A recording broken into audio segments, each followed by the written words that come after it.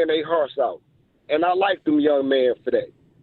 And right now, I like Trey. I like Trey at shortstop. I like it. Success don't come overnight playing this game. Dante, what do we say to Houston? We say bring it on, right? Bring it on. I'm not scared of. Listen. Before I get off this phone with y'all, they beat the Dodgers. They beat a $700 million man and $1 billion team. Some kids. So you know what that tell me?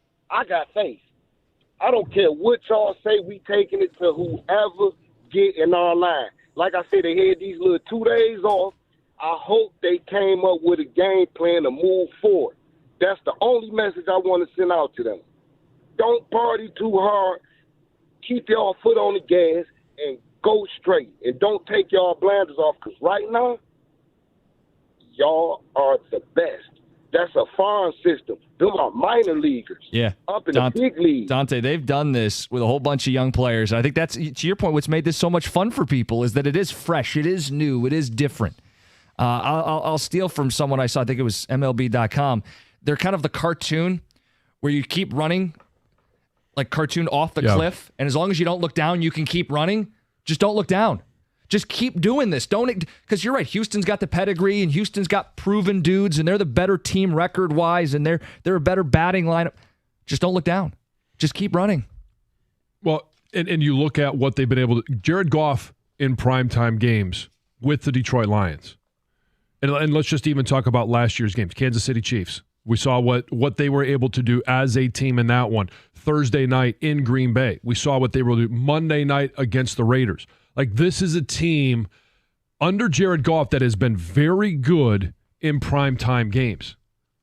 So it's primetime Goff. Primetime Goff, or the Goff we've seen for the first 3 weeks. A lot to find out tonight with our football team. Calls on Tigers, calls on Lions. It's 97.1. I've been talking about David Femininio and his amazing team for some time now. Just listen to some of the results that David and his team have been able to get for injured clients. $3.5 million for one, $5 million for another, $11.5 million for a single client.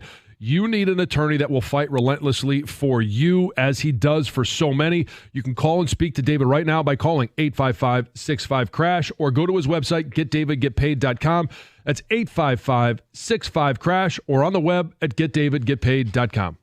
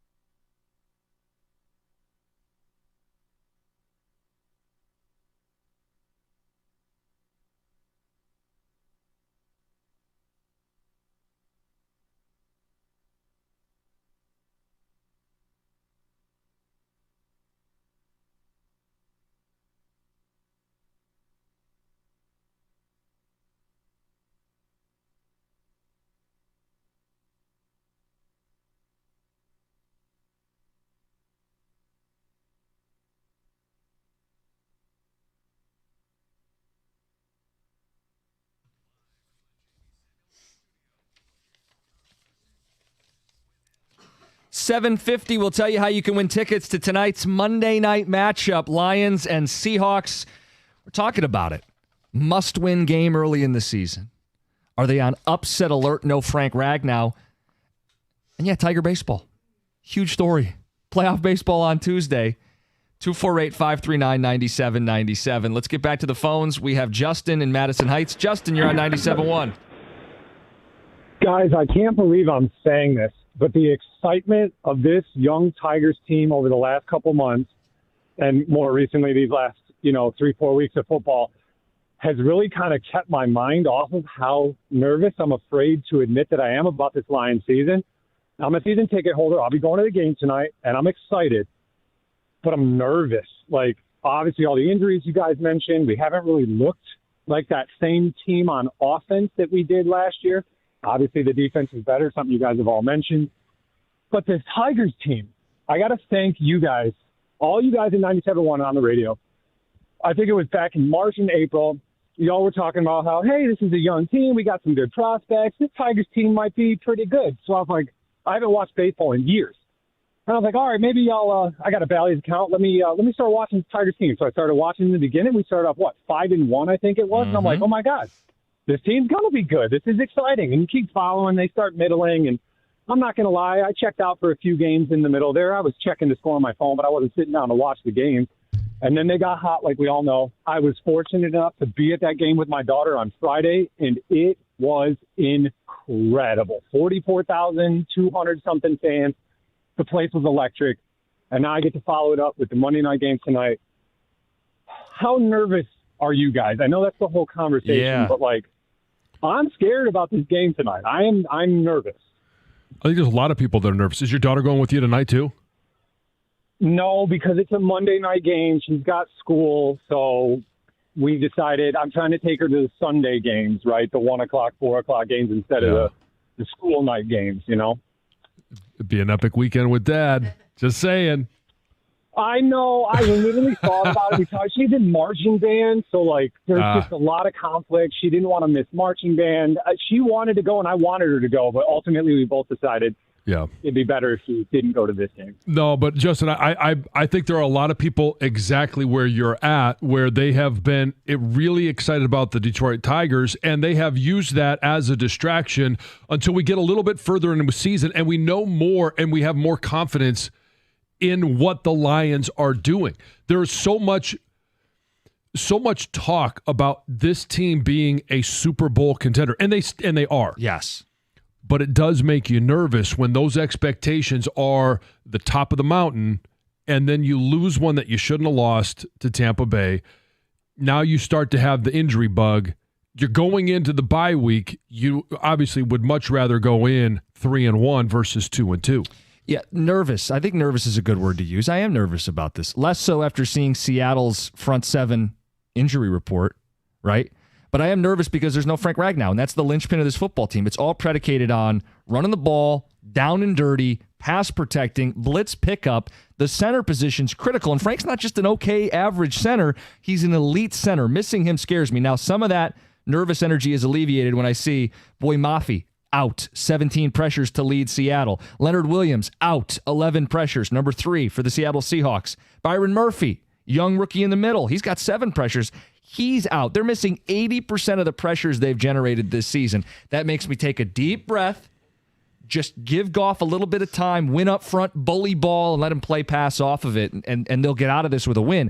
But it is nervous because it's Seattle, because you don't have Ragnow, and because a loss hurts you a lot early in the season, given what's going on with the Vikings in your division, what's going on with Seattle, who would be 4-0 as well. The fight for the 1 seed is already underway. And I think the recipe is clearly there. Primetime Goff that I just mentioned, he's able to be primetime Goff when they come out and control the line of scrimmage, establish the run, and then they just look to him to manage the game versus go out there and win it. Tom in Windsor, you're on 97.1. Yeah, hey, I just want to chime in on the Lions talk a little bit. I know, obviously, we're giving some credit here to Seattle's defense, and I'm not going to discredit them and say, they have the second scoring defense in the league. It's pretty obvious. But some things that you got to remember, too, when you look at them this year of what they've done. Denver Broncos, week 1, Bo Nix first start. Week 2, Patriots, against Jacoby Brissett. Week 3, Dolphins with Skylar Thompson and Tim Boyle, who we all know how good he's been when he was here. So I'm not going to deny that their defense is not good. Their defense is in top 10 in terms of personnel. What they got on the back end is good. Yeah. But I think with what they've got going on with their front 7 injuries, I do not see why Detroit cannot just run this ball like they've had before and win this game. Now, another thing to point out, yes, Ragnow is out. That is huge. But there's 3 games that he missed last year.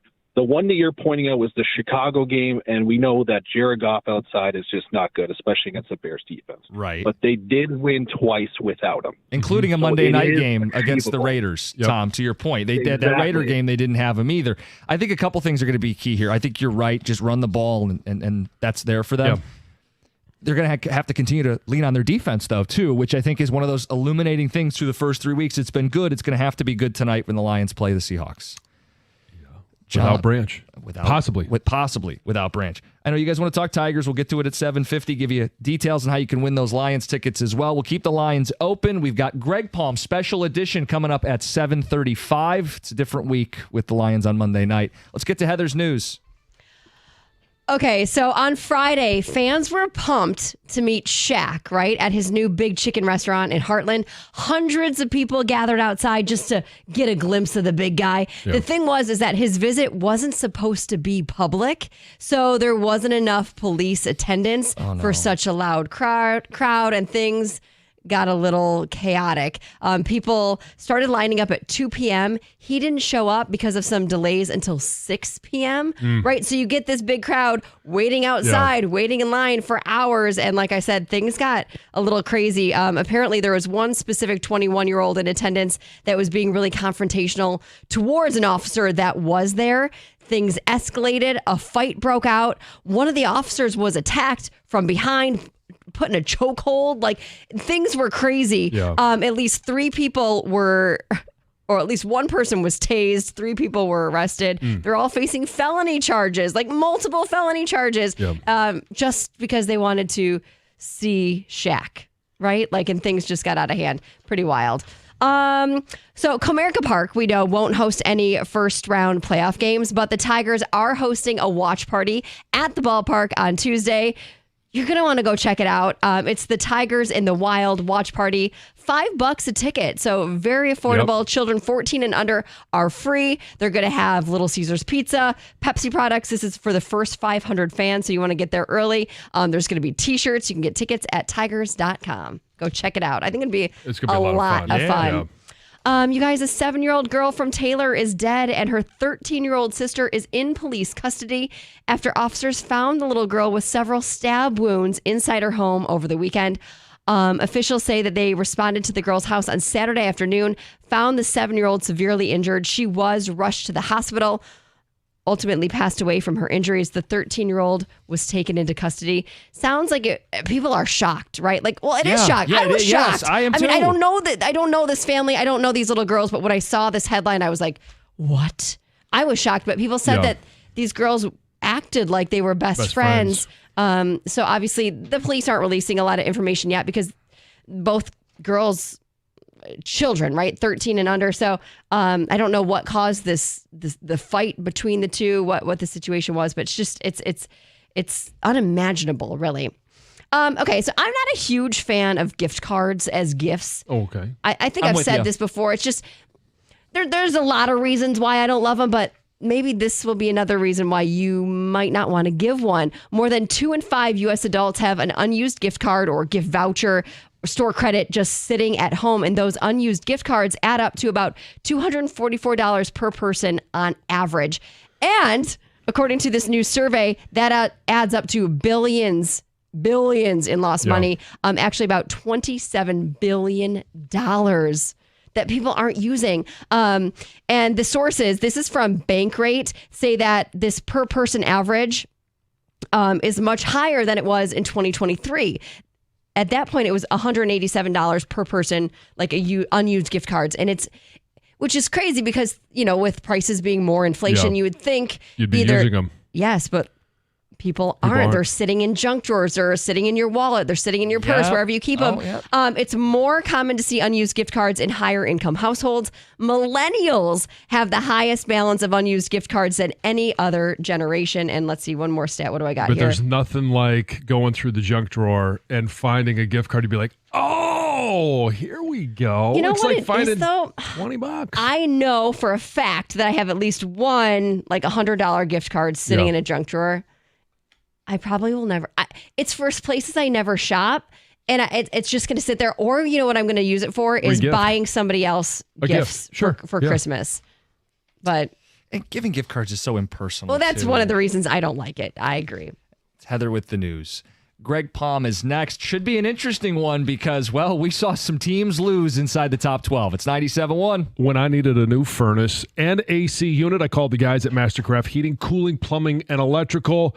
When I needed some plumbing work done a couple of weeks ago, same company. They've got all the best equipment and prices, but I think the biggest difference is their customer service.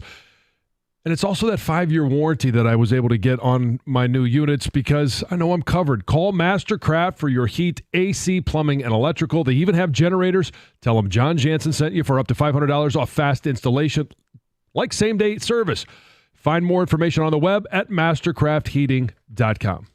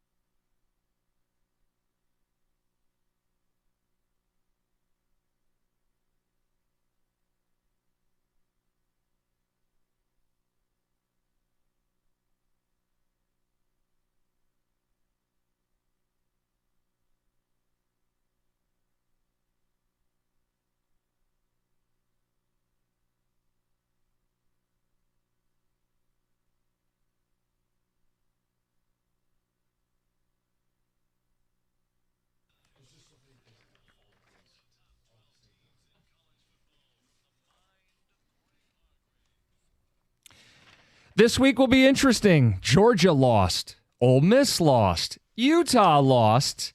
We go to Greg, who gives us his top 12 teams in college football. So I like to do this on Saturday, basically as soon as every game is finished. But I had a tough time sorting through this one.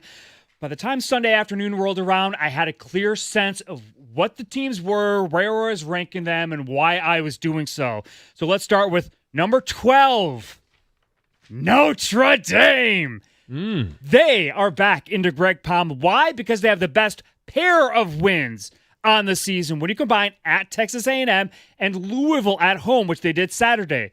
They have given those two teams each their only loss of the season. Now, the NIU loss is still going to continue to anchor them. It's going to make ascending the rankings a little bit more difficult, but they're here because of those two wins. Number 11, Ole Miss. They're bottoming out here because their loss is better than Notre Dame's loss. Notre Dame has a worse loss than Ole Miss. They don't have any wins. That's true. Now, they've got a little bit of a soft non-conference schedule. I'm still going on a little bit of what I've seen here. And, Jim, you are right. They are going to be capped a little bit by their schedule. They have 3 chances really to vault up. At LSU, home to Oklahoma, and Georgia. Without winning those games, it's going to be tough to really vault up. And I think if they even lose, say, the LSU or Oklahoma game, might be seeing them get out of here. So they lost to Kentucky. What value do you give Kentucky regarding, hey, they took Georgia to the wire and now they beat Ole Miss? Repeatability gives them a second data point that Kentucky is a feisty SEC team. Number 10, class of the Big 12. BYU. Whoa. One of 2 undefeated teams in the XII, along with Iowa State, by the way. They thumped Kansas State 2 weeks ago. Got a big lead at Baylor before holding on for the win. They do now have a transitive win over Utah. They beat Kansas State, who beat Arizona, who beat Utah late Saturday night. All right. I like it. It's still a factor. And look, with the data points, and look, those two are going to play each other. I think it's going to be mid-October or even late October. Holy War. Should be a good one. This is the beautiful part of Greg Palm. It takes all of the analytics into it. Number 9, Missouri. Bye week last week, so nothing new. Now they have a road game, which is the Greg Palm game of the week. Ooh. Texas A&M. They are on the road. We're going back to College Station. Who would have thought Texas A&M going to be the kingmakers of college football? We had the Notre Dame game, week 1. Now Missouri, and don't forget who Texas A&M finishes the season with. It's at home against Texas, that rivalry coming back. Texas A&M, by the way, is undefeated since that week 1 home loss to Notre Dame. So should be an interesting one with Missouri coming to town. Number 8, Miami. Now, they could have succumbed to the same fate that Ole Miss did. To their credit, Cam Ward, Xavier Restrepo, they made 2 improbable plays. And they are fortunate that the final play in the Hail Mary was overturned, originally called a touchdown for Virginia Tech. So a little bit fortunate to be here. But to their credit, they did get the win. They are at number 8.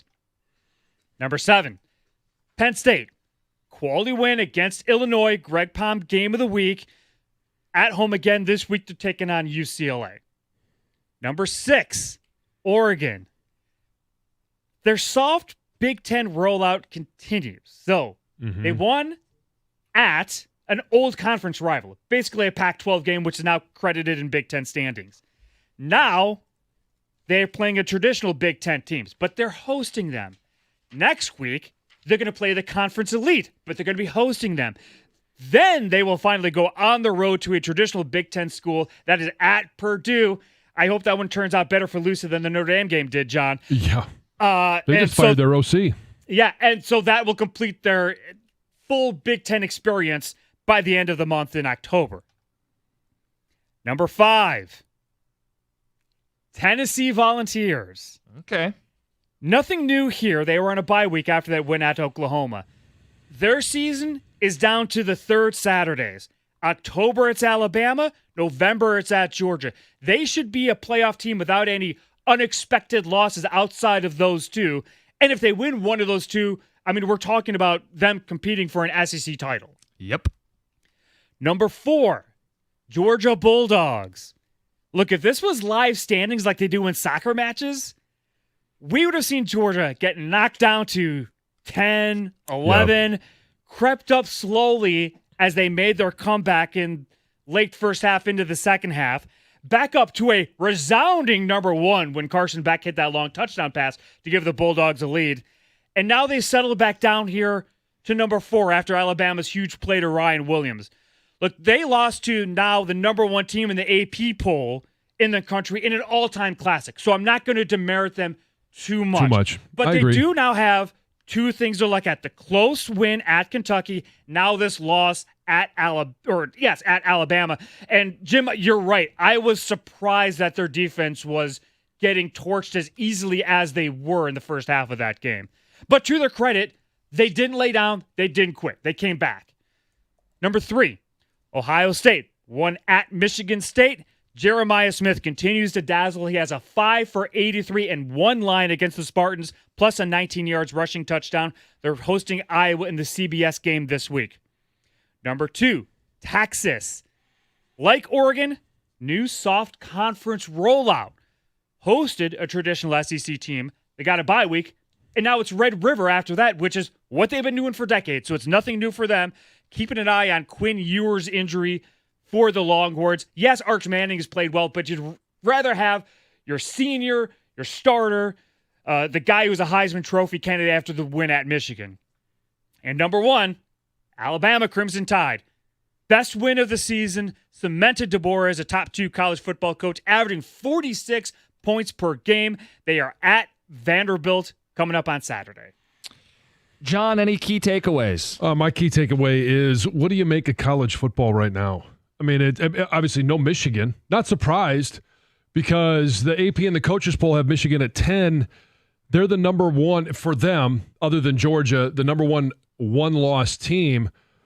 But who really thinks that they're a playoff team? And then you look at, USC, who they beat, Ole Miss, who just lost to Kentucky, LSU, Notre Dame, Clemson, all of them with 1 loss.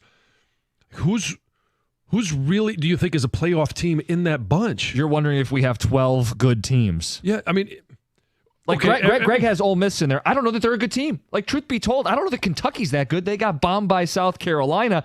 I don't know. Ole Miss and Lane Kiffin are a classic front-running team. If maybe we don't have, at this point, 12 talking good about teams. The pride of the Big 12, BYU? I mean, that's the thing is I just don't know. We get to the end of the year, and we're looking at a 12-team playoff. Last year was really the first time where you're like, okay, there's 5 teams that belong. Now you're looking at going, how are we going to fill this with 12 good football teams? Well, what I would say is, remember, we are a third of the way down the season, so we still got 2/3 remaining, and things are going to sort themselves out. There's plenty of times for things to sort themselves out. Few teams on the outside of the rankings, you can guess who they are. I don't like to divulge who those other teams are. Secret. But you can imagine that those teams can bubble up and make a run in the playoffs. The team I would circle, Clemson. Keep an eye on them.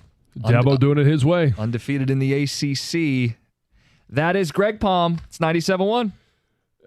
I have been on the Ideal You program now for about 2.5 years. And I was on it really, for the first 6 months, but it changed my lifestyle. It changed, obviously, the way I look.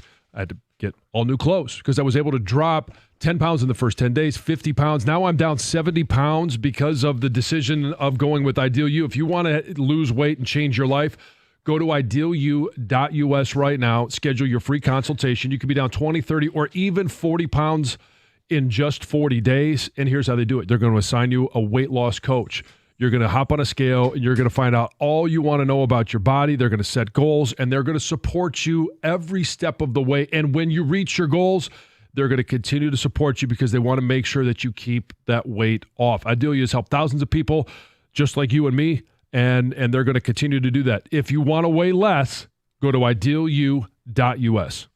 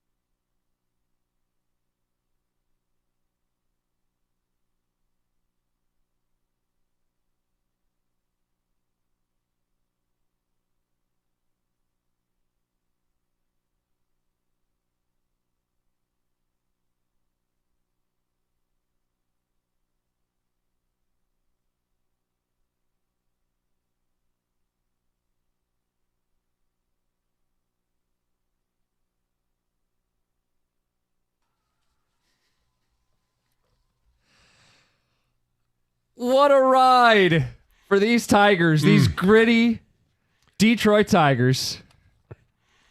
It's been so much fun. What a roller coaster. And you could feel all of it in that past 90 seconds love the addition of the A.J. Hinch.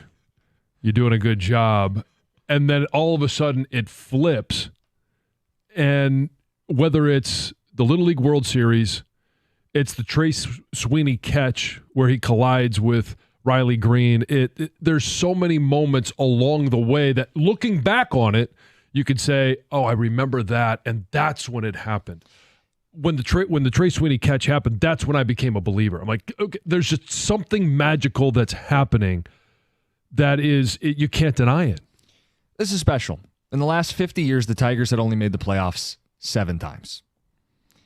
This run to the playoffs, easily the most memorable for me. The most improbable, can't even debate it. This team wasn't supposed to be here. But they didn't pack it in. And they did it down the stretch with pitching, with bullpen management, with a young group of hitters that are starting to come into their own right now. John, I loved seeing the joy, the happiness in the city on Friday night, bar hopping after the game and just seeing everybody wearing Tiger stuff, everybody buzzing, everybody in a good mood. And it's been a long time coming. A decade's a long time. 10 years is a long time to go without playoff baseball. 50 years is a long time to go with only, 7 trips? Yeah, now 8. John, I just feel like October baseball is some of the best. The tension, the sitting on your edge of your seat for every single pitch. I missed it. People missed it. And it's coming back on Tuesday. Tarek Skubal will take the ball against the Houston Astros. What a great time to be a Detroit sports fan with the Lions, the hope and expectation of the Wings, and now what the Tigers have done. It just feels like the teams are on the ascent. The excitement is definitely at a fever pitch right now. And who says just because it's Houston or it was Baltimore that they can't keep this magical run going? I mean, it's just this to me is it's unbelievable that we're even here. So why the hell not? That's the best part. It's not over. Right. The regular season's over, but the season is just getting started. The postseason begins on Tuesday. 248-539-9797. The emotions of Friday, and then we will look ahead to Tuesday. But the emotions of Friday, to see Tarek Skubal say after the game, oh, I'm going to be the guy that gets the drunkest. I don't have to pitch tomorrow. Yeah. And just Jake Rogers, it was not a surprise that he was out of the lineup on Saturday. The guy was having himself a blast. To see the team cut loose and finally celebrate, because everything had been one day at a time, can't look ahead, one day at a time, and they finally got to just exhale for a second and relish in their accomplishment. It's Riley Green finding Chris Ilitch, walking him out, and said he always wanted to do that. Yeah. Surprisingly jacked Chris Ilitch celebrating with the team afterwards. Like, everybody's in there. It's A.J. Hinch giving Jason Benetti a big hug, and A.J. telling the team, I asked you what kind of team you wanted to be, and then he's getting ready to uncork the champagne. I guess you wanted to be a playoff team. The emotions of Friday night will be with you forever, and it's not over. So you were downtown. When did you leave the Wings game? So we left before the third period of the game because just a sense of the moment. Hey, it's countdown is on. I think it was like 9 outs to go until the Tigers were going to clinch. I said, I don't want to be, as much as they were showing the highlights, I want to be closer to the ballpark.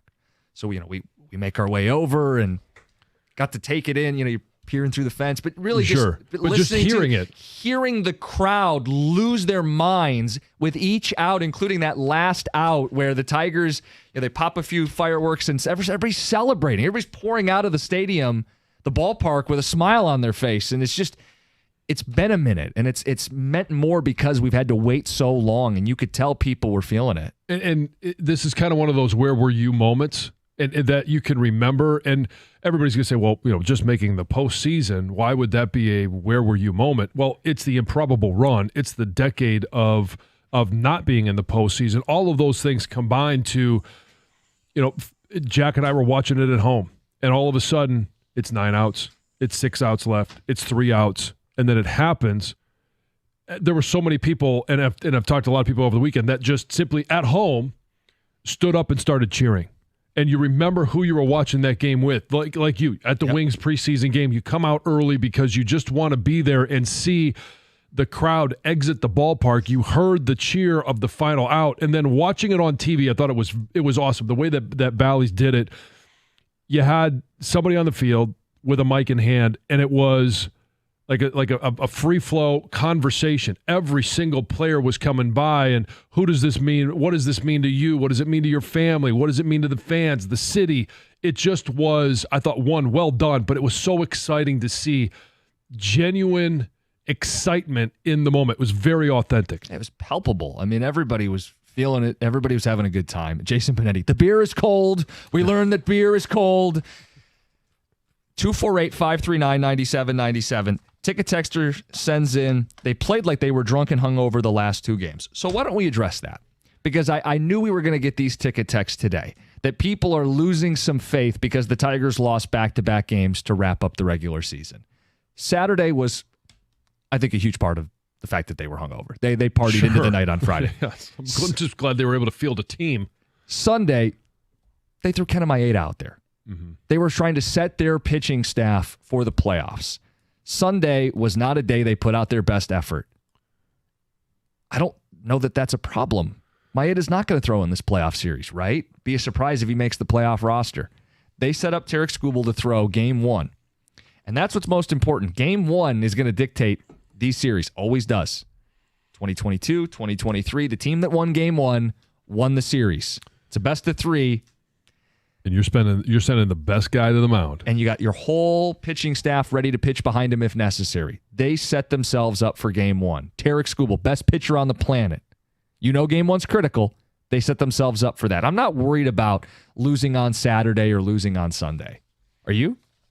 No. I mean, like you said, Saturday they were hungover. Sunday they were just simply throwing arms that they don't want to have to use in the series. That they don't want to have. They're not even going to be in the roster.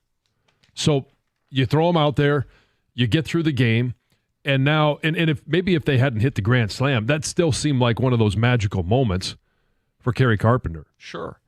You guys want to talk Tigers? 248-539-9797. We're going to get into Houston, the series, the matchup, some thoughts we have as the Tigers get ready for playoff baseball.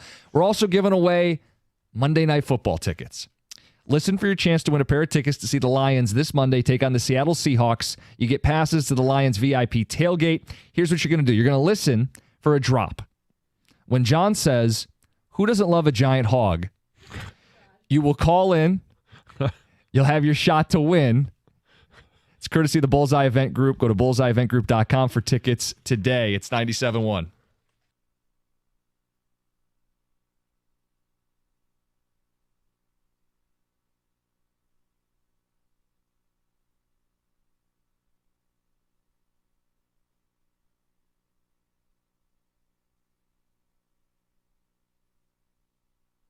Brought to you by the Sam Bernstein Law Firm. The Tigers' final regular season record, 86-76, and they are set to face the Houston Astros on the road in a 3-game wildcard series beginning tomorrow.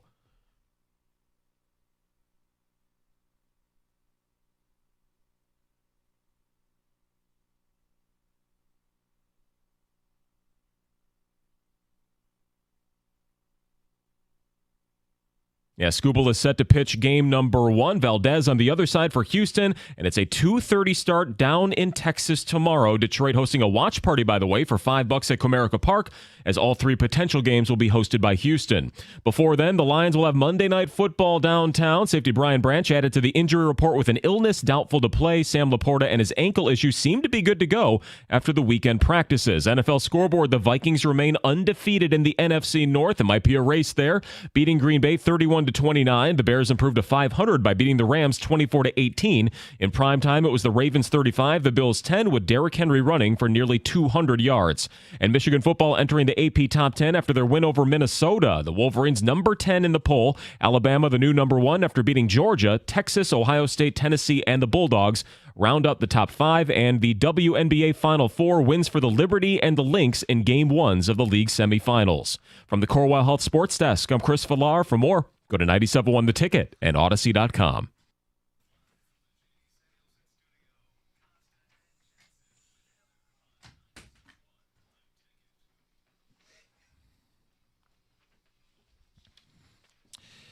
The emotion of Friday night. Want to hear where you were, how you experienced it, your overwhelming feeling. But then we look ahead. The Tigers will play playoff baseball games this week. Tuesday, Wednesday, and Thursday, if necessary, all at 2:30. Not ideal. No, you're going to have to, a lot of people maybe taking the afternoon off, maybe watching from work, listening from work. People will, and Sure. we'll have the game here. But it's I feel for fans who this is the first time in 10 years that there's playoff baseball. And of course, the Tigers get the short end of the stick. They're the hottest team. They're this Cinderella story. They've got a Triple Crown winner, Cy Young ace on the bump. You're facing a team that's won a World Series, pedigree, big names, household names in Houston, and it's 2:30. And only baseball does this. All the other sports will put multiple games on at the same time so that it's nighttime, so that the local fans don't have to skip work or cheat work to watch. Only baseball does this. You think it's arrogance that they think we're gonna make sure that everybody can see every single game? I guess. But here's the other thing: is the other sports, Sunday afternoons. But once you get to playoff football, they are all on at one at a time. Baseball, it's very traditional to have day games. Sure. Yeah, but the reason they're doing this, and it's not like the old way where it would be just 2 wild card round games when you had 4 teams making it, it's because more teams are making it. So you got to understand this is part of the deal. Did you not want the expanded wild card and not make the playoffs? I'll take a 2:30 game instead. Sure. And plus, afternoon playoff baseball has always been a part of the game. Is it perfect? No, it's great for us. Carson and Anderson are the biggest losers. They got to do an extra 5-minute long show. About time. Somebody should make a show like that. Biggest losers. But then the idea though is sure, this is how it works. We don't have to think it's good. Listen, we'll be off. We can watch the game, but I'm thinking about a lot of people who are driving into work right now who that's the least convenient time possible for them to watch their team. And are we saying we would rather them not be? No, of course you'd rather be in and take a lousy time slot. You'd rather be in and not have a home playoff game at all, which maybe people don't realize. They don't have a home playoff game this week. Listen to 97.1. Sure. You can also listen to the Tigers on the app. There you go. But you'd rather be in than out. But let's talk about the matchup a little bit. And open lines, 248-539-9797. Some people wanted Houston. Some people wanted Baltimore. It's Houston. John, how do they match up? Well, obviously everybody's looking at the pitching matchup. You're sending the best pitcher in baseball to the mound. The question is, how much run support is he going to get? Valdez, left-handed pitcher, and it doesn't line up well, or at least it's not the best opportunity for Tigers bats. Is Kerry Carpenter, we're not going to see him until some reliever comes in, and maybe we see him in the 5th, 6th, 7th inning. It's not a great matchup, but who cares? Go out there and do exactly what you've done over the past 2 months, and that's overcome the odds. Odds say in Houston, no matter who's pitching, Houston wins the series. Odds say Valdez, left-handed pitcher, gives the Tigers fits. Not just left-handed hitters. It gives the Tigers fits. They're one of the worst teams batting against left-handed pitching. But don't tell me what we can't do. Well, I'll at least fill it in. They're 26th against left-handed pitching. Batting average, OPS. They're one of the worst teams hitting lefties. It takes Carp out of the lineup because AJ is strict on the platoons. Yep. It's also not the ideal matchup for a Riley Green, who's a lefty, a Colt Keith, who's a lefty, a Parker Meadows, a Trey Sweeney that are left-handed bats. Having said all that, you're not going full logical on us now, are you? No, having said all that, you have Tarek Skubal on the mound. Right. He's better. You have the better pitcher. And when it goes to the bullpens, you trust your bullpen more than their bullpen. Win game 1. Steal it. You don't have to be better than them. Steal it. Do what you've done the second half of this season here and find ways to win. Because if you win game 1, chances of winning the series, super high. Since they put in the 3-game format in 2020, 87% of the time, the team that wins game 1 wins the series. It's 100% the last 2 years, and you are sending Tarek Skubal to the mound. Astros can hit lefties. He's not any lefty, and he has to be better than your typical lefty. And if he is, he's going to go deep into that game. He'll throw 6-7 innings. He'll set the bullpen up. They'll have the whole pen to use game 2. Get out of there in 2 and be done. And this is an opportunity for Tarek Skubal, as and we all believe, and I think it's I don't know if it's a foregone conclusion, but he's going to be the Cy Young Award winner. Now he gets a postseason opportunity, so we can start comparing him to other Cy Young winners, especially here in Detroit. Now, there's a much longer runway right now for Tarek Skubal, but this is his first opportunity to pitch in the postseason and say what he is going to be. There is no better opponent, I think, for him and the season that he's had to come out and just put a period at the end of the sentence, put the exclamation point on the season. Now, hopefully there's more opportunity for him to pitch in a second series, maybe even a third, but this is the one opportunity that he knows he has, and he's got to come out with his best stuff. Ticket texters coming in, 248-539-9797. Unacceptable for the effort they put out there on Saturday. They still have a job to do. Okay, who's the fun police here? Right. They had clinched a playoff spot. Yes, it's somebody that bought a ticket and thought, well, they're just going to, the magic is just going to keep oozing out of their pores instead of all the booze. Ticket texter says, I worked Friday at Little Caesars, said a bunch of people left early to walk over and celebrate. The fans that were there went crazy when they showed the last out. That's Scott in Detroit.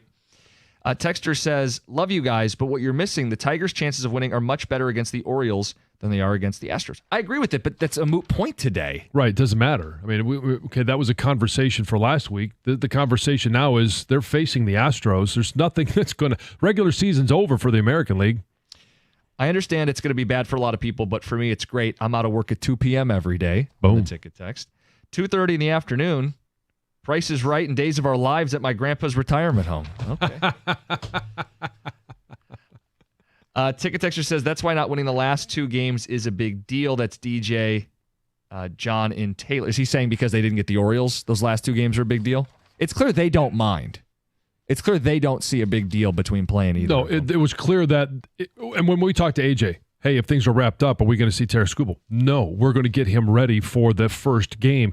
They were simply going through the motions those last two games so that they could set up their pitching rotation to face Houston. Yeah, there's an argument if you really wanted to play Baltimore, then you would have pitched Skubal, but to me, it's more important to have him in game one because game one sets the tone, decides the series. Yeah. As much as I'd rather play Baltimore, it wasn't worth putting him out there on Sunday. Would you rather have Skubal against Valdez or anybody else against Burns? Right. I mean, that's your choice. Yeah, and I'd rather have Skubal out there against the Astros. I think you would have been playing the late afternoon game, too. That could have also been even pointing to that if they would have won one of the last two games. Okay. That Baltimore was probably placed there. The other thing with this schedule, by the way, is I'm convinced the National League games had to be the late games because of the doubleheader today.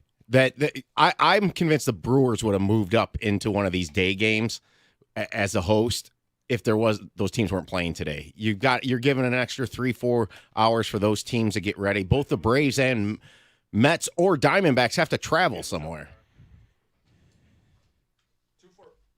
248-539-9797. You guys want to jump in and talk about our baseball team? We'll talk football later in the hour. It is Monday night matchup with the Seahawks. Some nervous energy. Must win. Upset alert. Some buzzwords. Monday night's all about the big matchups and the Lions. Center stage tonight. We'll mix them in as well. But more of your phone calls on the Tigers and what you make of this matchup against the Astros. Do you like their chances? It's 97-1.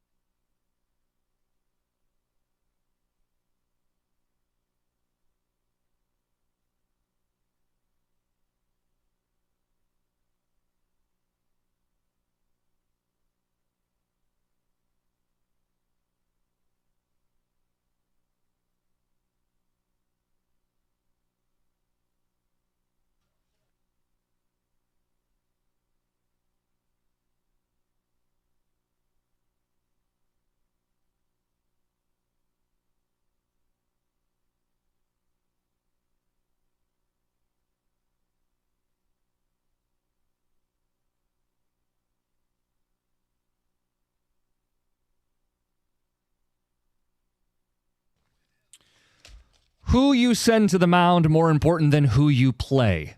That's the decision the Tigers made. For what it's worth, I agree with it. I'm not worried about losing Saturday and Sunday. More about making sure Scooble's throwing, and that the whole bullpen is ready for A.J. Hinch at his disposal for this playoff series.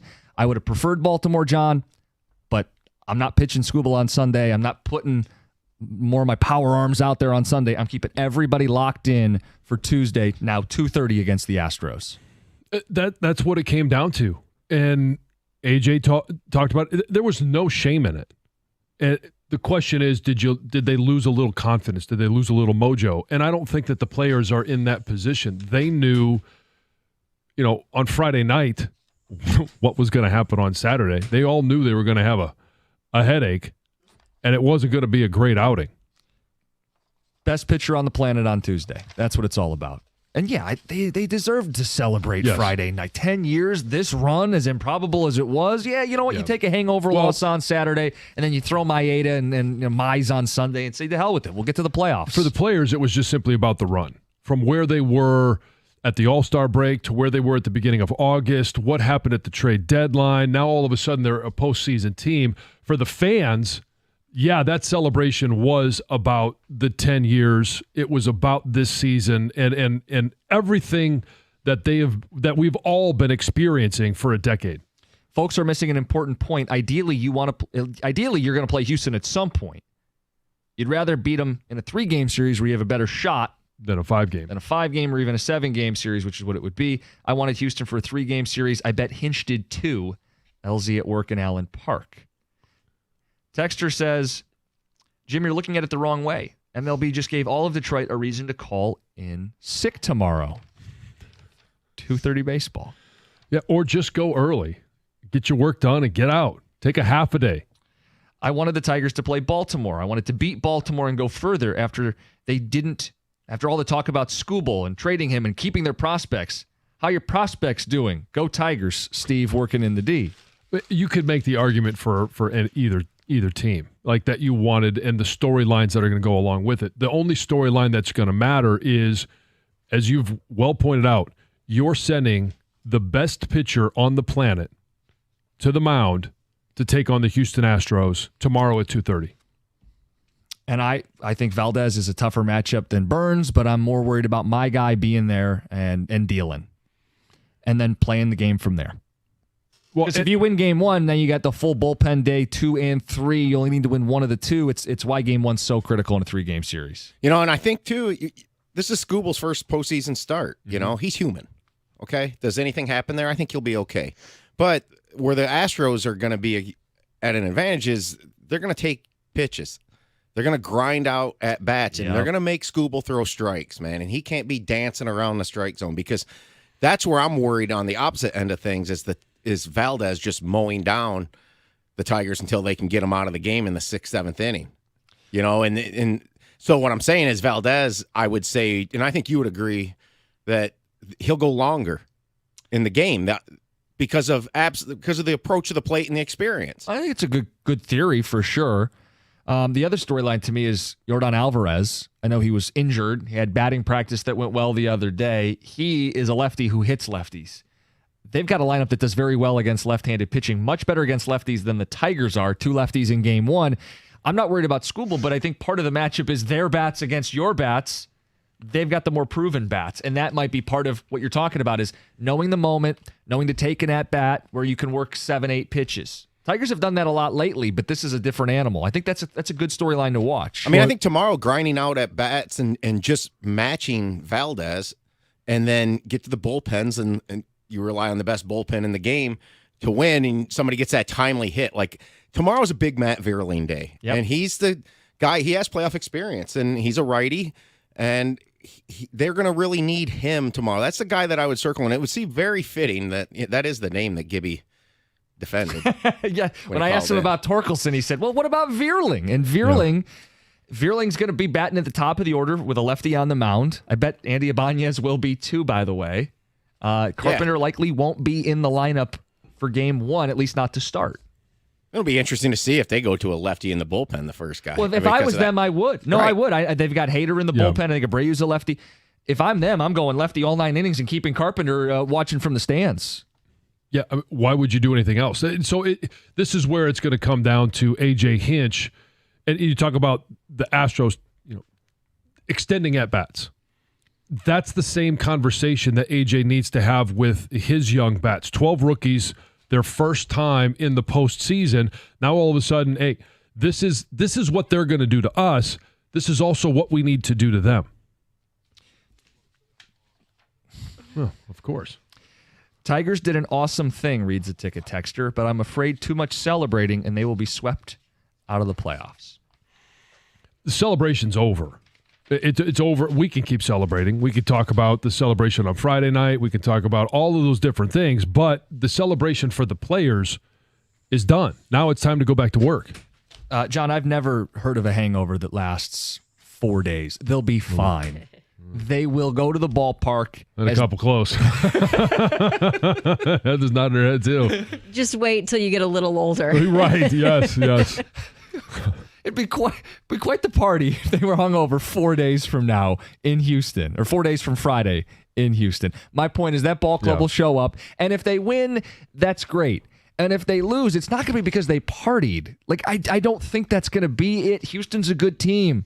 Right? Well, that's what happens when you play playoff baseball. You're playing against. They're not going to be playing against the White Sox again. And I'm not going to sit here and hang my head and go, oh, what could have been? What could have been? They weren't even supposed to be here to begin with. I mean, come on. I'm going to go, oh, if only they didn't party and enjoy this great season. Like, they're entitled to Friday night. And I don't care that they lost on Saturday or even Sunday. And this is a team, and AJ's talked about the mentality of the team. They're playing with house money. And it is just simply one game at a time. That next game is not until tomorrow at 2:30, and he's going to have them ready. All right, we're going to talk Lions at 8:50 because we got to get into Monday night and what's at stake tonight. Concern level, upset alert. Are they on upset alert without Frank Ragnow? Some are calling this a must-win. We'll get to all that at 8:50. At 8:35, overreactions from the weekend. How about Saturday night between Bama and Georgia? More after Heather's news. All right, so there's a Michigan couple that is getting some attention after naming their newborn son after the brewery where he was born. So last month, Kyle and Aaron Baker were on their way actually to the hospital because Kyle was experiencing some unusual pain. Like, she didn't think she was going into labor, but had some cramping. So thought, you know what, let's just get to the hospital just to be sure everything's okay. About a 25-minute drive, right? They weren't in any hurry because she thought she was not in labor yet. No way. But then things quickly changed and they realized, oh gosh, this baby is coming right now. So the husband pulled over. He happened to pull into the parking lot of One Well Brewing in Kalamazoo. And by the time he got to the passenger side door where she was sitting, that baby was on its way out. So the ambulance hadn't arrived yet. It happened very, very quickly. And so they said they already had a name picked out for a first name, but were undecided for the middle. So they decided to kind of commemorate the moment by naming the little baby Forrest Wells Baker. So they threw the brewery in there. Yeah. Nice. And Wells is kind of a popular name. It's a trendy name right now, so it fits well. And literally. And the brewery was very excited as well. They actually said they have an area in the brewery that's called the Forest. So they thought it was meant to be. This little boy Forrest was meant to be born right here in our parking lot. They get free beer for a while? I hope so. Yeah. I mean, at least one round, right? Like to celebrate. Yes. Yeah. I think so. Yeah, Dad should get one round. Mom should get rounds for life. Exactly. So there were so many people at Comerica Park over the weekend, and the Tigers posted this really cool stat on Twitter, and they said the Tigers drew 128,108 fans for this weekend's 3-game series against the White Sox, and it's the highest attended 3-game set at Comerica Park since July 20th through the 22nd in 2012, when there was only 633 more fans there. I mean, it's pretty incredible. John, what happened in 2012? Well, if you win, they will come. They went to the World Series. Yep. Yeah. It's when you hear the numbers and see the stat, like, you knew there were a lot of people there. Yeah. But when you really think about almost setting a record. So many people feel connected to this team. It's pretty cool. Yep. Just so everyone knows, all schools in Southfield public school districts are closed today after a threat was made over the weekend. According to the district, they were contacted by police on Sunday evening about this potential gun violence threat made towards the district's high school. And police said they were unable to determine if the threat was credible or not, so they decided to cancel all classes at all their schools. All extracurricular activities as well are canceled today. The district is waiting for more info from the police to decide what they're going to do moving forward. So for tomorrow, you just got to wait and see what's going to happen. Tom Brady made a shocking admission during his return to the Tampa Bay Buccaneers on Sunday. So during his coverage of his former team's victory over the Philadelphia Eagles, he dropped a bomb, and he was talking about his 2020 free agency recruitment after leaving the New England Patriots, and he revealed that he almost signed with the Chicago Bears.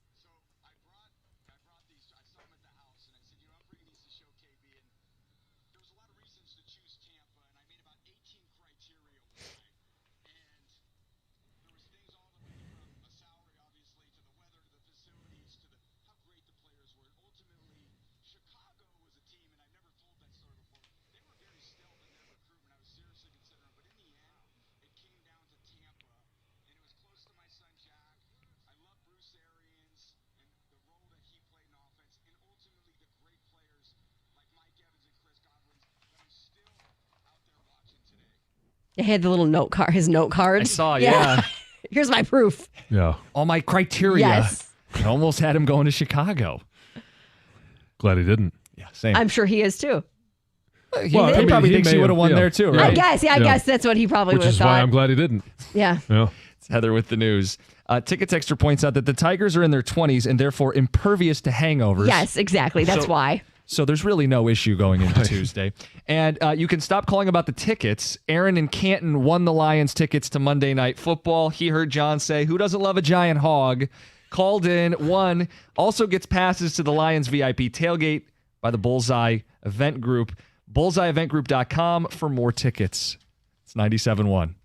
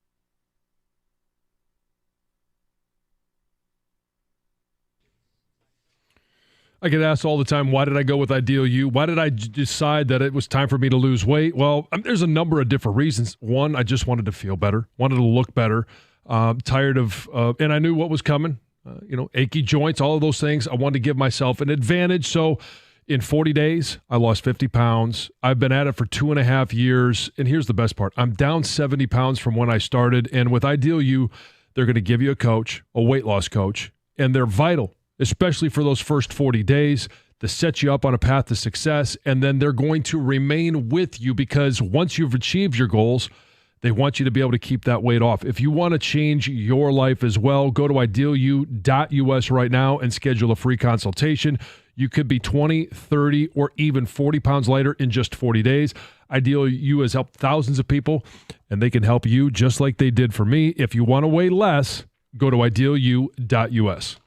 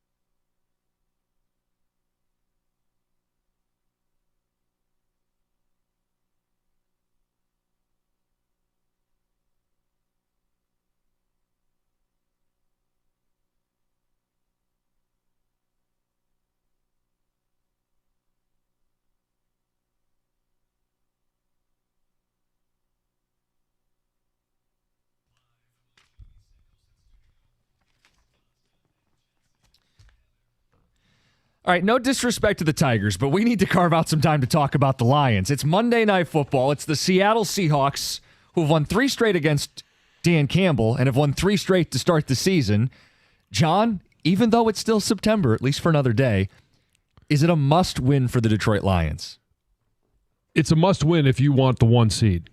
That's where you don't want to drop down, in essence, 3 games to the Seattle Seahawks. You're already down 2 to the Tampa Bay Buccaneers because of the head-to-head that you had. And you would drop down 2 if you lose this game. So in terms of the number 1 seed, which we thought this team could possibly be, especially when you look at what Philly's doing, what Dallas is doing, what everybody else is doing. It also drops you a couple of games back of the Minnesota Vikings, not just for the 1 seed, but in the division. Yep. They're 4-0. You'd be 2 games back. You'd be 2 games back. And now you get a chance to play them twice, but I don't know that anybody's looking at that going as chalking those up as automatic wins anymore. They have played damn good football. So for the 1 seed, it's a must-win. Doesn't mean you can't do it because there's a lot of things going on in the NFC right now, but I think it becomes very hard through the rest of the season to attain that goal. In the division, you don't want to drop down 2. You don't want to stay tied with the Green Bay Packers. You want to start chipping away because you will play the Vikings at the division. So in the division, I don't think it's a must-win. It's nearing that, but we're only 4 weeks into the NFL season. There's still a lot of football to be played. Which is why it's crazy to say, but I agree with you. If you want the 1 seed, this feels like a must-win. And here's the other thing. When the season... Especially for those of us that predicted 14-3. I was going to say, it's going to be hard to get the 14 wins if you lost twice before in October. The first 4 games. But, John, it's also one of these things where you circle games to see, okay, the Lions were really good last year. You want to be great. Yeah. The measuring stick games are obviously the Niners, the Cowboys. I think this is one of these games. This team has had your number. And I think it's also noteworthy for this reason. The Lions will be without Frank Ragnow, okay? And I think that's critical because it's what they do. They win up front. They win ugly. They get the pass protections come from the center position, Frank Ragnow. If they aren't firing on all cylinders offensively, they still need to find a way to win. Enter Aaron Glenn. This defense has been really good through 3 weeks. Going to need to be good again to win tonight against Seattle, who has put up points against Aaron Glenn's defenses. They still have that trio of receivers, and I think Jackson Smith and Jigba could have a pretty big day with Brian Branch out, but you got to contain what they do. Right? DK Metcalf, Tyler Lockett, contain what they do. Keep it low scoring. Keep your offense in the football game. Because, John, I do have a concern with Frank Ragnow out tonight. I didn't pick the Lions on Friday's picks because I think that highly of what Frank Ragnow means to this football team. The last time they didn't have him, they struggled. Goff made mistakes, multiple turnovers, and they lost to the Chicago Bears. Now, it's mitigated a little bit because I've seen the latest report from Seattle, and they're missing 80% of their pressures this season. They're missing 3 key cogs in the front 7. So maybe it's a wash, but then I put it on the Lions defense. If you're better, if this team's even better than they were a year ago, you win this game. I'm more concerned about the guy that you mentioned in passing there, and that's Brian Branch. Brian Branch was downgraded to doubtful yesterday, and nobody that's ever been, this late in the week has that identifier has ever played under Dan Campbell. So he's not out, but it feels like he's not going to play. And I think his impact defensively, especially in the secondary, even though he's only in his second year, he has had a Pro Bowl caliber season to this point, be it 3 games. I think his impact back there is greater simply because I don't know what they're going to do to replace him as a defender. He always seems, he's just a guy that understands where to be, when to be there, and he'll break some rules defensively because he just has the knack. I know the ball is going here, so I'm going to break my rules and go over there. Yeah. He's just that type of player. He has a knack for it, and it's instincts, and it's some of it is you can't coach. He just reads and reacts to the play. I don't know what the key was supposed to be. I think the ball's going here. Yeah. I'm going to go get it. And so you lose him in the secondary, and some of it's just the unknown. Now, maybe they won't miss him. Maybe they'll be able to find with Iffy or with somebody else. Well, if he's not playing. I'm sorry, yeah. With Kirby Joseph and some of the other guys in the secondary that are going to have to play an increased role. Now, Kirby Joseph had 2 interceptions. he's a guy that is returning to what we saw as a rookie. Didn't like what I saw last year, at least the progression. Now all of a sudden he's playing a little bit better, making some plays in the secondary. But what are they going to do to continue to fill around him? And that, to me, is more unsettling because of the unknown versus Graham Glasgow going to center. We've seen that happen 3 times last year. They won 2 of those games. He's not a first or second year guy. He can go in there and make things happen. No matter whether they put Hvac or Nielsen or anybody at left guard, I think they're going to be just fine, knowing the Seattle Seahawks and their rush defense has been banged up as well. Yeah, I mean, the guys that jump out. So, Boy Mafe, Minnesota Gopher, he's 17 pressures to start the season, not playing, out. Leonard Williams, the big addition they made last year at the trade deadline. He's a good defensive lineman, 11 pressures. He's out. And Byron Murphy, one of those studs in Texas's defense a year ago, he's a rookie. He's been good so far. He is out. That's 3 of their top 5 front 7 guys that get into the quarterback aren't playing tonight. So it seems like maybe it's a spot where you can get by without Frank if you just go, hey, we're going to run it. We're going to run it some more. We're going to keep those guys at bay.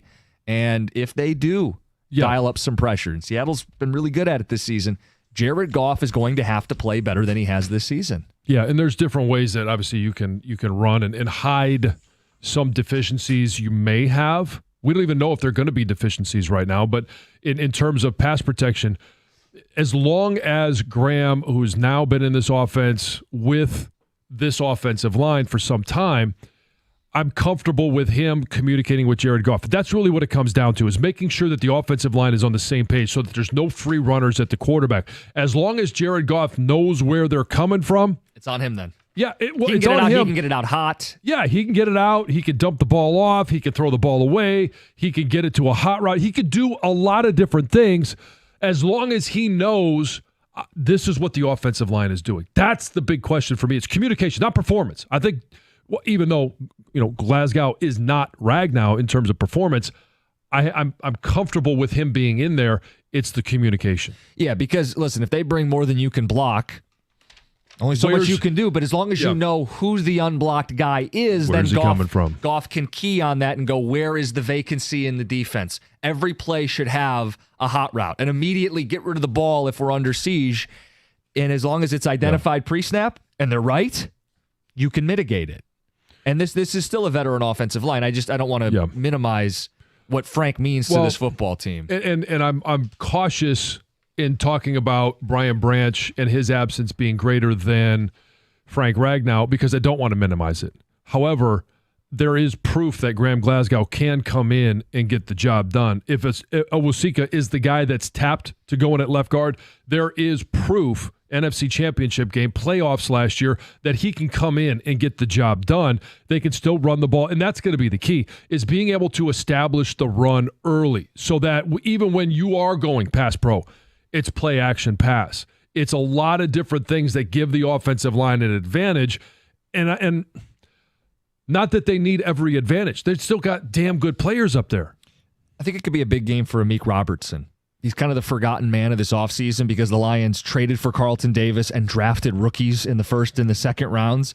Amik Robertson is a feisty guy. He can play in the slot. He can be in some of the same areas that Branch was in coverage. And he could be a guy that's not afraid to get his nose dirty either. He's not Brian Branch, and they're not playing the same role, right? He's a nickel as opposed to a safety, but as the Lions reset this secondary a little bit, I think you need guys to step up, and I think Amik Robertson's a guy that needs to have a big day today. And I know Ennis Rakestraw is questionable, but he could be a guy that could be called on, if available, to fill a bigger role.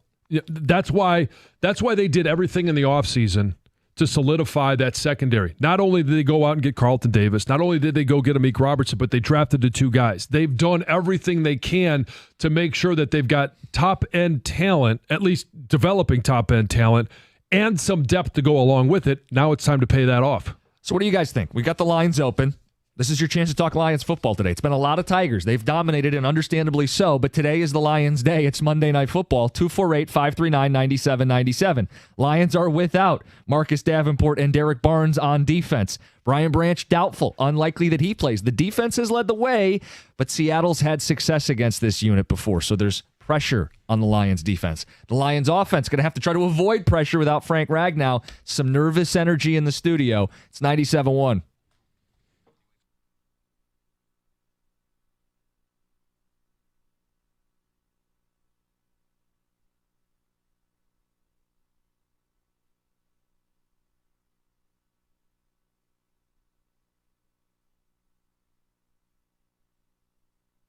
We'll have postseason Tigers baseball for the first time since 2014 tomorrow afternoon. That's game one of their wildcard matchup against the Astros and is set for a 2:30 matinee. 97-1 the ticket right here. We'll have the call with the TV broadcast set on ABC.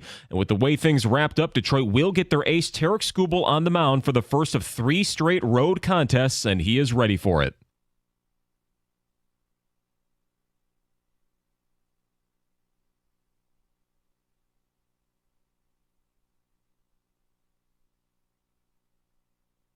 Yeah, with the epic saxophone in the background there, Skubal ended the season as the AL Triple Crown winner, 18 victories, 228 strikeouts, and a 2.39 ERA. He was 1/100th of a point from the full league Triple Crown. Just missing the Triple Crown in the NL, Shohei Ohtani, San Diego's Luis Arraez, fending him off for the batting title with just a 3.14 average. That's the lowest since 1988. The Lions are ready to play for a 3-1 record. They'll need to hand Seattle their first loss of the year in order to get there. The Seahawks have beaten Detroit 3 times in the past 3 meetings, so the Lions are trying to exercise that demon. 8:15 kickoff tonight at Ford Field right here on 97.1, and the Red Wings will play 2 preseason games for their weekend postponement. One portion of the roster will be at home against the Penguins. The other will be on the road to play the Sabres, both those games at 7 o'clock. From the Corewell Health Sports Desk, I'm Chris Villar. For more, go to 97.1 The Ticket and Odyssey.com.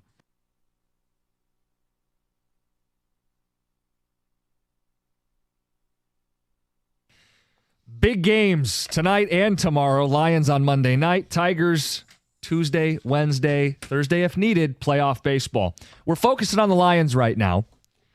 John, you said must win. I said must win. You want the 1 seed, got to win. And going into the bye week, this is one of those games where it sits with you for 2 weeks. If they win, they're 3-1. Great. Took Seattle out. That's one of the teams on the hit list. One team that, hey, to do it shows you're better than a year ago. And it's a 3-0 Seattle team. If you lose, you're 2-2. You're 3 games back of Seattle in the NFC race for the 1 seed. You're 2 back of the Vikings and the Bucks because the Bucks have the tiebreaker. Mm-hmm. And while there's still a lot of football to be played, it would mean you are behind schedule. Got to win. Well, and it's there's a lot of talk about momentum as well. Momentum going into a bye week. 3-1 is a much better feeling that you're going to have to spend for the next 2 weeks because, yeah, the bye week comes at a decent time where, hey, maybe you're able to get Frank back. Hopefully it's this illness for Brian Branch. Maybe there's a miraculous, healing that happened last night and he'll be available tonight. But if not, in a couple of weeks, he's back. We're having a different conversation about 2 key players on both sides of the ball. But the fact is right now, you've got to find a way to win a game. And that's all it comes down to is winning a single game against an opponent for 3 years. And I know it goes back further than that, but this is the time that Dan Campbell, Brad Holmes' company has been in charge of things. Find a way to win tonight. Texter says Seattle 27, Detroit 23. Huh. Lions need to worry about winning their division before worrying about the 1 seed. Well, it's all part of the conversation. You can't go into the season and think that that's a part of the conversation and then all of a sudden 3 weeks in, 4 weeks in, abandon that conversation. You abandon it if you're 2-2. The Vikings are an effing fraud, plain and utter simple. Again, conversation for a later date, and maybe they are. But I think Kevin O'Connell is a damn good coach, and the way that he has been able to win by, putting quarterbacks in place last year when Kirk Cousins went down. Now all of a sudden you go get Sam Darnold. JJ, their number 1 pick, goes down. I don't think anybody thought he was going to start, but you are left with Sam Darnold, a little bit of experience and not a lot of great production, and now he's 4-0. A cast-off. Sound familiar? Yeah. And how about this? They beat San Francisco and Houston. They've got a couple wins here. They have a couple road wins here as well. 4-0 to start the season. I am not worried about them, especially because the Lions play them twice. I expect the Lions to take care of business head-to-head, but I'm not ignoring what's going on in Minnesota either. The one where the light bulb goes on is, okay, they beat San Francisco, injuries that San Francisco was dealing with. All right, I could say, get over that one. Beating Houston, that was a big-time win. And then what they did to Green Bay, the Jordan Love is back. Like, they controlled that game. They did. Ticket Texter wants to know, what's going on with Brian Branch? This illness? Why is he doubtful more than 36 hours before the game with an illness? John, I don't know. I don't know. It seemed odd to me. Well, yeah, I mean, he cleared protocol. We heard that news. Yeah. And then yesterday morning, we heard that, what was leaking out was that he was doubtful. I don't know what kind of bug it is. Most people, 24 hours. Yeah, especially with the amount of treatment and medicine he'll be receiving. They get him an IV and vitamins and anything else he needs to feel better. He hasn't been ruled out, but doubtful is doubtful. Yeah, again. Words matter. No player ever listed as doubtful has played under Dan Campbell. And Texas says maybe he woke up feeling better. We'll find out today. Certainly a huge storyline tonight is whether he plays, given what Seattle can do offensively. 248-539-9797 in the matchup tonight. We've said must win. I've also said upset alert. I mean, this is a real threat for the Lions. I mean, we've been oozing with confidence going into each of the Lions games to start the season. This is the least confident I've been in Detroit going into a game so far. You agree with that? Yes. And some of the shortcomings fans are noticing, but I think we've glossed over a little bit because we've been talking about September baseball. Yeah. We've been talking about the Detroit Tigers and the amazing run that they have been putting together. Well, there's no playoff games in baseball until tomorrow, at least for the American League. And now all of a sudden you're looking at it going, what is it that the Lions need to do? Who needs to play well? Yeah. And simply it comes down to this. The offensive line, without Frank Ragnow, if you can control the line of scrimmage and dictate the tempo of the game, you got to be able to run the football. Primetime Goff is primetime Goff because they control the line of scrimmage, and then you allow Jared Goff to be a game manager. That is the recipe for a win. But when it comes to the Seattle Seahawks, and you had that number earlier, what was it? How much have they scored in the last two games against the Detroit Lions? Something like 85, 86 points. Yeah. I mean, just to give you the two games, and we can do math on the radio if you'd like, 48 and 37. All right, so you could do the math on that one. But the fact of the matter is the defense is the big reason, and we all talked about it, coming out of the last 2 years. If they just had a 10, 12, 13 ranked defense, how much better would they have been last year? This is one of those games when you're looking at Geno. Is Geno going to light things up? He doesn't light things up every week. He's not, a top 5 quarterback, but he's got a number of weapons that he can hand the ball off to. How much better is the defense than it was last year? Yeah, it's a great chance to evaluate it. And I think if they win this game, it's because the defense is improved. I think if they win this game, it's because they are able to run the football and mitigate the loss of Frank Ragnow, that they aren't trailing, that they aren't in a shootout the way they've been the last couple years. It all goes back to the complementary football. If they win, it's because they played the brand of football that allows them to be the 1 seed, that allows them to be a Super Bowl team, that allows them to win a championship. If they lose, it's likely because, squirrely stuff happens without Frank making the line calls, or the defense isn't as good as we think, and they're 2-2, and they're going into the bye week, and they're not ahead of schedule. In fact, they're behind schedule, and they're falling behind the chase for the 1 seed. You see how things very differently as the fork in the road going into tomorrow and the next 2 weeks. Tonight's a huge game. This is a very much back to basics type of game. Control the line of scrimmage, win the time of possession. If you do that, you're effectively running the ball, taking a little time off, putting some extended drives together. Defensively, convert third downs, win field position battle. And with Jack Fox, you certainly have an advantage. So if you could if you get the ball in the 20, 25-yard line, get a couple of first downs, and then pin Seattle back inside the 20.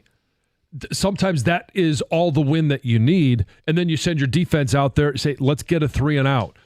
Let's go 2 series and find a way to get off the field, give ourselves a better field position offensively. Then instead, maybe you get the ball to 35, maybe you get the ball to 40, and you go score.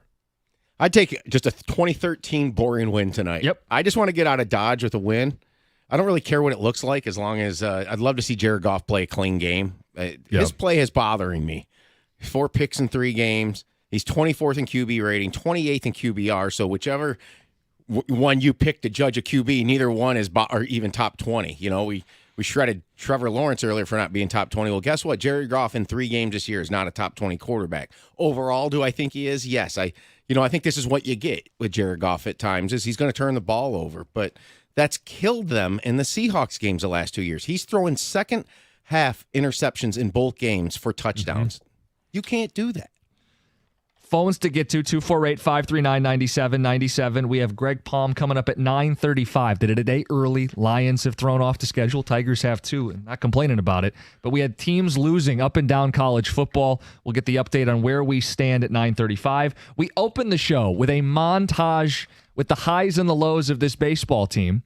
Beautiful. Made fun of ourselves, but celebrated what this team has done down the stretch. If you missed it, we'll play it again at 9:50. It's 97.1. When it comes to managing your finances, you need a bank that gets you, understands you, and is genuinely interested in your success. That's why I bank, and you should be as well, with First Merchants Bank.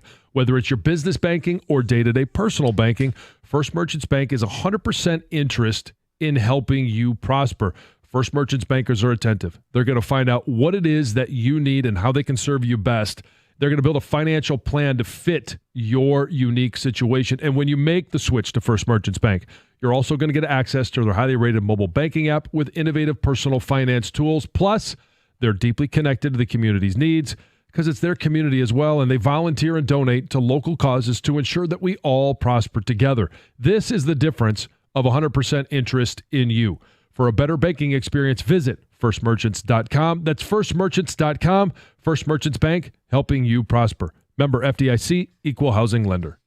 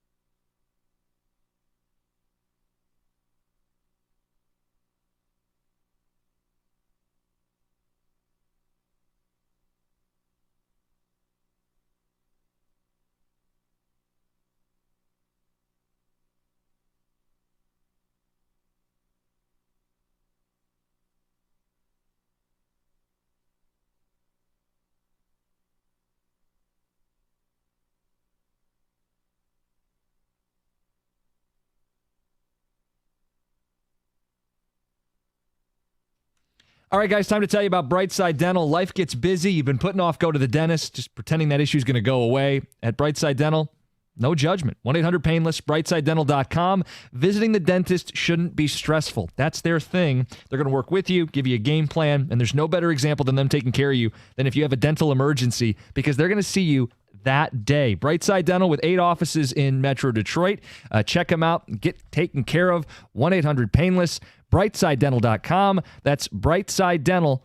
It's just care, no judgment.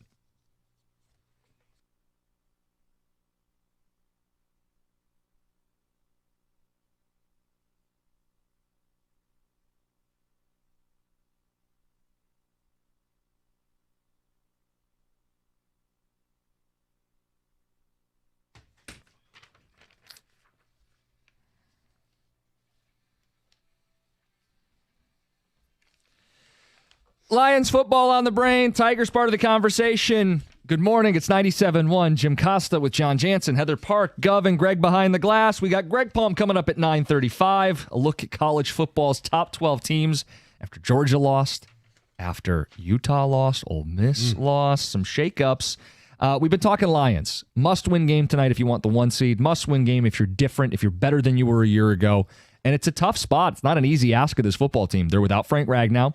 Probably without Brian Branch and a couple others on defense, Davenport and Derek Barnes. Let's get to the phones and get to John in Shelby Township. John, you're on 97.1. Good morning. So yesterday, I just decided to look at the quarterbacks in the NFL around 4 o'clock or so, and I noticed that Goff's QB rating is like 70-something, and all these other guys are higher, and it just really kind of concerns me because, I mean, I know we're only 3 games in the long season, but to me that's concerning. And so I guess the next 3 games are what, Packers, Seattle, right, and Minnesota. So I mean, he better get his crap together really fast. Stop focusing on his wife with a big contract. This team's going to be lose 3 games in a row, and it's going to be a big problem. And it's not going to John. He does need to play better. There's no question. I don't think it has anything to do with his wife or his contract. Now, it changes the expectations of fans, but explain to me how his wife affects him on the field. Well, I did that to be fine, to be honest with you, but I am concerned about his play. I guess we have different senses of humor, John. Listen, I think we all agree he's got to play better than he has through 3 weeks. What was that laugh, by the way? I don't know. I don't know. Yeah. Jared Goff flat out does have to play better. There's no question. Yeah, I just don't like bringing people's wives or girlfriends into it. Like, she has nothing to do with Jared Goff if he throws a pick six. So it's his wife and Applebee's Dan, right? Right. Yeah. I mean, that is the relishing of negativity that he said. That's not just negativity. That's relishing.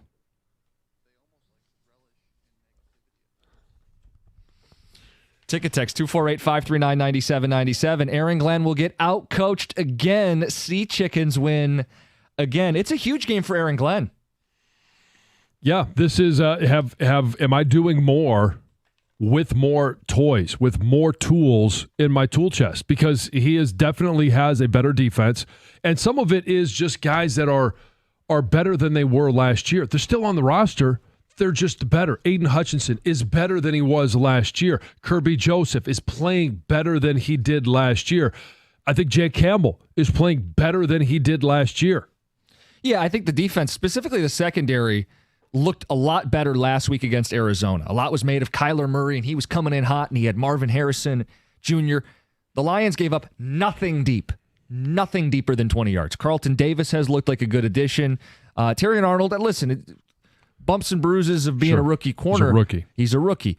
Kirby Joseph has played well. Brian Branch, I think, has played really well, and that's what makes his absence tonight loom large. But he's made big plays in the red zone, getting a swat, taking away a touchdown already this season. He's got the interception. But the secondary looks improved. Well, you're going to see it because it's not like they have one weapon. They have DK Metcalf, physically imposing. Jackson Smith and Jigba, great route runner. I mean, they're going to beat you a bunch of different ways. Tyler Lockett's the forgotten guy in that room, and he's super dependable. You can't lose sight of him. The secondary is going to have to play good. But to allow them the opportunity to play good, you've got to continue to put pressure on the quarterback. DJ Reader. This is going to be a big DJ Reader game. If they're healthy in the backfield, they have the 1-2 punch of being able to attack you on the ground and through the air. So you've got to take away one of those facets. Ticket Texter says, where do you guys get your optimism? Not once this season has Detroit looked good on offense. Everyone would be chanting SOL a couple seasons ago because that is how they look. Pause. Optimism. I think we've all expressed some nervous energy for tonight's game, so I don't understand why for the season, we're optimistic. For tonight, I think it's going to be a challenge. There are some concerns. But to say that we'd be chanting SOL, they won the first game by channeling their identity in overtime and running the ball down the Rams' throat. That was anything but same old Lions. Last week, they played great defense. They had a double-digit lead for almost the entire second half on the road and continued to pin down what was supposed to be a good offense with this defense. That's not same old. Same old Lions would have blown the game last week, right? They would have said, our offense can't get it together and our defense is going to give up the big play. Yeah. Didn't. They bailed themselves out. The defense bailed the offense out. For years, the Lions played anything but complimentary football. They've used that to win 2 of the 3 games this season. I would love for them to get up 14 points, maybe give up a field goal, score another touchdown, like have a dominating performance. And they were close to that last week. And I think that's where everybody, it's where everybody starts to get concerned is the opening week against the Rams.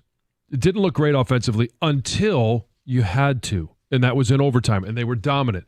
And then you lose the one to the Bucs, and it was 7 trips in the red zone. Concerning. But then last week, they get into the red zone, they score on their first 2 drives, and then offensively, it's like it stalled out. There wasn't much to look at after that. The fact of the matter is, they're winning games. They're 2-1, should be 3-0. Yes. And this is a game that they go out there and they just simply take care of the base, take care of the football, convert on third down offensively, and run the football. You're going to win this game. I'm with you. We got Greg Palm coming up. First, Heather with the news. Oh, there was a really bad car accident this morning. 2 people are dead and 2 Warren police officers were critically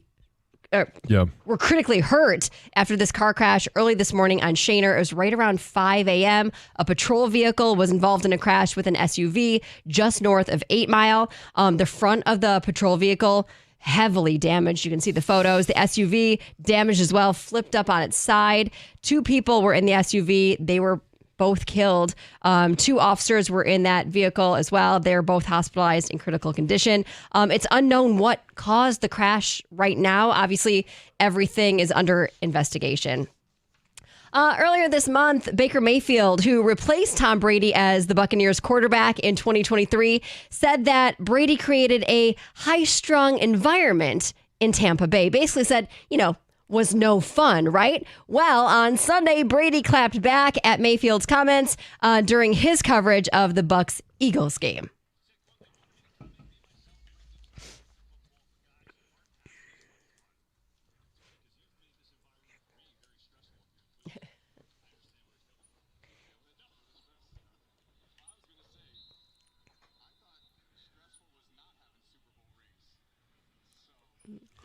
Uh-huh.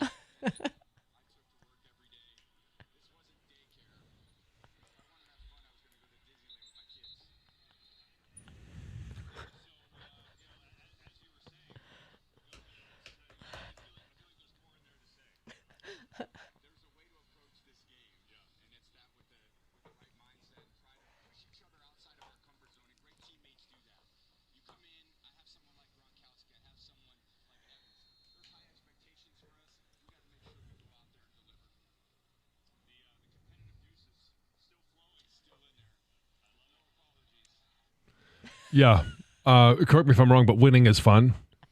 I don't know what a Super Bowl feels like, but I got to imagine it's very fun. I would imagine so. Yeah, I think, of course, it would be understandable that Brady would come with expectations and a standard that he was set, and it could add stress, but winning is supposed to be the cure-all. Yeah. Yeah, I'm with Brady. Yeah, I liked his response. Did you hear about this high school football game? A 97-yard field goal attempt in West Virginia resulted in 6 points for the opposite team, as you can imagine. So with 18 seconds until halftime on their own 13-yard line, Riverside High School decided to line up for a field goal. And unsurprisingly, the ball sailed about 27 yards and into the waiting arms of somebody on the opposing team on South Charleston. This player caught it and returned it 40 yards for a touchdown. Now, ultimately, that team, Riverside, won the game. They 56-20. Okay, so they won the game, but it sounds like this game was quite interesting because there was like a big fight in the end zone, and police had to be called in earlier. Like the game was delayed because of a fight between players. Strange things. What does the coach say after the game about the 90s? Was he making them in warm-ups? Like, there's no way you trot a guy out for a 97-yard field goal. I think you hit the nail on the head when you started by describing it. It was in West Virginia. Enough said. Okay, then. John says the Hillbillies don't know what they're doing. Country music legend and renowned actor Chris Christopherson passed away peacefully on Saturday in his home in Hawaii. He was surrounded by his family, 88 years old. Gosh, so much to unpack in his story. I don't know much about him, to be honest. Like, I saw this story trending everywhere. I'm like, okay, I've heard his name before, right? But like, I don't really know much about him. But when I was like kind of reading his story about how he met June Carter, who then gave his music to Johnny Cash, who then kind of like dismissed it, right? It was like, here's another demo tape, right? We'll just put it in the pile. Well, then he like flew a helicopter to Johnny Cash's home and was like, here I am, listen to me. And then that was it. Then the rest, I mean, there's more to it, but like, it's quite fascinating when you hear he's a great his whole songwriter story. and a singer, one of the obviously members of the Highwaymen. It just was, it was, and an actor. Yeah. Like, because you see him in all of these different movies. He was one of the guys that I would listen to when I was growing up that just, I thought it's a great sound. And he also, he didn't marry her because he had 3 wives. The last one, I think, was Lisa. He married in like 83. He's been married since.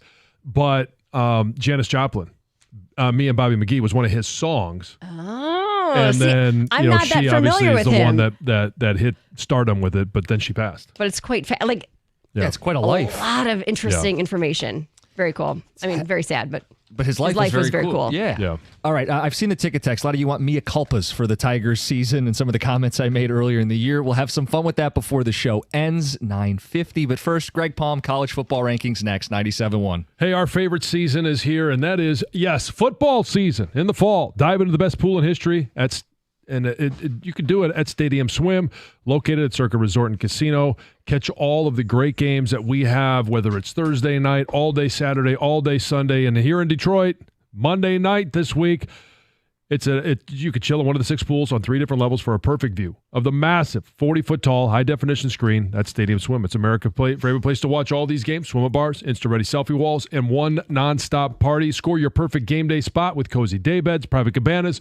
Grab a lounge at the center of the action. You can reserve your spot today. It's 365 days of sports poolside, located at Circa Resort and Casino in downtown Las Vegas on Fremont Street. Stadium Swim. All sports, all seasons. Book your spot today at circalasvegas.com.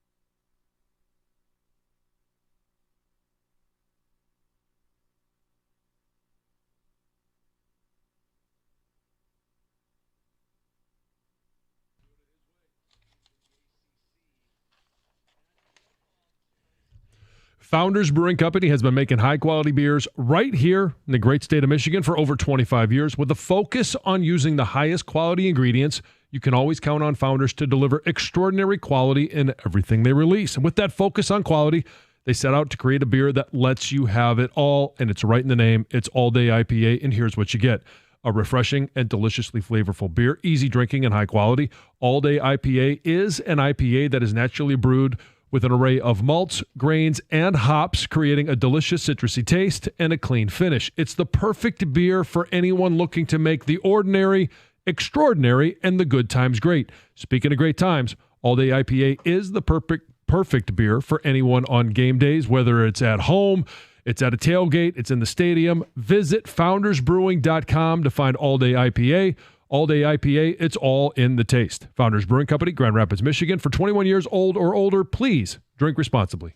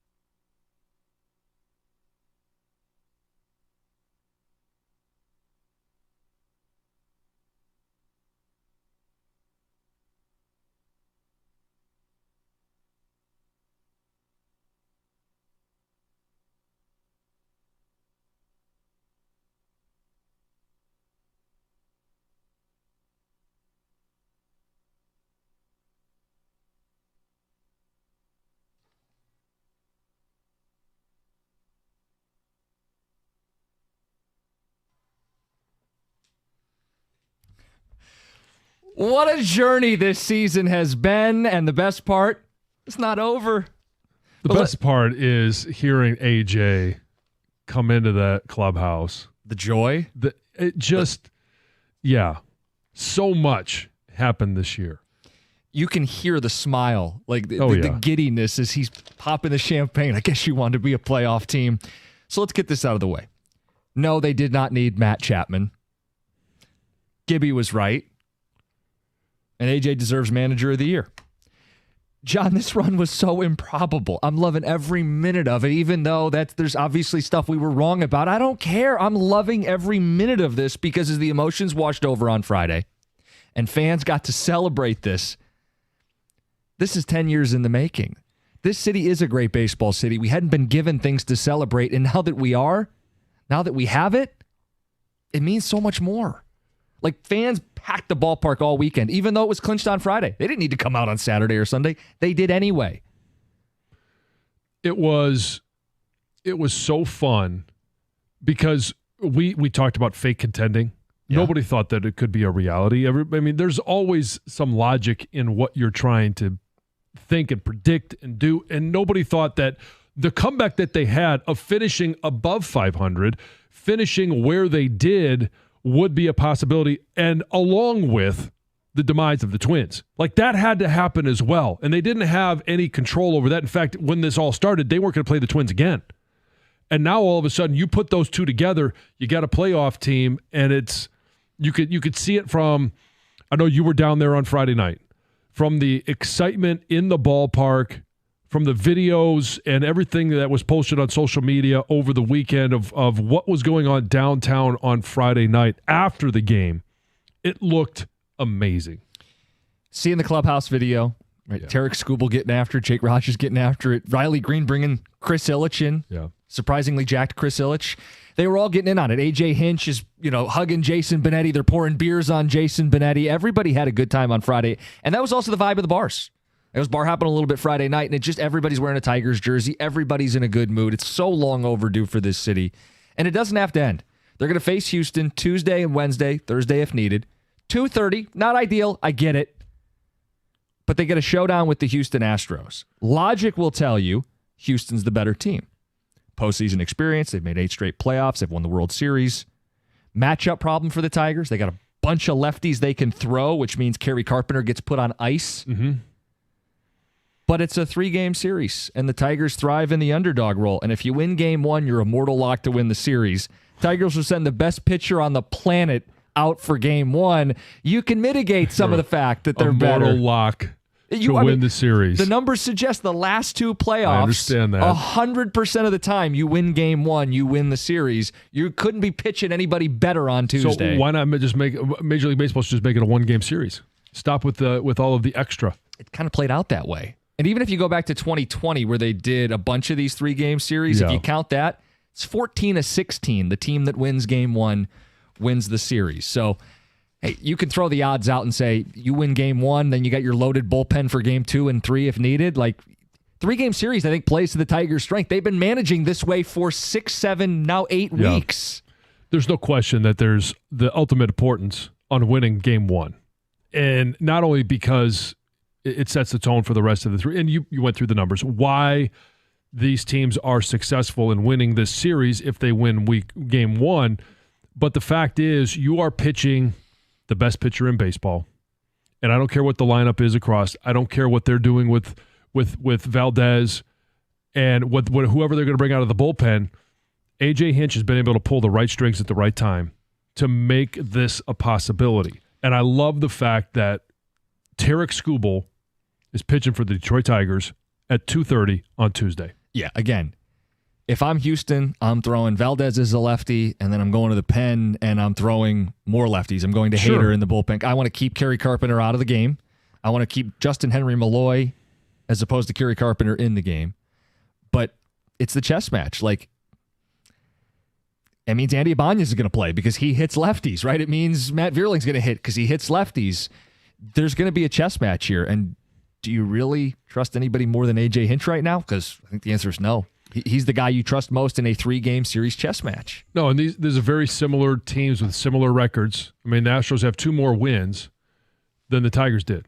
They're a team that is just like the Tigers. And why not go out there and get a win? Why not? Why not, Gator? Why not just go out and keep winning? I don't see what's stopping them.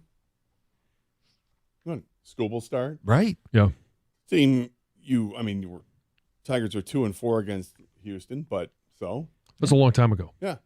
You realize when Valdez last pitched against the Tigers, it was May 10th. That lineup had Ryan Valade in it. Mark Ryan Canna. Valade was there in May. Huh? Yeah. Canna was the DH that day, and he bat third. Javi Baez was in that lineup. Like, it's a different team. Urshela may have been. I don't know. Sure. Yeah. It's totally a different team. It's a different team both player-wise and mindset-wise. Yeah. I mean, being the best team in baseball since August 11th, that plays. It's not like a 2-week span. Yeah. It's a 6-week span of the best team in baseball. It's awesome, and the way they've been doing it is great. And getting now, Scooble's got even a little bit more rest, so I'm counting on big things from Tarek. And the big challenge is that Houston can put out a lot of left-handed pitching, and the Tigers are left-handed hitting offense, and the left-handers don't hit the left-handed pitching all that well. Some of them have done okay, but for the most part, it's not so great. Right. Kerry Carpenter does not have good splits against lefties, but they'll find a way because that's what they do. And if they don't, I'm okay with it. What I want is absolutely, I want to win the World Series. But I can't sit here and say I'll be ultra pissed if they don't, because this is an improbable run, what they've done. And to John's point, I think you made the point earlier, we've seen this happen, though. I mean, we've all seen it happen with our own eyes in 2006, what St. Louis did. It wasn't a great baseball team, but they got great at the right time, and they won the World Series. You will get some text, because we got text from people. Yeah, they phoned it in the last 2 games. They're not so hot anymore. Guys. They did the same thing in 06 when they phoned it in after they made it. Yeah. They didn't win the division. People forget that. They didn't win the division in 06. They lost it because they kind of, just screwed around at the end.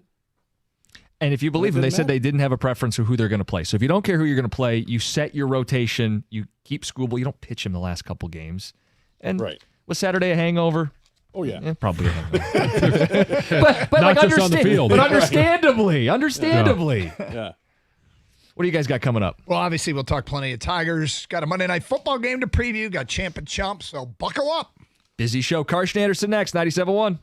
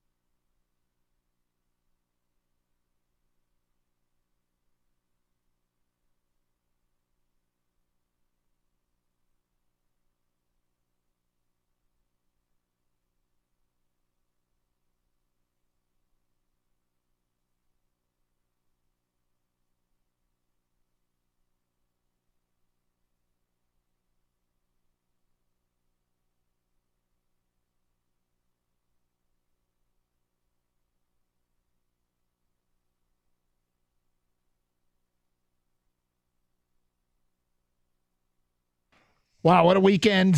What a week we have ahead. This is quite a time. Quite a time. Glad to be a part of it here. I am Doug Karsh. That is Scott Anderson. And that is Kang behind the glass. And it's Kenny on phones. And it's you out there that we appreciate the most. How are you today, Scott? I'm doing well. Yep. Yeah, geared up. We got a big game tonight. And we've got a playoff baseball team to talk about. That's kind of crazy. God, the speech that A.J. Hinch gave in the clubhouse afterwards, where he said to them, do you remember when I asked you, hey, what kind of team do you want to be? And they paused for a second. He starts shaking up the bottle of champagne. He said, I guess you wanted to be a playoff team. He starts spraying champagne. I'm like, that was so good. It was awesome. It was so good. And A.J. has... I'm just going to, he's my champ of the weekend. I cannot get over what he has done. He has been absolutely clutch money. He and Fetter and really the whole staff has done a great job. But yeah, that getting to sit back and watch the clubhouse stuff after the game, there was just, we got to experience one of the things that's great about sports. What this Tiger team did every once in a while, it's our story, the unexpected. It's our story where we are NC State, or we are the St. Louis Blues, or we are the St. Louis Cardinals. And maybe this is the year that we are that team. We don't want this just to be a cute team that made a run and gets 1-2 barbecue in the postseason. And one of the questions we have for the people is today is whether or not this is just, if you got to the point with the Tigers where I'm throwing all the logic out, it's a team of destiny. I think they're a team that's going to beat Houston, take care of Cleveland. Then the Yankees might be standing there between them and the World Series, but nothing scares you because they feel like a team of destiny. But you don't have to throw logic out. That's what's amazing about this team at this point is that logically, you make every sound argument in the book that this team can beat anybody because they have. They're the best team in baseball over a 6-7 week stretch. And that can't be denied. So because they've played in that manner, with that sense of urgency, for this long, we can no longer say this is an average team playing great. Or this is just they're a good team and kind of say it with skepticism. You can't. You can, you could say it like that if you like, or you could be chesty and you can pound your chest and say, this is a really good baseball team. Got as good a chance as anybody else. We have the best pitcher in baseball. We've got some great fielding. They're playing great, fundamentally sound baseball. And this is a team that gets timely hits. And you know what? The rest of baseball should be a little scared because this is a young baseball team that should get better as the years move on and they get more experience. It feels too early. It does feel too early, and yet the way they played. Yeah, the way they've played, they've beaten people. And look, when they first started to turn it around, and I think as the dust settles on this season and they get a chance to reflect, I'm going to be really interested to see what that flashpoint moment is and whether or not it was a Williamsport game or whether or not it was just literally the injection of young kids that re-energized everybody, and whether or not it was, and it might be just that them deciding to go with 3 openers of their 5-man rotation, where literally it felt like the result of that was A.J. Hinch was making out his own lineup and also making out your lineup, because he was dictating the matchups to the other team. They'd put their lineup out and then he would respond accordingly, and he had the right constellation of pitchers that he could parade out there to make the matchups in his favor at all times. Look, trying to find the one moment, I think we always like to do that, right? And that's fun to do as broadcasters. Hey, remember that time? But it's a confluence of events. Like if you want to say it was beating the Yankees on Sunday night at Williamsport on August 18th, I'm not going to fight you on it. And that's what I would say. And that's fine. But to me, it's a confluence of things that happened. Like that's part of it. But it was also part that Parker Meadows got back and healthy in the beginning of August. It's also part that Kerry Carpenter came back to this team as a healthy player in the beginning of August. This is where it happened. That they made the trades, so be it. We're going to have to do what we did. And then a few weeks later, we're seeing, okay, time to bring some guys up. Trey Sweeney, Chase Young, and Spencer Torkelson come on up. all that happened within a couple weeks of each other.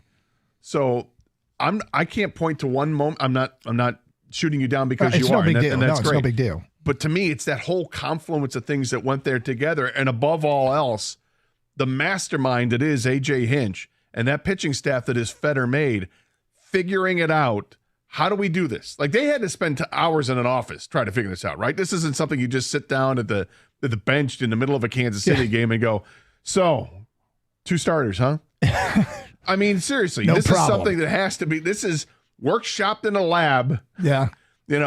Spit in the data, spit out the data, and let's figure it out. And somehow they have figured it out to cobble together a 2-man rotation effectively for the last 6 weeks of the season and find a way to dominate from a pitching standpoint when you only have 2 starters. And now, tomorrow we get to experience something we haven't in a decade, and that is the absolute raw intensity of playoff baseball. I have a close friend, hardcore basketball guy, but he said to me years ago that he watches playoff baseball. And I said, why? And he goes, because nothing beats the intensity of playoff baseball. And so he would watch games he wasn't invested in. Hey, Tampa, Cleveland, I'm watching. Houston, Arizona, I'm watching. I guess that would probably, I'm still getting used to Houston in the American League, whatever. He watched playoff baseball because it's so intense pitch to pitch. And here we are. And here's where I'm interested. I don't know if it's excited, but I'm interested to see this because now that our team's in the playoffs, we can really gauge this. Mm-hmm. So one of the big hang-ups on accepting the pitch clock was that when games get more intense, mm-hmm. that you need more time to kind of step back and take a breath and all that. And how is this going to look in the playoffs? Well, we get to see it now because our team's in it. Yep. And we'll see how it affects us. But that may have an effect that actually plays to the Tigers' benefit. These guys are young. They don't know any better, right? Yep. And their major league, a lot of these guys, their major league career is basically played during the pitch clock era. So they're used to it. Some guys may not be all that used to it. I'm curious to see if that plays a role, and even in the future, will Major League Baseball, because there's been talk that they may change and give it a little more time, and I hope they don't. I like it. And the weird thing is, I am embracing something that I have always hated and feared happening in sports, and it's happened, and I couldn't be more excited to see the classic Old English D on the Tigers batting helmet tainted with the name of a corporate logo on the side. We had this story a few weeks ago, and it seemed like just one of these stories where you're like, that sucks. But a German company named Strauss, which apparently does work clothing, like puts together like Carhartt or Cintas, or like the Cintas of whatever they are, Carhartt. They do work clothing. They, for some reason, this German company has swooped in and purchased all of the postseason batting helmets. And there'll be the name Strauss with, is it an ostrich? I think an ostrich on the side of all the teams that made the playoffs on the side of their batting helmets. Couldn't be happier to see the Tigers helmet being one of them. Right. Never imagined. Yeah. What is this, the playoffs? I don't care. Yeah. This will not affect Scooble in any way. This will not affect the Tigers lineup in any way. And how far can they ride it? Well, just keep doing what they're doing.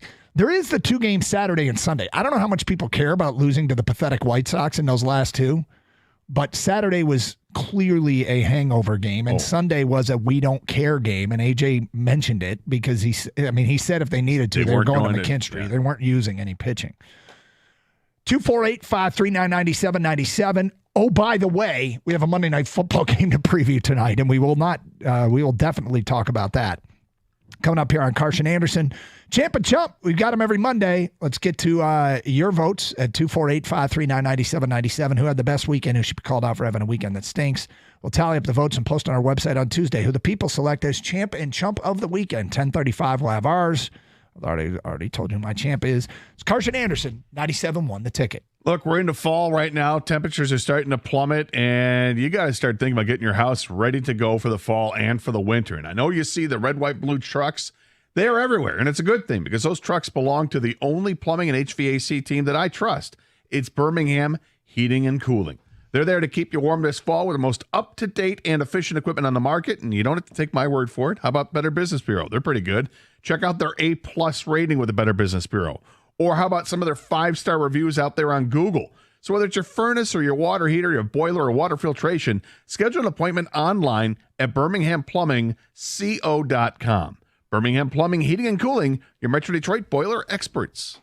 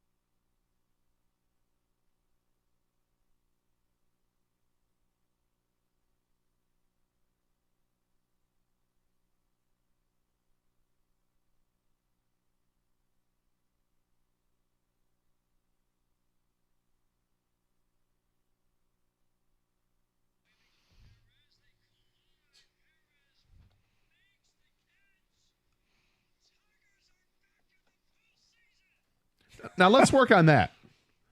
Let's work on that. Work on the outfield communication. Yeah.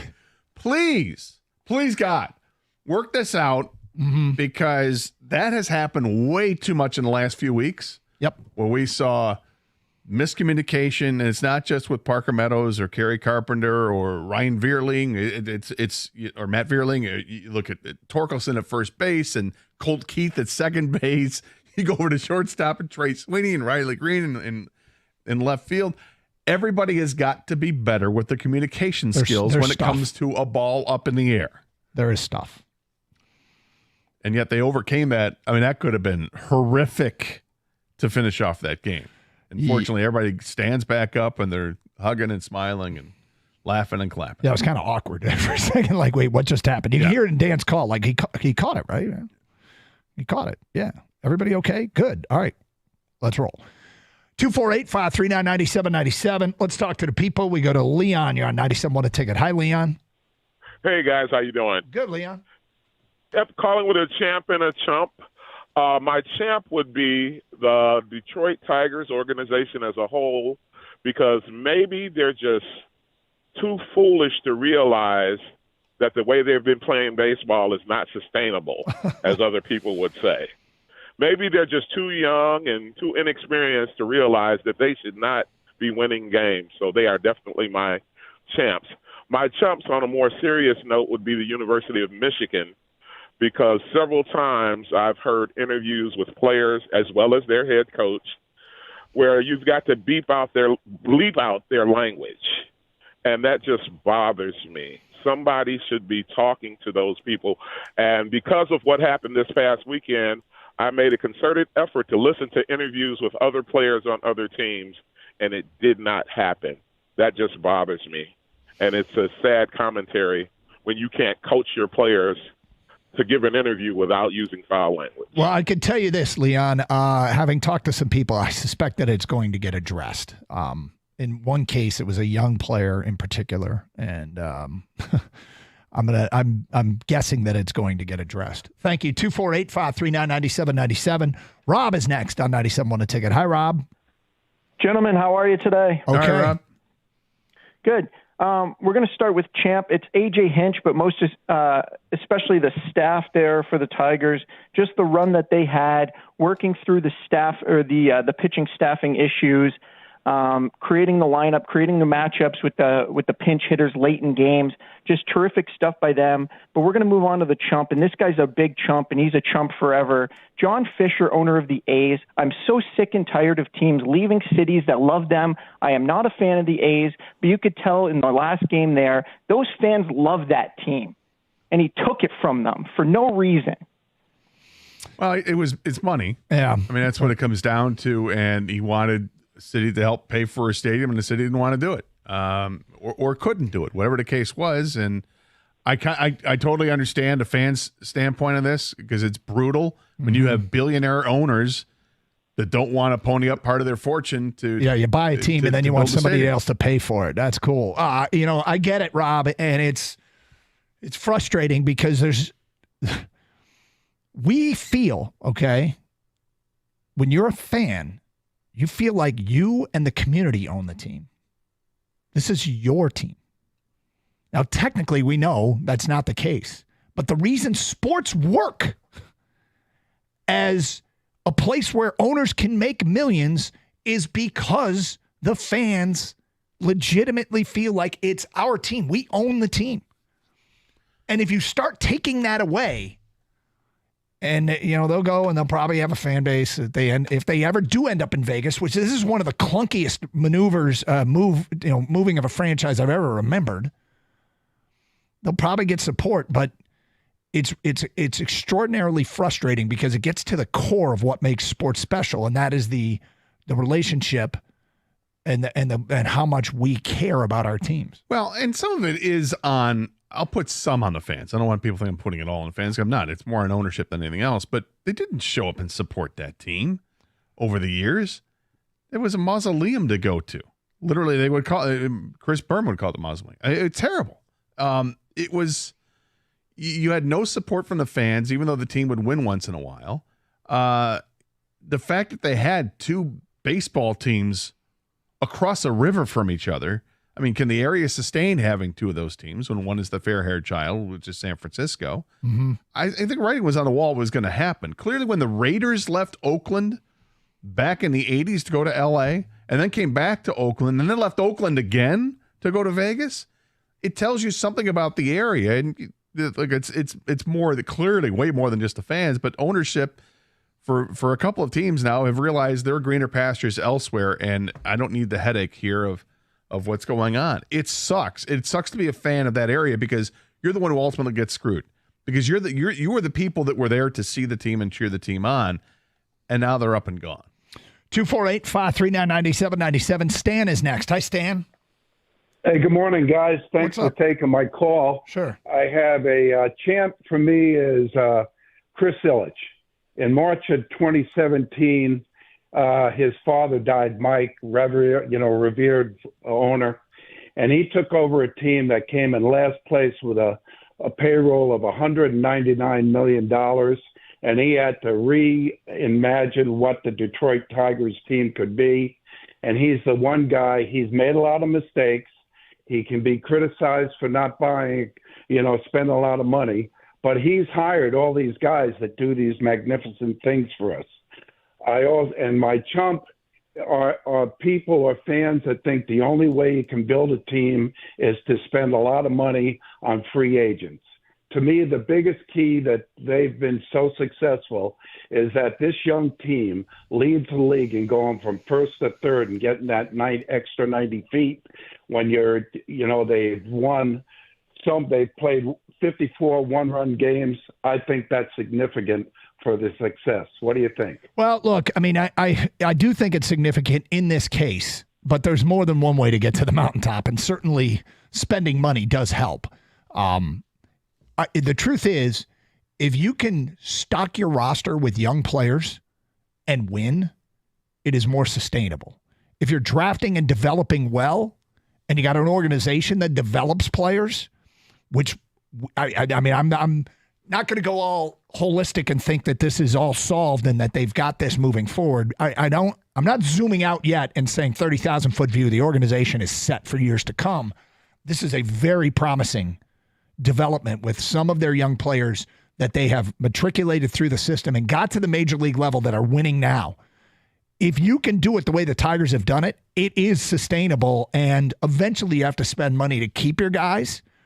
I'd prefer to do it the way they're doing it. The way they're doing it is also, I think, a less percentage chance of being successful than if you're willing to spend money in free agency. But if this is working, then, oh, wow. Yeah, I mean, the fact they're in the playoffs, probably ahead of everybody's schedule, is great, and we love that. Looking at what the core group of this team could be for the future, still have major question marks of, are these guys going to develop and take giant steps forward to become star players in the league? Will the guys that become stars, like a Riley Green, will Riley Green become a superstar? Can he take that next leap? Skubal is already there.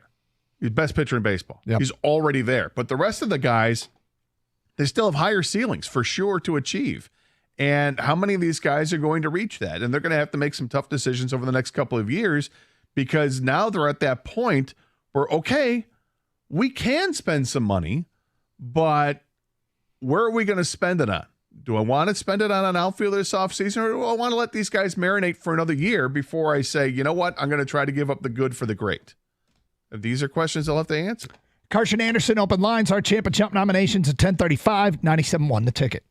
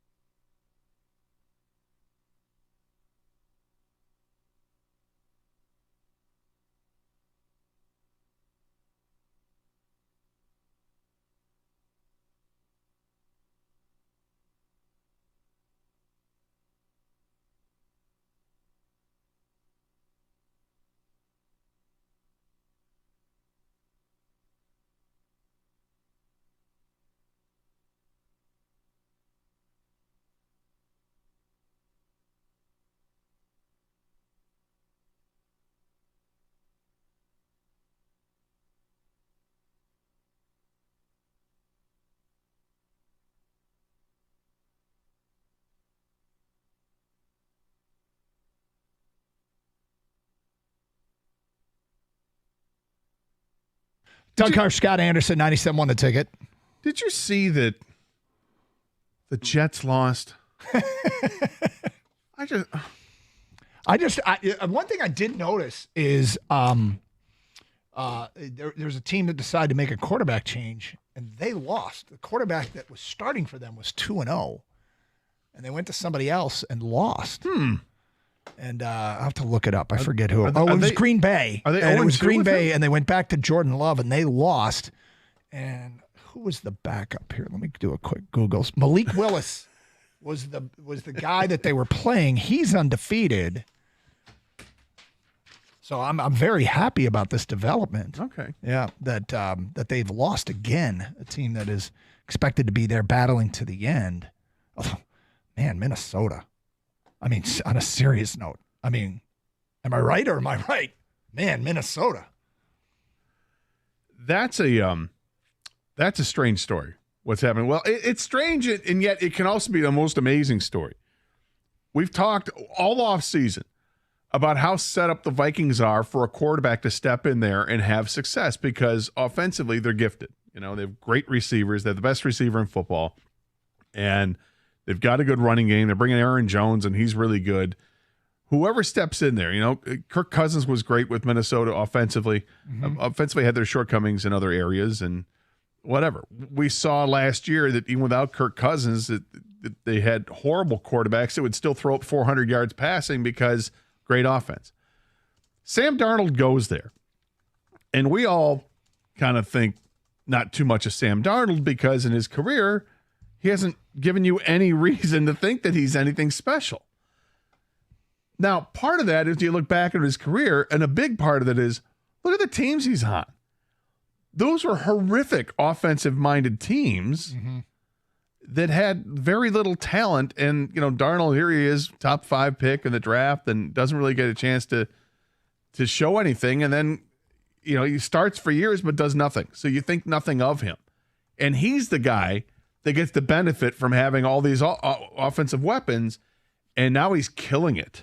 Yep. And they're 4-0, and it's like, wait a minute, the Vikings are 4-0? Yeah. They're going to be a problem. We got to take them seriously, I think, here. And they were blowing out Green Bay, and then Green Bay came storming back, but you know, part of that might just be Vikings letting up. I hear you. This is definitely developing into an issue in the division. But if Sam Darnold ends up, King and I were talking this before the show, if he ends up reclaiming what people thought he was going to be coming out of college, Yeah. Did that just happen? And then this could end up being it. Look, they're a quarter of the way through the season, but if it continues to play out like this could be one of the greatest comeback stories in the history of sports for somebody who was completely written off, who had no success. Like you and I were talking, comparing kind of like Jared Goff and Goff getting cast off by the Rams. The difference is Goff was really good with the Rams for a few years, and then the coach fell out of favor. He fell out of favor with the coach, and he was gone. Sam Darnold's been horrible everywhere he's been. Yeah, he never had the Super Bowl appearance. He never had the second big contract that Goff got. Remember the Monday night game where they had players mic'd up and Darnold was one of the players and he said he was seeing ghosts out there? And everyone nationally destroyed this kid, right? Said he's seeing ghosts out there. He doesn't even want to play. You know, he doesn't even know how to lace up his shoes, all this stuff. I mean, he was the worst thing ever. And to see this, and I asked you guys last week, are the Vikings a thing? I think they're a thing. Yep. Like 4-0, and their offense looks great. 248-539-9797. Our champ and chump nominations, as I mentioned earlier, my champ is A.J. Hinch for all the reasons that, I thought his post-game speech was freaking awesome in that clubhouse. I got goosebumps watching it, and as much as there's a ton of people that deserve credit, I give him the most. A.J. Hinch, my champ of the weekend. I love that speech. It was so perfect and so perfectly timed, and he's amazing. I'm going to champ the Tiger fans that came out in droves this weekend. There are over 128,000 of you. That's the largest three-day crowd they've had since 2012. Doug, you know firsthand how expensive those tickets can get on Friday night when you're trying to buy them late. And my niece was trying to get some tickets. She's asking me, should I, pay $100 for standing room? I'm like, I don't know if I would. And the shots of the standing room crowds, they look like 3 and 4 deep. Yeah, it was amazing to see that many people that came out, and they were out there the whole weekend. It wasn't just there for Friday night clinch and then they're done. I mean, it was a sold-out crowd yesterday, that was greeted with a tremendous grand slam from Kerry Kerry Carpenter, and then saw a horrific missed call by the umpires on a fly ball, but whatever. It was a great job by the fans. My jump of the weekend, I'm going to go with the Twins. On August 17th, they had Wild Card 2. It looked like wrapped up. They had a 5-game cushion for that. Fangraphs had them at a 92.4% chance of making the playoffs. And last week, they completed an epic collapse. They won 12 games the rest of the way, lost 27 to miss emphatically. Yeah, that's just too bad, isn't it? Got to be ready to pounce, though, and they were. Tigers were. Yeah, for me, they were bad officiating. There were bad calls that went for and against Michigan in the game on Saturday against Minnesota, including that horrific call of offsides on Minnesota's onside kick that was successful. In the Michigan State game, you had the umpire literally staring right at the Ohio State player as he's committing a face mask at Aiden Childs right before Childs fumbles it. There was another play where a Michigan State player had his hands all over a face mask, and the umpire's looking at it, no call. And then, as I mentioned, with the game yesterday with the Tigers in the 9th inning, get a fly ball from, I think it was McKinstry to hit it out to center field. They go to review it, and they come back and say, no, that was a catch. Like, what's that? I'm sorry, the ball hitting the wall, that's a catch? Did you see the end of the Miami-Virginia Tech game on Friday night? How awkward that was. I did not see that. It was weird the way the officials took forever, made a call, then overturned it, and the game was in the balance. It's a very difficult job, to say the least. It is. But when you get some help, and you still get it wrong. 248-539-9797. Brandon and Shelby on 97.1. Hello, Brandon. What's up, guys? How's it going? What's up? So my champ is the Tigers in general, like the whole, like the fan base, the team, everything. I was downtown, albeit for the Red Wings game, but after I got out of the LCA, people were honking in the streets. They were hugging each other. It felt like the early 2000s, like late 90s. You know, everybody was friends with everybody. They were all there for the same reason. I got to tell you, Brandon, it's first of all, it's completely unexpected given where we were a month ago. And I guess a month ago they had started to turn it around, so maybe a little bit more than a month ago. But secondly, those games at Comerica Park this weekend, these games were fantastic. The atmosphere was unbelievable. Gator mentioned the ticket prices. My daughter and I was kind of working on see if we could get some tickets here at the station. And as I waited and waited and waited, I watched the prices go up and up and up until finally I had to pull the trigger and buy some tickets that were, that section that's in the upper deck closest to Ford Field? Yeah. 20 rows up in that section for almost $100 a piece. But she had a great view of Ford Field and could also see the Tiger game and had a great time and couldn't say enough about the atmosphere. It was, as the kids say, electric. And my trump is Maeda. I mean, the whole season pretty much. But like yesterday, I know the game didn't matter, but they put him on the mound to start the game. He got lit up again by the White Sox. So Maeda was just terrible, and he ended terrible. Yeah, it'd be interesting to see what they do with the playoff roster. I haven't seen the playoff roster yet, if he's going to be left off. You can only carry a maximum of 13 pitchers. See if they do decide to keep him on the roster. They've got other roster decisions to make with some players, and maybe there's a player that we haven't seen in a long time that could be on that playoff roster because you want to be as well-rounded as you can. But, yeah, Maeda was disappointing. It's been a disappointing signing because it's a 2-year deal with him. And it was, it started off being kind of Jekyll and Hyde. He had some good starts mixed in with some awful starts, and then trying to work his way back through the bullpen with mixed success again. And his last few outings, not good. And then Joe came out on Saturday and threw those 3 shutout innings. So, I mean, that's a whole nother roster spot right there. Well, he's definitely going to be on the playoff roster. I think that's safe to say, with the 3 shutout innings, and then he had the other innings, so 4 innings of major league pitching and their shutout efforts, and he's looked great doing it. Yeah, he'll be there. Yeah. All right, thanks, guys. Thank you, Brandon. 248-539-9797. My niece, when she was looking up the tickets, she did try to convince me that it was a good idea to get the standing room seats and for like $100. And she goes, "But Uncle Scott, that's with taxes and fees." Like, well, as long as you know all that's included, you make your decision. If you be you. 248-539-9797. It's Carson Anderson, open lines, 97.1, the ticket. Hey, week 4 NFL season, chance for a big W on FanDuel, America's #1 sportsbook. You get started with $200 in bonus bets, guaranteed when you place your first $5 bet on tonight's game. couple things I want you to look for on the FanDuel app. One is the no sweat same game parlay deals, which I used one last Thursday, didn't win, got my money back, used it again, and won. So it was a very nice thing to have that no sweat thing. And they got profit boosts as well. Tonight it's for the other Monday night game, but you could check it out on the FanDuel app.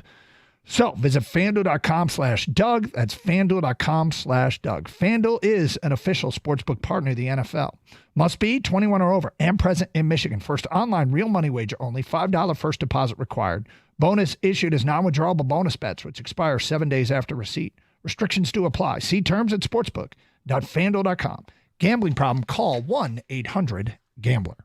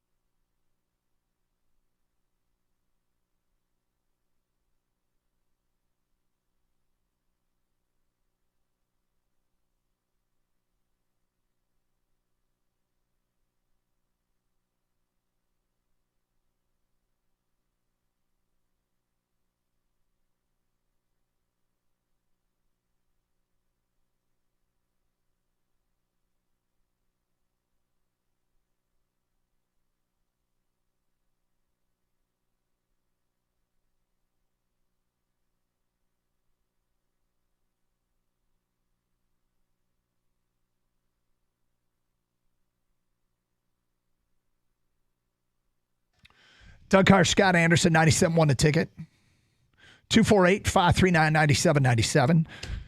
Wow, what a time to be a Detroit sports fan. And look, some feedback coming in here. And this question, I don't know. I mean, look, we're all kind of hanging on the edge of our seat and can't wait for this Tiger postseason appearance. We get the following. Are you too worried that the Tigers just dropped 2 or 3 to the White Sox going into the playoffs? Why or why not? I'm mostly not worried, and the reason I'm not worried is because A.J. Hinch made it clear yesterday that it didn't matter to them, Baltimore or Houston, and they weren't going to take up any energy trying to win that game to get a matchup. They have just come off a good series win over Baltimore. In fact, 2 series wins over Baltimore, 1 in Detroit and 1 in Baltimore. But Baltimore's getting healthier and probably will be a better team in the postseason. And if they're perfectly fine going to Houston, then, and that's what they said they were. I mean, when their pitching plan Sunday included, hey, if we have to go to a 4th pitcher, we're going to McKinstry. Translation, this game, we're going to try to win with the guys we have out there playing, but it's not that particularly important. So that's why. I mean, the White Sox are so dreadful, like historically dreadful. It's hard for me to dismiss losing to the White Sox. And, you know, you don't want the carrot to turn into a pumpkin, but the bottom line here is I think AJ sent the message that they don't care, and it's all about the business of winning this baseball game tomorrow because they don't do anything else. They just focus on the game, the one game in front of them. And he let everybody know last week that that the plan was to not overtax this team, that we're not going to use Skubal. We weren't going to unless they needed the game to get in. They weren't going to use them. Mm-hmm. They weren't going to use him, and he said specifically he didn't care about seeding. They weren't going to do things because of seeding. Now, do the Tigers have an advantage at all because they're playing against Houston, and that's where AJ Hinch managed for years? Why would that be an advantage? Just having the lay of the land and knowing just the area and trying to get everybody settled in. Like, hey, look, this isn't really foreign territory. I was here for years. We can make this comfortable. We know what it's like. I know what the clubhouse is like and all this. But maybe just on the smallest of scales, that's something that they're not going to be intimidated by this moment because, hey, we've been here. Or I've been here anyway. Let's make us all feel comfortable, get out there. And it's also a team that they have beaten. All right, they didn't get swept by Houston. They won a couple games against the Astros. But no matter who you faced, it's not going to be easy. Nothing's a cakewalk. But what they can do more than any other team in baseball is say, we're the best team in the league right now. Mm-hmm. Doesn't matter. We lost two to the White Sox. Who cares? Those are throwaway games. Literally, players are probably wasted still on Saturday when they played. Probably. Not really wasted, but hungover. I'm sure a couple of those guys were probably got after it a little bit harder than others on Friday night. So I don't care. They lost on Saturday. And Sunday's game, they kind of sleepwalk, and then they bases loaded. Carpenter hits the grand slam, and a place erupts, and it's great. And then they missed our opportunities. And yeah, they didn't put their best foot forward with having Maeda pitch, and it didn't matter. I don't care. What I care about is getting ready. Take that game on Tuesday with the best pitcher in baseball. Go out and shut them down. Do enough offensively to win. Have a 1-0 series lead going into game 2, and let's see what they do. Yeah, I'm not. Mostly I'm dismissive of it. But I mean, the bottom line here is you prefer that they never lose ever. Well, of course, yes. And this being because it's a best of 3 series, it's all hands on deck for every game. Mm-hmm. And I like the pitching staff that the Tigers have for an all hands on deck in a 3-game series. Mm-hmm. Love it. I mean, the combinations that you can go out there and bring guys out to pitch in a single inning if it's just gonna be single inning stuff. Jackson Jobe, who's so exciting. I know he's just a rookie. I know he's only got 4 innings under his belt, but somebody can throw triple digits and completely wipe a team out quickly like that. And then you can bring in Casey Mize for an inning if you want to, and he can ramp up that high fastball too. And then of course we know what we've seen from Foley and from Holton and from the rest of them. I really like what they can do in a 3-game series. In a 5-game series, best of 5 or best of 7, it's different because it's stretched out longer, and then you don't have that as much flexibility. A little bit of disappointing news in that none of the games are on TNT or TBS or whoever used to carry games. So I'm not sure we're going to get Buck Martinez. Oh, yeah. Tigers are on over-the-air television. They're on ABC. But it's not Benetti. It's not Benetti, no. But it's not Dan Dickerson. Well, we get Dan Dickerson on the radio. Yes, and certainly, I guess we get the early games, right? We're 2:30 every day.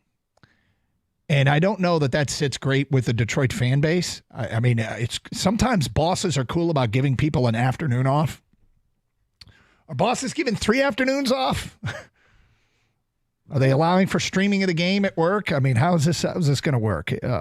Because it creates some challenges in terms of productivity with local businesses. What?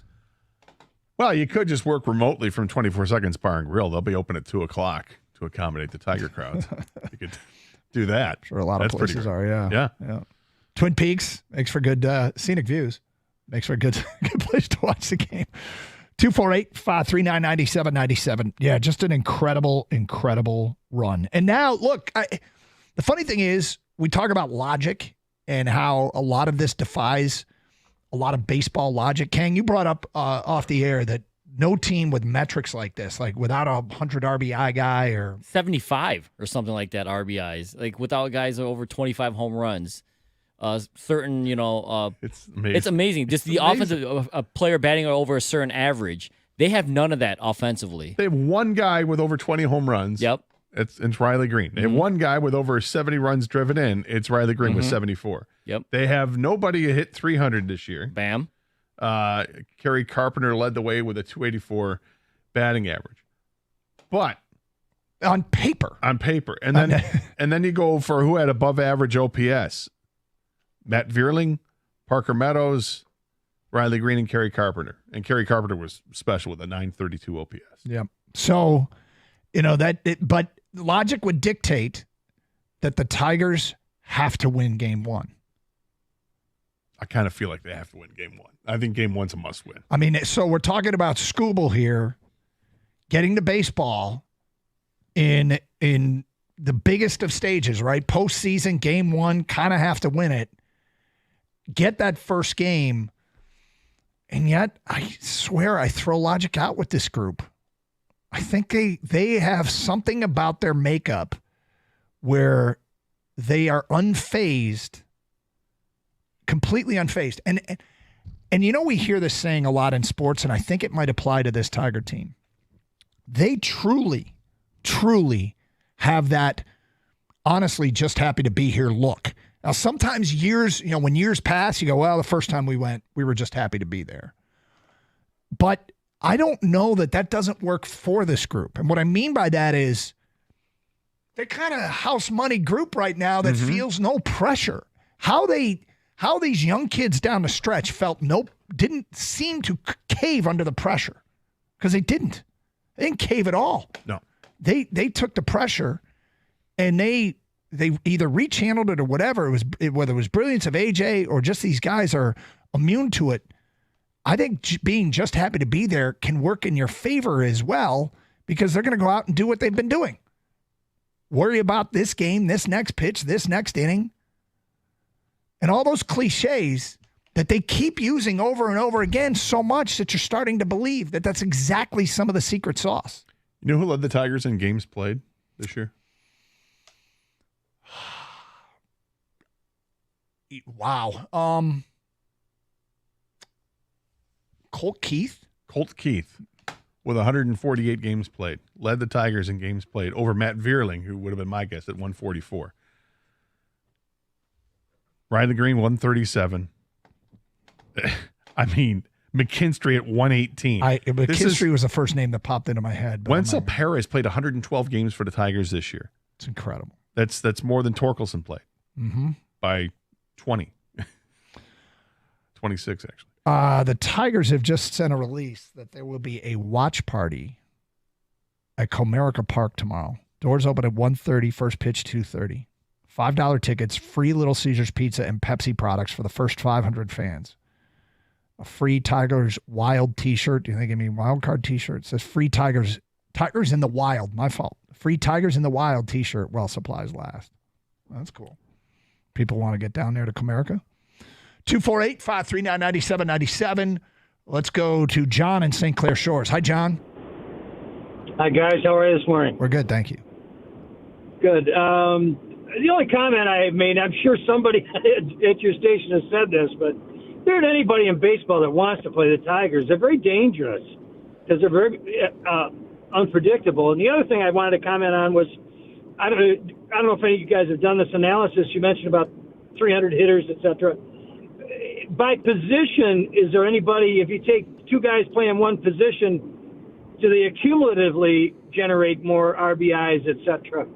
Do you understand what I'm trying to say? Yeah, like if you platoon two players, but no.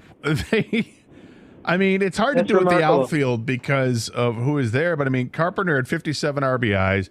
Riley Green had 74. Matt Vierling played all over the place, but played a lot in the outfield. He had 57. I mean, and then you look at Parker Meadows, he had 28. I mean, you total those up, and it's not a ton of RBIs. They didn't even start hitting until August. Yeah, that's true. Yeah, that's true. And they did. They picked a great time to get hot, and they are constantly picking the right time to come up with big hits. 248-539-9797. It's Carson Anderson, open lines, 97.1 The Ticket.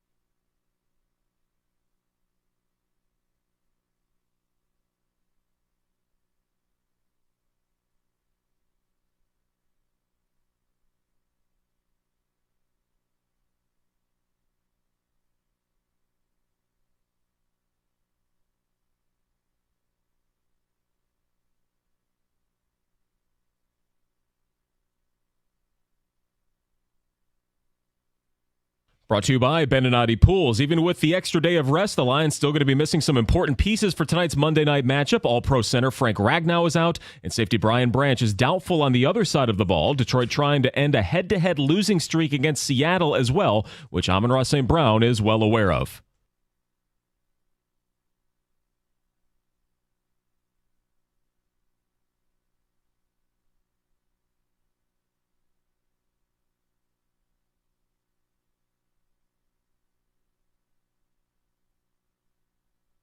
Yeah, tonight is also the debut of their brand new black uniforms with the bright blue helmets. Kickoff is set for 8:15. Official pregame here on the ticket at 5 o'clock. Calvin Johnson will also be inducted into the team's Ring of Honor during a ceremony tonight. Tigers fans can buy watch party tickets for tomorrow at Comerica Park. The 10-year playoff drought will end when they take the field in Houston, but all 3 of those games would be down in Texas, and all of them begin at 2:30. Tomorrow's party downtown Detroit, $5 to get in. Kids are free. If the Tigers were to move on, knock on wood, the first potential home game in the D would be next Wednesday in the ALDS against Cleveland for Game 3. A double dose of Wings hockey tonight. 2 games in 2 different cities with a split squad. One is going to be at Little Caesars Arena against Pittsburgh. The other going to be on the ice in Buffalo against the Sabres. Both games will have 7 o'clock drops of the puck. And sad news out of the NBA, Dikembe Mutombo died of brain cancer at the age of 58. From the Corewell Health Sports Desk, I'm Chris Villar. For more, go to 97.1 The Ticket and Odyssey.com.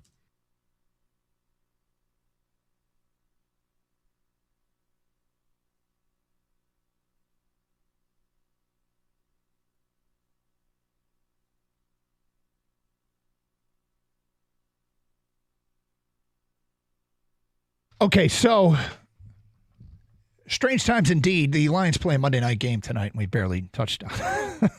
We barely touched on it. There's a game tonight? There is a game tonight, the Lions Monday Night Football, which is really, really cool. Detroit is favored by 4.5 in this one. And we'll start with the breaking news over the weekend. First for Detroit, the Brian Branch is now doubtful with an illness. And Brandon Joseph likely will get the call here at the slot cornerback spot tonight. Now, doubtful doesn't mean out. Well, doubtful is worse than questionable. Doubtful is worse than questionable, and it's certainly worse than probable. So, you know, I don't know how accurate these things are, what tags they put on it, and you know, I've always kind of wondered about the accuracy of them, but I'm not optimistic when I see doubtful. And Brian Branch is such a big playmaker on the defense.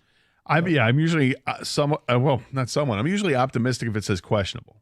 Yeah, I think those guys will play, but doubtful doesn't sound good. Yeah, and if he can't go, they're going to miss him because he's an explosive player on the defensive side. He's a playmaker, and he seems to always know where he's supposed to be. He's pretty much a sure tackler. Mm-hmm. I like Brandon Joseph a lot. I think he's a really good player, but he's not Brian Branch. So how is this going to play into tonight's strategy when you talk about the Lions secondary going against the receivers that Seattle has? And they're awfully good what Seattle has. They have combinations of size and speed and possession guys, and it's going to be a tough task. And it always has been for Lions. As much as that looks, you know, we'd hate to see that, and with Ragnow out, et cetera, Seattle's got their share of issues as like their defensive front. Boye Mafe out, Uchenna Nwosu out, Leonard Williams out, Byron Murphy out. I mean, you know, when you start mentioning, that's 4 guys that contribute on their defensive line and multiple starters. Not just 4 guys. Those are 4 guys that have played together as a unit. Yes. And that's gone. So, and the Lions without Frank Ragnow, but it's still advantage Lions. It's still advantage Lions.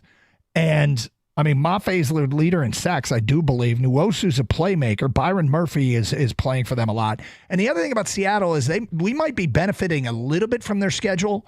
Seattle's got 4 games in 11 days. They play Monday night, Sunday night, Thursday night. And Mike McDonald, I think, might be playing the card a little bit of, okay, our schedule's kind of brutal here this stretch. We got some guys who maybe could play, like if this was a playoff game or they needed to win it. But I think he might be saying, I'm going to give him this Monday night off and try and get him ready for the Sunday-Tuesday game or Sunday-Thursday game. One of those, I believe, is, let me double check this. I think one of them is with the 49ers, so it's an in-division game, and it's that much more important. Yeah, they go at Lions, then Giants and 49ers. So this could be an example of where the schedule's helping the Lions a little bit. Look, when Detroit has the football tonight, how do they attack Seattle? Seattle's numbers suggest that they are an elite passing defense. The quarterback rating against is 67. That is the best in the league. But look who they've played. There it is. Seattle has played New England. Jacoby Brissett. Full stop. Mm-hmm. I mean, they got the kid from Washington, the rookie. Was not from Washington. Jalen Polk. Oh, I'm sorry. I thought you meant quarterback. No. They got. I think Jalen Polk is with the wide receiver. But yeah, New England doesn't have a bunch of wide receivers, nor a great passing game. They played Denver. Oh, Bo Nix. Bo Nix just won a game throwing for 60 yards. Yeah, which is a formula I'm getting very familiar with. Michigan is 7-0. The last 7 times they've thrown for less than 100 yards. Yeah. Anyway, nonetheless, yeah. So, and then last week they played Miami. You know who was at quarterback for Miami in that game? Skylar Thompson and Tim Boyle. Yeah. Oh, there you go. Oh, well, wait a minute. Tim Boyle? Yeah.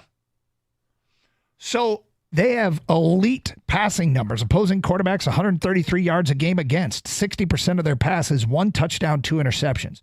Yes, Tariq Woolen and Devon Witherspoon, really, really good. Those numbers are great. Beneath the numbers, you do have to wonder if it's something that the Lions can still have some success with. That those numbers aren't truly reflective of a team that has proven that they're the best. They might be. But I don't think you can say they've proven it against this schedule so far. Right. I am excited to see the matchup of Jamison Williams versus whoever it is, Tariq Woolen or Devin Witherspoon. Either way, that could be fun. Those guys can all run. And then, of course, DJ Metcalf on the other side is as fast as they come from a receiver. Yeah. DK Metcalf, yeah. So this game has interesting matchups. I think this one is, look, Dan Campbell talked about it. He knows that they've lost 6 in a row against Seattle, and he knows that on his watch, they're 0-3 against Seattle. They need to remedy that quick. And is Seattle just are they a contending football team, or are they just simply Detroit's kryptonite? Well, Seattle's done it with a different cast of characters. Their first one in this 3-game stretch over Dan Campbell's Lions was a Russell Wilson-led team. The last 2 are Geno Smith. Geno Smith in those 2 games has completed 74% of his passes. He's thrown for 648 yards, 4 touchdowns, no picks, and averages 7 yards a carry. And Seattle in these 3 games over Detroit, Seattle has scored 136 points. 136 points in 3 games. That's about half the total that Baltimore allowed all last year. 136 points in 3 games is an astronomical amount for one team to score against Detroit. I will say, Gator, I feel much better about this Lions defense against a quarterback like Geno Smith, who it wasn't always, of course, what he did on the ground as far as running. It was his ability to elude the pass rush and keep a play alive. But if you look at what the Lions defense did against Baker Mayfield, even though they lost the game, it wasn't because Baker went off, and Baker is going off. Let's be clear about that. Baker is going off right now. And it wasn't because, and Kyler Murray, they minimized the damage that Kyler Murray can do. I did it all in the first drive. That was it. Yep. So I feel like this defense is more prepared for a Geno Smith-led attack. But just like everything else, there's an element of believe it when I see it. My instincts tell me here that the Lions roll tonight. I think the Lions are going to roll tonight. I think this is a good match. I think they're getting Seattle at the right time.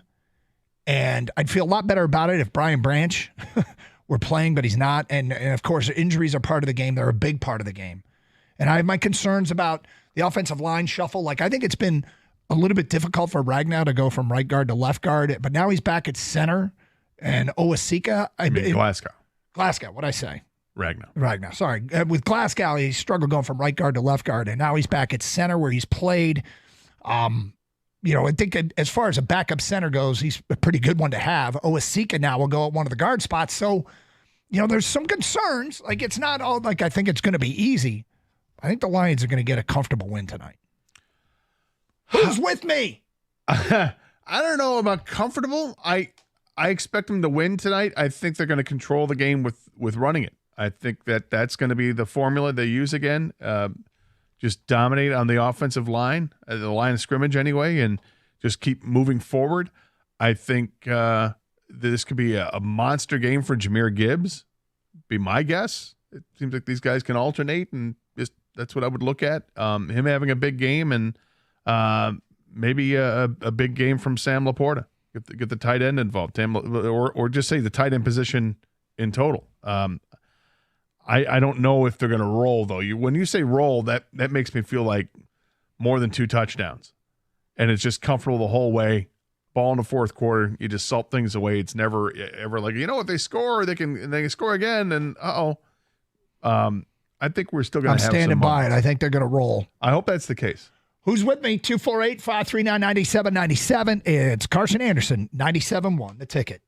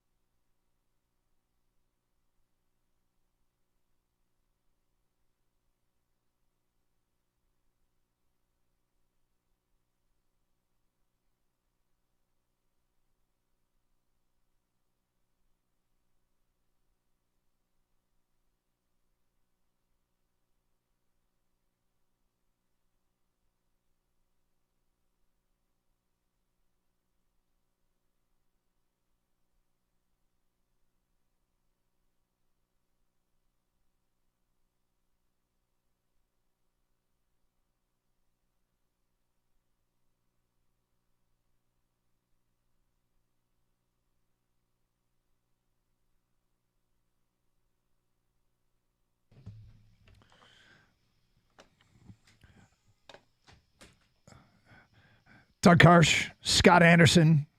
Feedback coming in. Champ, Ferris State football, 84-7 win. Chump, Michigan State's turnover problems.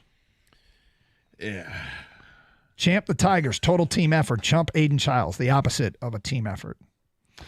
See, Aiden Childs continues to do it, man. There's that more than glimmers of hope, and then he just pulls it right out. He had a throw to Marsh all the way across the field, down the like one of those throws. You're like, no, that's a hell of a throw. And then the interception, you're like, what are you looking at? I don't know what he was doing. It's I mean, we're looking at quarterbacks that were in Ann Arbor and in East Lansing that you're hoping are going to develop and just keep developing and developing and developing. Yeah, they got a long way to go. I mean, I get it. Look, you're playing Ohio State, one of the best teams in the country, and Michigan State was deficient in a lot of areas, and they're already banged up. You know, a few games in the season, they're already banged up with guys that are gone for the year. Guys in the offensive line, guys in the secondary, and it's tough when you have a secondary that's taking on the best wide receivers in college football. That's not going to be good. And then when you have an offensive line that's kind of makeshift, and you're trying to go against a pretty good defensive line and a good defense overall, that's not very good. And they needed everything to go their way. They couldn't afford to turn the ball over. They did. They couldn't afford to make any dumb mistakes. They only made a couple, but they did. And then when the official doesn't see the face mask when he's looking right at it, and there's a turnover on the play early in the game, it's massive. Not that I ever thought Michigan State was going to win, but to keep it competitive, and it would have kept it competitive. And we could have seen a game at halftime that may have been a 17-17 game. We could have seen that, but it didn't work out that way, clearly. And then, is Jeremiah Smith any good? Yeah. Wow. A couple of one-hand grabs, or Ibuka had one, and then Smith had it on the touchdown right before halftime. It's an elite. Insane play, and he's great. Champ, A.J. Hinch, he found a way to get the most out of a bunch of kids at exactly the right time in exactly the right situations to go on a run likely to never be seen again. Other than that, he's okay. Chump, political ads. All of them. Our food must have labels telling us what's in it. Why are political ads allowed to say anything they want as if it's a fact? Well, there you go. Kind of concur with that. 248-539-9797. Champ and Chump every Monday. Let's get back to your phone calls. Dylan in Southgate, you're on 97.1. Hi, Dylan. Hey, how's it going, guys? What's up? All right, Dylan. So, quick Champ and Chump. Champ Tigers, Chump the White Sox for becoming the worst team in baseball history. But I was calling more to talk about this Lions game tonight. So you guys mentioned the 0-3 record the last few years. One difference tonight. Oh, your phone's breaking up on us, Dylan. Are you there? Dylan? I'll put him on hold and see if he gets through it. Feedback coming in. I'm thinking logically, given the way they got in, they'll get smoked in game one. School gets rocked, and everyone will think it's over. Then in game 3, Dingler homers to win the series. That's this year's logic. Well, both teams are putting the best pitcher forward, and both of those pitchers have struggled against the team they're playing. Yep. So I still think that it's Tigers' advantage with Scooble on the hill. Looking at the run game at the line, Seattle is 23rd in rushing yards. The line just needs to do what it does. Without Branch, the passing yards scare me, which means we will need to pull back on the line and focus on defensive backs coverage. Hutch is going to have to be a dominant force and scare the heck out of Geno Smith. Keep his passes distracted. We will dominate the line. That's from AJ and Lansing. Well, the one thing that Geno Smith does, it gets the ball out quickly. So we faced quarterbacks like that. The Lions have faced quarterbacks like that before. They get it out quickly. They know what Stafford was doing that all game long in the first game, and they were able to handle that. It may come at the price of you're not getting a pass rush. But if you're able to force the ball out quicker, then your defensive backs don't have to cover for as long, and maybe those receivers don't stay open. I think this is a big game for the linebackers, kind of drop back and cut off the intermediate stuff. Dylan, you there? You in a better cell? Yeah, can you guys hear me now? Yeah, Go ahead. Yeah, so the thing that kind of scares me a little bit about this game tonight is Seattle's new head coach, the former coordinator for the Ravens. Last year when we played this guy's defense, and I know it's a different team, but didn't we only score like 6 points, and he just made the Lions look like... The Lions were horrible in that game. Absolutely horrible, but that was the Ravens. Yeah, but I don't know. This guy, he's got a lot of good pieces, and I think they're going to be a really good team, and they have a good shot to win their division, especially with the slow start the 49ers got off to. I think it's a legitimate concern. I think the Lions are ready for Geno Smith, and I think the biggest problem the Lions have had against Seattle has been stopping their quarterbacks, whether it was Russell Wilson prior to Geno Smith. Geno Smith the last 2 years. I feel like this defense is in a better place to stop quarterbacks like him. And if you can do that, it's a total game changer. I actually think the advantage is with the Lions, though. In terms of coaching, though. Yeah. Because Pete Carroll was great, right? I mean, I like Pete Carroll, but Pete Carroll was a great coach. So McDonald's still kind of unproven here. Dan Campbell has proven that he's a really good coach, too, and gets his team ready. I think this is the year that they snap the streak. Dylan, yeah, I think so, too. Dylan, thank you for the phone call. Kang, I think the Lions are going to win tonight, and I think they're going to win comfortably. Are you with me?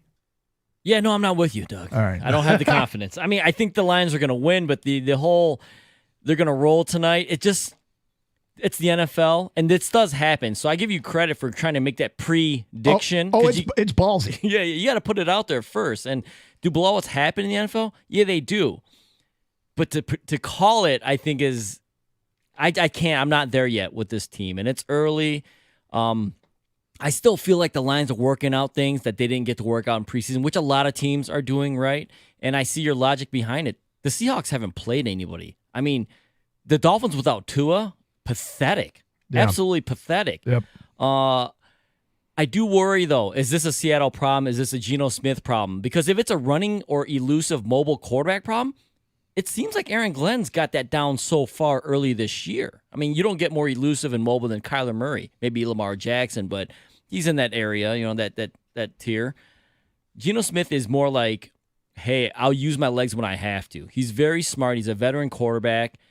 And I think the Lions win, but I can't get on that same boat as you, Doug. I just don't see. I can't say they're just going to wake up and, get some breakfast, get some lunch, get a nap, and roll this tonight. I don't see it. 248-539-9797. Let's go to Eli in Memphis. You're next. What's up, Eli?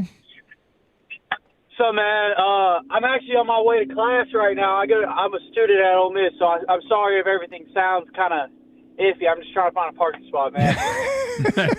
Well, good luck with that. On-campus parking tickets are a bitch. Anyway, just ask Gator. It's true. Yeah, anyway, huge fan of y'all show. First-time caller. My champ's going to be A.J. Hinch and the Detroit Tigers. I've been watching the Tigers, man, for 15 years, and I remember the Verlander days, the Scherzer days, and, I mean, this is just electric, bro. After 10 years of being almost pathetic, having finally a good a baseball team again, I'm so excited. I already have plans. I'm not going to class tomorrow. I am watching the Tigers play the Astros. There you go. Yeah, and then my chomp, it's got to be Michigan's DC. Wink, he can't make any defensive adjustments. I'm at the Ole Miss Kentucky game watching Michigan, and I'm just like, why do we send everyone? It's like he just picks plays off of Madden and just engages 8.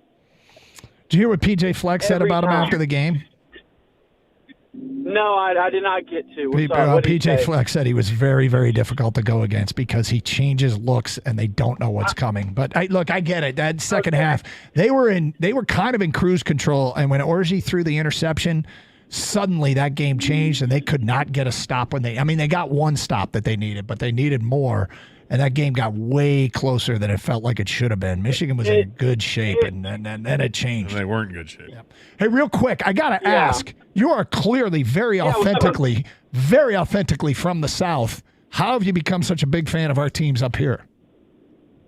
My parents are both from Frankenmuth, Michigan. Okay. I don't know if you know where that is. It's over home of Greta Van Vliet.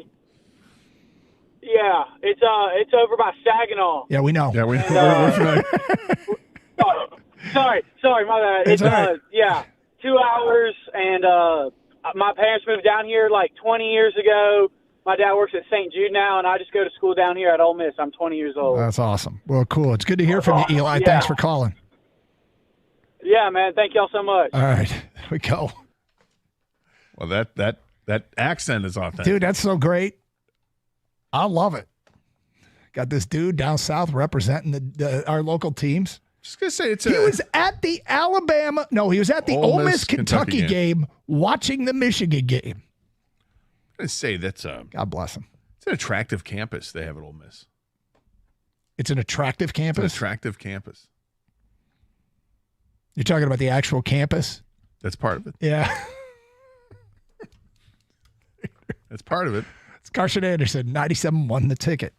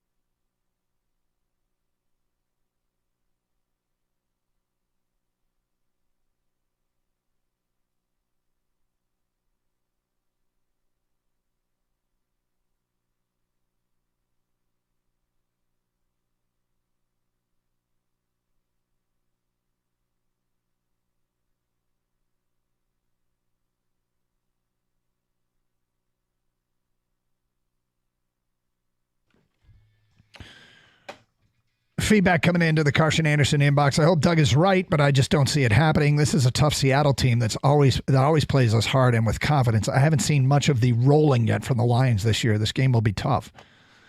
Well, look, I mean, of course it'll be tough. Football games are tough. It's the NFL. I like this matchup. I think they're getting Seattle at the right time. As much as I'm concerned about Detroit's injuries, if I were in Seattle's camp, I'd be way more concerned about 4 guys off my defensive front that are out of this game. Productive guys, too. And I think there's a little bit, there's a weird vibe in Seattle. Like, I was reading and listening to some stuff out of Seattle. They're 3-0, and they feel disrespected. They feel disrespected. They are cultivating a fine chip on their shoulder because they think that that everybody is marveling over, oh, look at the Vikings, undefeated Vikings. And they're like, what about marveling over us? Nobody was picking us in the NFC West. And so I kind of get it. I get what they're doing. And I would probably, I don't give a crap about any of that. but if you're trying to cultivate a chip on your shoulder, I could see how Seattle could do it. Oh, they can do it. I mean, people are still expecting that San Francisco, they'll be fine. San Francisco's better, and even though they're 2-2. And people were talking about Arizona after the first couple weeks, right? Yeah. Look what Arizona's doing. Kyler Murray, he's going to lead this team, and nobody's talking about Seattle at 3-0. That's fine. Yep. They can be that way. Yep.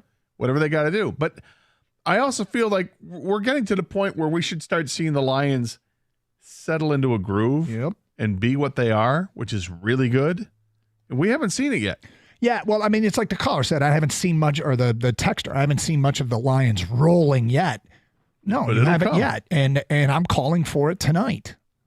I think some of the seeds of that was sown in the Arizona game in the first half. And obviously they didn't play the full 60 minutes offensively. They weren't productive all the way through. But look, you kind of get a sense for some things. Look at the matchup. I think these injuries are really going to be tough for Seattle. And I don't know that they're conceding anything, but I think they see 3 games in 11 days and are sitting some guys down in this one going, all right, well, the reality is one of these games is a division game. We come home for the other one. So I kind of wonder if they're saving guys for later a little bit. But unnamed texter, any Tarek Skubal chance at the Lions game tonight? I'm for it. I like the non-brand specific chants at games. The cross-pollination? Yes. When you hear Jared Goff chants at Red Wing games, I love it. Jared Goff chants at Tiger games, yep, I'm all there for it. If we are, let's go Tigers. I wouldn't even mind a let's go Tigers. I love the cross-pollination. No, I think, it'll happen. Have you guys seen or heard about how people are getting tired of the Jared Goff chants, though, at Tigers games? Yeah, I'm not. Okay? Just for the record, I'm not. I think it's great. But why are they sick of it? I haven't gone. Well, there's a couple reasons why. One, it is a little older now. That was kind of going on in the moment last year, so I get that. And I'm not defending it. I'm just telling you where they're coming from. And secondly is people think that you are kind of taken away from the Tigers and what they are doing. And this is not a Jared Goff thing. This is not a Lions thing. This is a Detroit Tigers, get behind these Tigers thing. And so to chant another player from another sport's name, they feel like, hey, dude, that's enough of that. I can totally say, like, at this point, Tigers are the best team in baseball. Let's wear it. And I get chant that. like Parker Meadows or whoever, exactly. Cole Keith, right? Which I think we could start to see. And I think to Doug's point, I think we might see that at the Tigers at the Lions game tonight. The other part is this: Jared Goff hasn't exactly played kind of like the guy that you want to chant the name for just yet this year. I think he will. Big game tonight. It is a big game tonight. No, Doug's predicting I'm saying he will have a big game tonight. Yep. Doug thinks he's going to have a big game tonight. Yep. Yeah. I think it's the man in the running that gets it done. I think Goff will be fine. I don't think Goff will have any issues, but it's a Lions running attack that can run for over 150 yards in this game. But as far as I think if they start chanting Tarek Skubal like the text says, I think it's different because it's like right now in the moment, and that's getting behind the Tigers, right now. But I think I understand the other way around though. I think Tiger fans are sick of the Jared Goff chants. Yeah, well, listen, it was fine, it was fun, it was appropriate. If the Tigers were 5 games below 500 and 10 games out of the playoffs, and you start hearing the Jared Goff chants, it's great. When the Tigers find themselves in the playoffs and you're still hearing it, then I could see Tiger fans go, all right, hey, Well, that's enough. in the midst of making Comerica Park an absolute zoo all weekend long, and specifically Friday night, fans chanting Jared Goff did not take away from the great night, in my opinion. But I guess to each their own. From an unnamed texter, my champ, AJ Hinch. My chump is MLB. We wait 10 years and we get a game time at 2:30. 2:32. Yeah, I mean, look, it's. I can't believe I'm saying this, but you know what? It's rich people problems. Our team is in the playoffs. Our team is in the playoffs, and so we have to deal with odd start times. And I mean, I get it. It's a little frustrating, but it's a playoff game. Our team is playing a playoff game. I guess I still see that as on the marquee. The start time. I mean, it's easier for me to say it. Our show's done at 2. Yeah. But I know for me, it's a little nostalgic though, being a kid and watching the afternoon games, the ALCS. That was kind of fun. They actually did. There were only 4 teams in the playoffs total. And we'd still have and you afternoon catch games, Kansas City taking on the Yankees. You know, George Brett against Ron Guidry. It was like amazing. I remember watching a Dodger-Montreal game. It was like a noon start from Montreal in the NLCS. Oh, like the Fernando year? Yeah, I think Rick Monday hit a big home run for the Dodgers, but I was like getting home from school as they were getting into the later innings. Jason in Chicago says the gritty Tigs for pulling off the impossible. The champ. Chump is the NFL for having 2 Monday Night Football games. Tigs? This thing is Tigs. They've been using, I've heard them say the term Tigs, the gritty Tigs. And I don't particularly love it, but I've heard them reference themselves as that in a clubhouse after games. Next is an unnamed texter. Champ is AJ Hinch for pulling this season together. I won't tell you my chump is, but Michigan State just threw another interception. Oh, boy. Yeah. 248-539-9797. Phone calls, feedback. Get your champ and chump votes in. It's Carson Anderson. Tigers, yep, they got a playoff game tomorrow afternoon. Of course, you'll hear it here on 97.1. There might be some special programming tomorrow, just a heads up. Still tying up some loose ends on that. But we should have some special programming leading into the game. And, of course, we got Monday Night Football, the Monday night coverage coming up tonight, of course, as it is a Lions game day. I think the Lions win this game relatively comfortably. Whatever terminology you want, I am confident in them winning this game tonight. But what does that mean? It means I think they're going to get out to a lead, and Seattle won't get within 2 scores. Okay, so you're talking double digits. Yeah. 10 or more. Yeah, I mean, 24-14, 28-13, something like that. I mean, this has the makings to me of the kind of game where I think the Lions answer the bell. When you take away 4 players off Seattle's defensive front, that gives Jared Goff a higher percentage chance of having a clean pocket. Without question. However, can't think about this team in the game against Tampa. When Tampa played without their secondary. That's how I felt, and then Gator. their defensive line was decimated, and they won the game. Mm-hmm. Lions didn't play well. Why is this different? Lions didn't play well in that game. I think they're going to play well tonight. Okay. I get your reasoning totally, Doug. I thought, Gator, what you just brought up is exactly why I thought the Lions were going to roll the Bucs. I'm like, right. Dude, there's nobody in the secondary. Like, this is going to be. You recall correctly, I was not on they're going to roll the Bucs campaign. I know. And then, who is that? Vita Vea is out. Okay. Fair enough. Let's go. So I'm saying I already used mine. I think I already used my card. Like, I thought they were going to roll. That's it. I'm playing my card yes, tonight. You can play your card now. It's Carson Anderson, 97.1 The Ticket. Hey, if you got a leaky foundation that's putting your home at risk, it's time to call Brickworks Property Restoration. They'll assess your foundation, pinpoint the source of the problem, and give you a custom solution to keep your home dry and safe. I get it. Unexpected repairs can be a hassle. Brickworks makes it easier with 0% financing for 12 months or low monthly payments to fit just about any budget. They are locally owned and operated. Don't wait. Visit brickworksmi.com for a free quote. That's brickworksmi.com. Your experts in foundation repair, brick restoration, tuck pointing, chimney services, and more, because nobody works like Brickworks.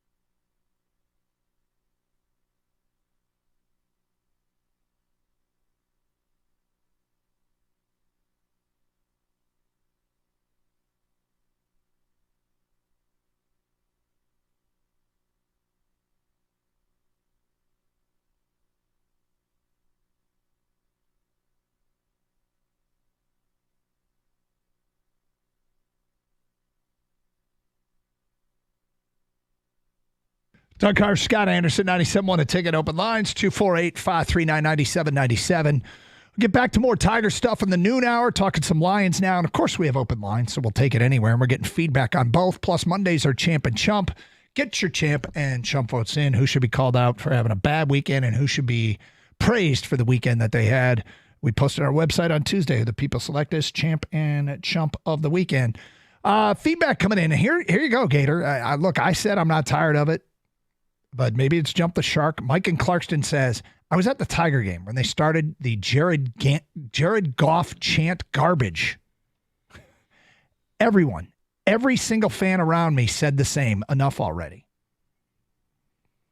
Why, I don't get the issue. Like the hostility? We got good teams. I hope there's a Tarek Skubal chant at tonight Lions game. Or Let's go Tigers. Let's go Tigers chant would be great. I mean, the cross-pollination's kind of fun. Yeah. It doesn't happen while the game's being played. Like maybe, during a commercial break, you fire it up. That's fun. Mm-hmm. There's room for everyone to be happy. There is. There's room. Nobody has to be. Lions fans don't have to be pissed. Tiger fans don't have to be pissed. We're all Detroit sports fans. Yeah. But look, to each their own.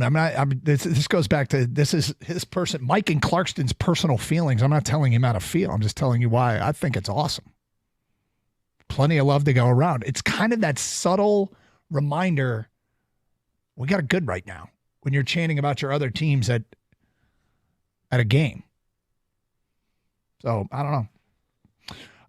From Katie and Troy, been trolling Seahawks Reddit all morning, and the fans are nervous about the game. They know the Seahawks haven't beaten much yet. That's Katie and Troy. Jacob at work, I agree with Doug. I think the Lions will win this game comfortably, 24-13. Lions lead the whole game, play good defense, and Gibbs, Laporta, and Saint have big games for them. Jacob at work. Unnamed texter. My champ is A.J. Hinch. What he's done with this group is a testament to his coaching abilities. My chump is Javi Baez. Get him out of here. Embargo. We have an embargo on Baez calls until after the season. It's not particularly productive. And that does take away from, in my opinion, what's going on. Correct. It's also part of the confluence of events. It is part of the confluence of events, that's for sure. So, anyway. You know what's interesting? So we've chumped two things. One is we've got chump votes for the 2:30 start time, and we got chump votes for the Jared Goff 2:32. Sorry. It's just so weird to see that time. 2:32. Okay, thank you. Well, doesn't every Super Bowl kick off at like 6:08? I know it's weird, but the difference is that's one game. Like these are three games that are up on the schedule, and you see on Tuesday, Wednesday, and Thursday 2:32. Great. Yeah.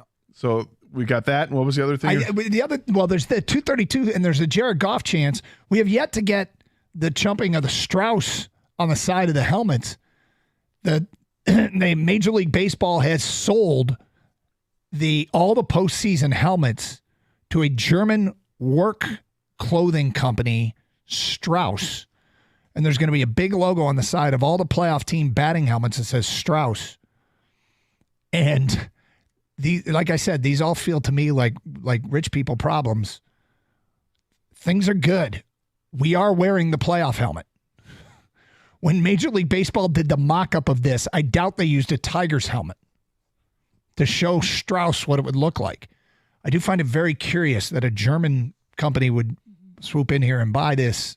I've heard of Levi Strauss, but they're not affiliated, I guess. No, not directly. No, there is some sort of. I mean, it would be like Toblerone coming in there, here. Toblerone coming in and buying the side of the helmet. Working with Hershey. Let's get it done. You're right. It is kind of strange, and yet here we are. Mm-hmm. You think now that Major League Baseball, you think they're going to promote the Tigers at all that they're in the playoffs? Because they sure were reluctant to before when end of the season. Are the Yankees still races. in it? Yeah. No, they won't. They won't. They won't promote the Tigers. Nor do I care. Best team in baseball. I mean, the Tigers are a long shot. I think they're 25-1 to win the World Series. Do I care? Nope. Not at all. In fact, that's an interesting little bet there, huh? 25-1. I guess I want to see what they are to win the American League. League winners. Detroit is plus 1,100 to win the American League. the worst amongst the 6 playoff teams. So 11-1, huh? Mm-hmm. Is that worth your $1 or $5? Well, I like to say if there were $11 laying on the ground, would I bend over and pick it up? And the answer is yes. So is it worth my $1? Sure. Now, if I see 4 quarters on the ground, I might walk past it. Probably not, but I might. Interesting how I use quarters. It is interesting with quarters. Example, but all right. I'm a Tigers first kind of guy, so the Jared Goff chants were of some annoyance to me. I'd rather they were chanting Tarek Skubal, and to be honest, Doug's tone while brushing this off is exactly why it bothers me. It comes off like someone who thinks of a team as secondary in the city. That's from Zach in Ann Arbor. No, I think I want it to be inverted tonight. I want them chanting Skubal's name and let's go Tigers at the Lions game. I think it's a subtle flex of how awesome it is to be a Detroit fan right now. Let's go Red Wings. Yeah. They're playing tonight. Yeah. I don't know. Zach, I'm doing a poor job of articulating why I like it, or you've just misinterpreted me. I think the Goff chants are fun during the Rams game, but I think this whole Jared Goff chant was supposed to be rooting for the underdog guy. He's no longer an underdog. He's paid as a top dog. Fans need to demand excellence from him now. Fans need to demand excellence from him now. So don't chant his name? That doesn't make any sense. I'm really struggling with this being a thing. I'm surprised. Tiger fans, stop whining about the 2:30 start time for the Tigers. Nobody has issues with noon starts for March Madness games. That's for Robin Novi. I mean, I think some people do, and it's also 3 straight days where you're supposed to be at work. 3 straight if it goes 3. I mean, I don't think there's a ton of whining about it. It is what it is, and we accept it like we would with the tournament. I think the tournament's a good comparison. We're used to that. Yep. Okay. Yep. Happens. JD and Ipsy says, champ the Tigers, chump MLB for ads on helmets during the playoffs. There you go. Yeah, you finally got it, Doug. You were trolling and trolling and trolling, and finally somebody bit. Yep. Again, these are, never thought it would apply to us, but I'm glad. Dave in Royal Oak says, must be nice to have a job where you can watch the Tiger games. Most don't. Yeah, look, I mean, people are going to have to make accommodations for it. Does anybody try to pull off the bubble? Oh, good God. I mean, you can't do that for a playoff game. No, not for a playoff game. I will tell you, I think if it were me, oh boy, look, I like a good bubble caper. We know you do. This would be an epic. But you don't seek out the bubble. I mean, if it had, no, I don't seek it out. But if my options are not watching or trying to stay in the bubble and watch it DVR'd later, I'll go for option B there. I feel like for this opportunity to happen for you, it's obviously one of your kids would have to have a game or something, right? Mm-hmm. I think one of your kids would even say, I'll bail on the game to watch the playoff game. One of my kids would skip one of their games? To watch the playoff game? You don't think so? No. Just some regular rando game and this Well, first early? of all, no. Maybe when they were little, but no. I can't imagine any of them doing that. So if you're at a game where your kid's playing because they're not bailing on it, right? Yep. And there's a Tigers playoff game going on. Yep. Would you actively try to seek into a bubble? Like, hey, because people are going to talk about it. Yeah, Clearly. I would. They're like, hey, we got first and second right now. It's bottom of third. Look, I'm always isolated at games. I'm usually way down a third base line or a first base line or one of the end zones at a soccer game. So, oh, Doug. Yeah. What? It's Doug. I mean, that's Doug. That's you. That's you. That's Doug Well, doing Doug. sometimes it's because I'm videotaping everything. I'm putting together a team video. And the rest of the time? I'm just down at the end. Just chilling by myself. Is there a reason? I don't, I mean, watching your kids play when they're playing, high school sports and all that, I just prefer to be by myself and keep my thoughts to myself and keep others' thoughts to themselves. Keep people's thoughts to themselves. There it is. You hate people. I understand. I didn't say that. No, you don't I have did to. not say I that. got you. I'm picking up what you're putting down. But yeah, I kind of go off to the side. I remember when the kids were young, there was a dad that did that. And I said, why do you always sit down here by yourself? He goes, I just like digesting everything by myself. I'm like, huh. Years later, I'm like, yeah, I get it. You people are all crazy. Maybe it was a bubble guy like you, Doug. Yeah, I mean, in this day and age, you can stream everything pretty much on your phone. So there's that option as well. And I don't know if what accommodations people are going to, is your work going to let you stream on the desktop while you're sitting there answering calls? Yep. When you're talking to HR, you're going to be able to watch this game. On a Zoom. 248-539-9797. Let's get back to the Tigers. This matchup with Houston. That is next. 97.1 The Ticket.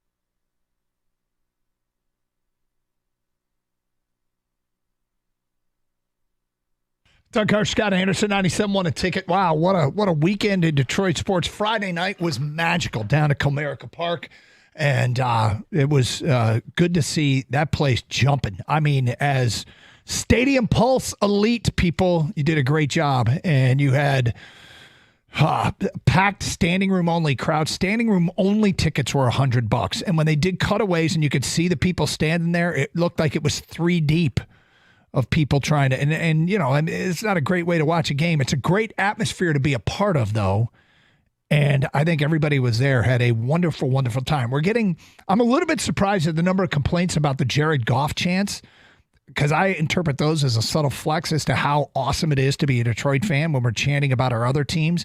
I would love to hear a Let's Go Tigers chant tonight at the Lions game, but it feels like people are irritated. We're getting a degree of people that are irritated. Now, if it's, I'm not quite sure why, but I told you that's the reason I love it. Others see it as a sign of disrespect for what the Tigers are doing. We like to ask our athletes, hey, you're paying attention to what's going on with the other teams? And usually they say, yeah, it's great. Like when the Red Wings, last week, a bunch of Red Wings were up in a suite and they had a cutaway shot, and that was really cool. I saw some pictures on social media. They were supporting the Tigers. I think that cross-pollination stuff is really cool, but it feels like in some people's eyes it's ran its course and they want it over. Yeah, I guess. But look, this is a fun time. Let's just have fun with it, period. Right? Yep. The Tigers are in the playoffs. We got a Monday Night Football game. We know what the Monday Night Football atmosphere is like. It's crazy good when the Lions have a bad team. Lions have a good team. Lions have a team that we're expecting to compete for a Super Bowl. They're taking on a team that's undefeated. I imagine the atmosphere tonight will be loud. Yes. Now, we'll get back to the Lions coming up. Meanwhile, Tigers take it on Houston. We have been asked about whether or not we are concerned that the White Sox took the last 2 games of the regular season. And our answer is it's mostly no. I mean, the White Sox are so dreadful, it's always concerning. But if you were there Friday night and you saw Friday night, it should be no surprise that they got shut out Saturday. And when they went to Sunday, and basically A.J. Hinch said, we're throwing these 3 guys, and if we need a 4th pitcher, it's going to be McKinstry, that tells you how little they cared about who they were playing. I mean, I suppose the only way this comes back to haunt them is if they get to the ALCS and they would have had home field advantage in the ALCS because wild card 3 advances on the other side of the bracket, and then the Tigers would have been wild card 2 potentially, and they get the extra home game in the ALCS. But A.J. Hinch doesn't seem to give a crap. No. And all he cares about is getting his team ready for the playoffs. And as soon as they clinched it on Friday night, everything else is off. Hey, doesn't matter. We don't care who we play. Hopefully we can do enough to beat the White Sox in one of the next 2 games or the next 2 games. They didn't. Mm-hmm. They didn't have enough. Mm-hmm. They walked through it on Saturday, avoided being shut out, fortunately, but it just not a very good effort, listless effort, and I don't think anybody cared. I mean, over 40,000 people at the ballpark, they didn't care. And then the game happens yesterday, and Maeda struggles, as he has most of the season. Looks like they're out of it. Then Kerry Carpenter hits a grand slam and puts the Tigers within 1. It's 5-4, and everybody's nuts again.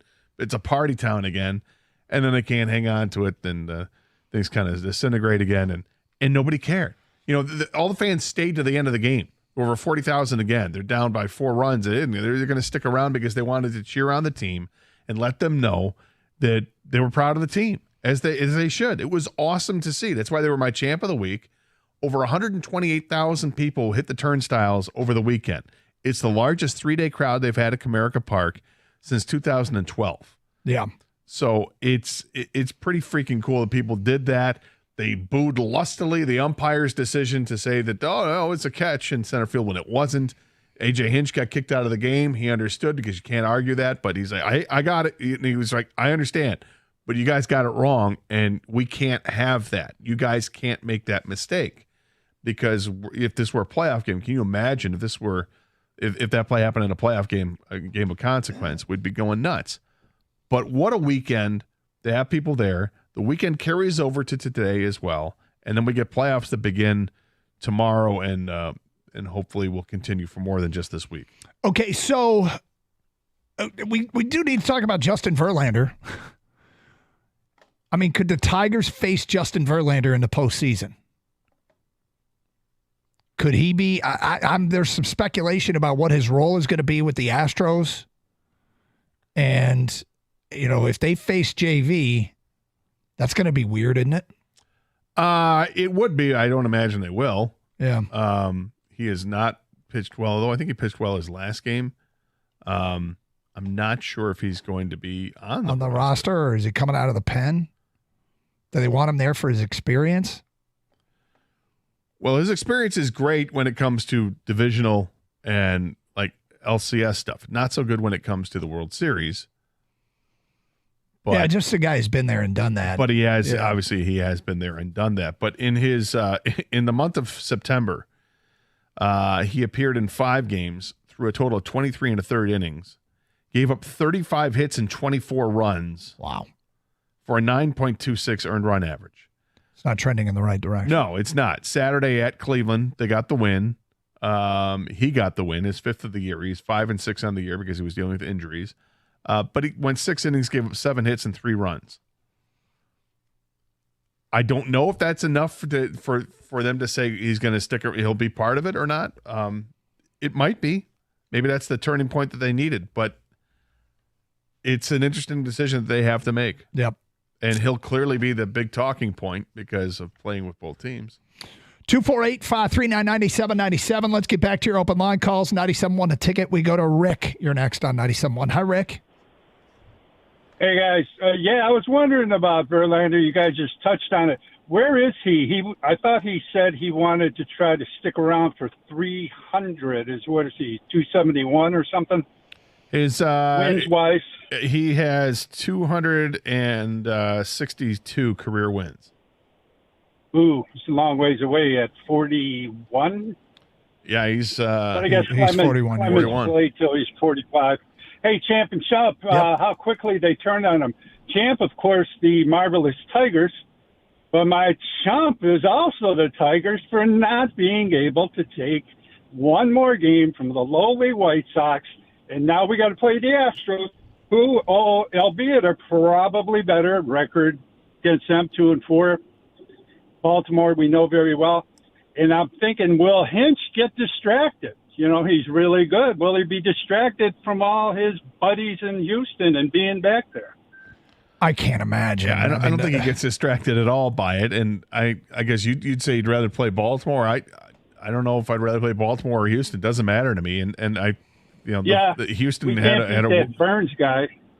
Well, I mean, I don't know if Valdez is anything great to want to play against either. Here's the thing. Both teams present issues for sure. And Houston ended up with 88 wins on the year. Baltimore had 91. Hinch has been back to Houston so many times. I think this is, he's going to get asked about it, of course. All right. But it's not like that field has been plowed. Oh, yeah. There you go. I think the people that would want the Tigers to have played against Baltimore are relying on, because the Tigers took 4 out of 6 recently against Baltimore. We haven't played Houston in a while, but because they did it recently against Baltimore, okay, we're familiar with that, and there's a reason, there's some logic to that, the familiarity with it. I don't mind playing at Houston. You're on the road either way. I can't help but wonder if the Tigers wanted Houston. Is it possible they wanted Houston? It's possible. It's a controlled environment, which may benefit playing this late in the season. Are the Tigers a good cold weather team? Not really. Not really. So I'm okay with this. Yeah, I mean, look, you would never say it publicly, right? You'd never come out and say, "Yeah, we wanted these guys." You don't need to do that. No, you don't need to fuel the chip on the shoulder of another team. No. Skubal hasn't been great against Houston, so that might not be. 1-1 with a 4.26 ERA, 12 2/3, 13 hits, 6 earned runs, 3 walks, 9 strikeouts. In fact, Houston's batting average against, only one team has a better batting average against Tarek Skubal. And that is, of all teams, Oakland.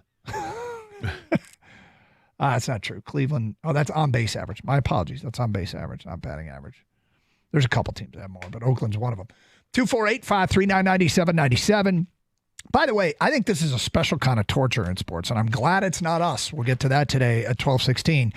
Hey, Doug here. I want to tell you about my friends at Michigan Auto Law, especially with the winter season right around the corner. Our roads are going to get tougher, and I'm hoping that you never need, but if you do need a lawyer, if you've been in an accident, someone who's got your back, and that's where my friend Steve and his team at Michigan Auto Law come in. If someone in my family needs help, that's where I'm sending them to. They specialize only in auto and truck accidents. You wouldn't go to a doctor who specializes in all sorts of medicine, right? You go to a specialist. Why would you do that with your lawyer? Specialization matters. They care more, so you win more. Michigan Auto Law, auto accident attorneys. Visit autolaw.com. That's autolaw.com.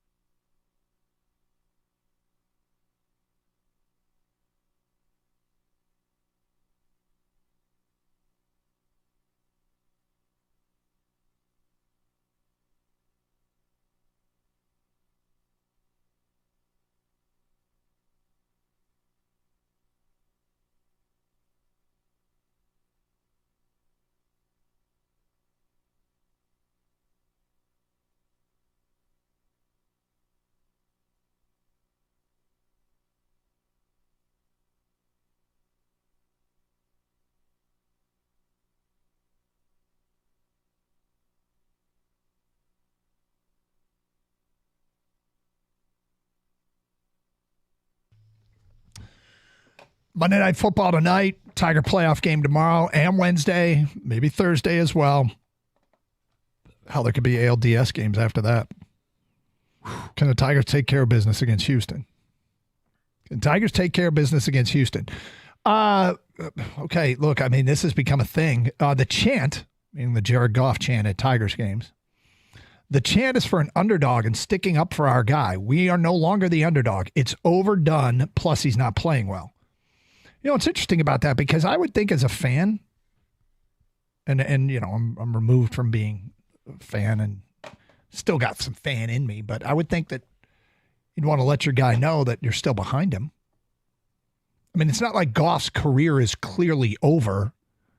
It's not as great a start as the way he played last year, but that's kind of indicative of a lot of things that are going on. I think that tonight's a get-right game for the Lions, personally. I've said it before. I think they're going to roll, but wouldn't you want to send the message you still got our guys back? I don't know. Maybe I'm wrong. I loved hearing the Jared Goff chants at the Tigers game Friday night. That's from an unnamed texter. Next text. For me, the Jared Goff chant was just for the Rams game to stick it to Stafford, to show our support for our QB. But now I'm so over it, I just wish it would stop, please.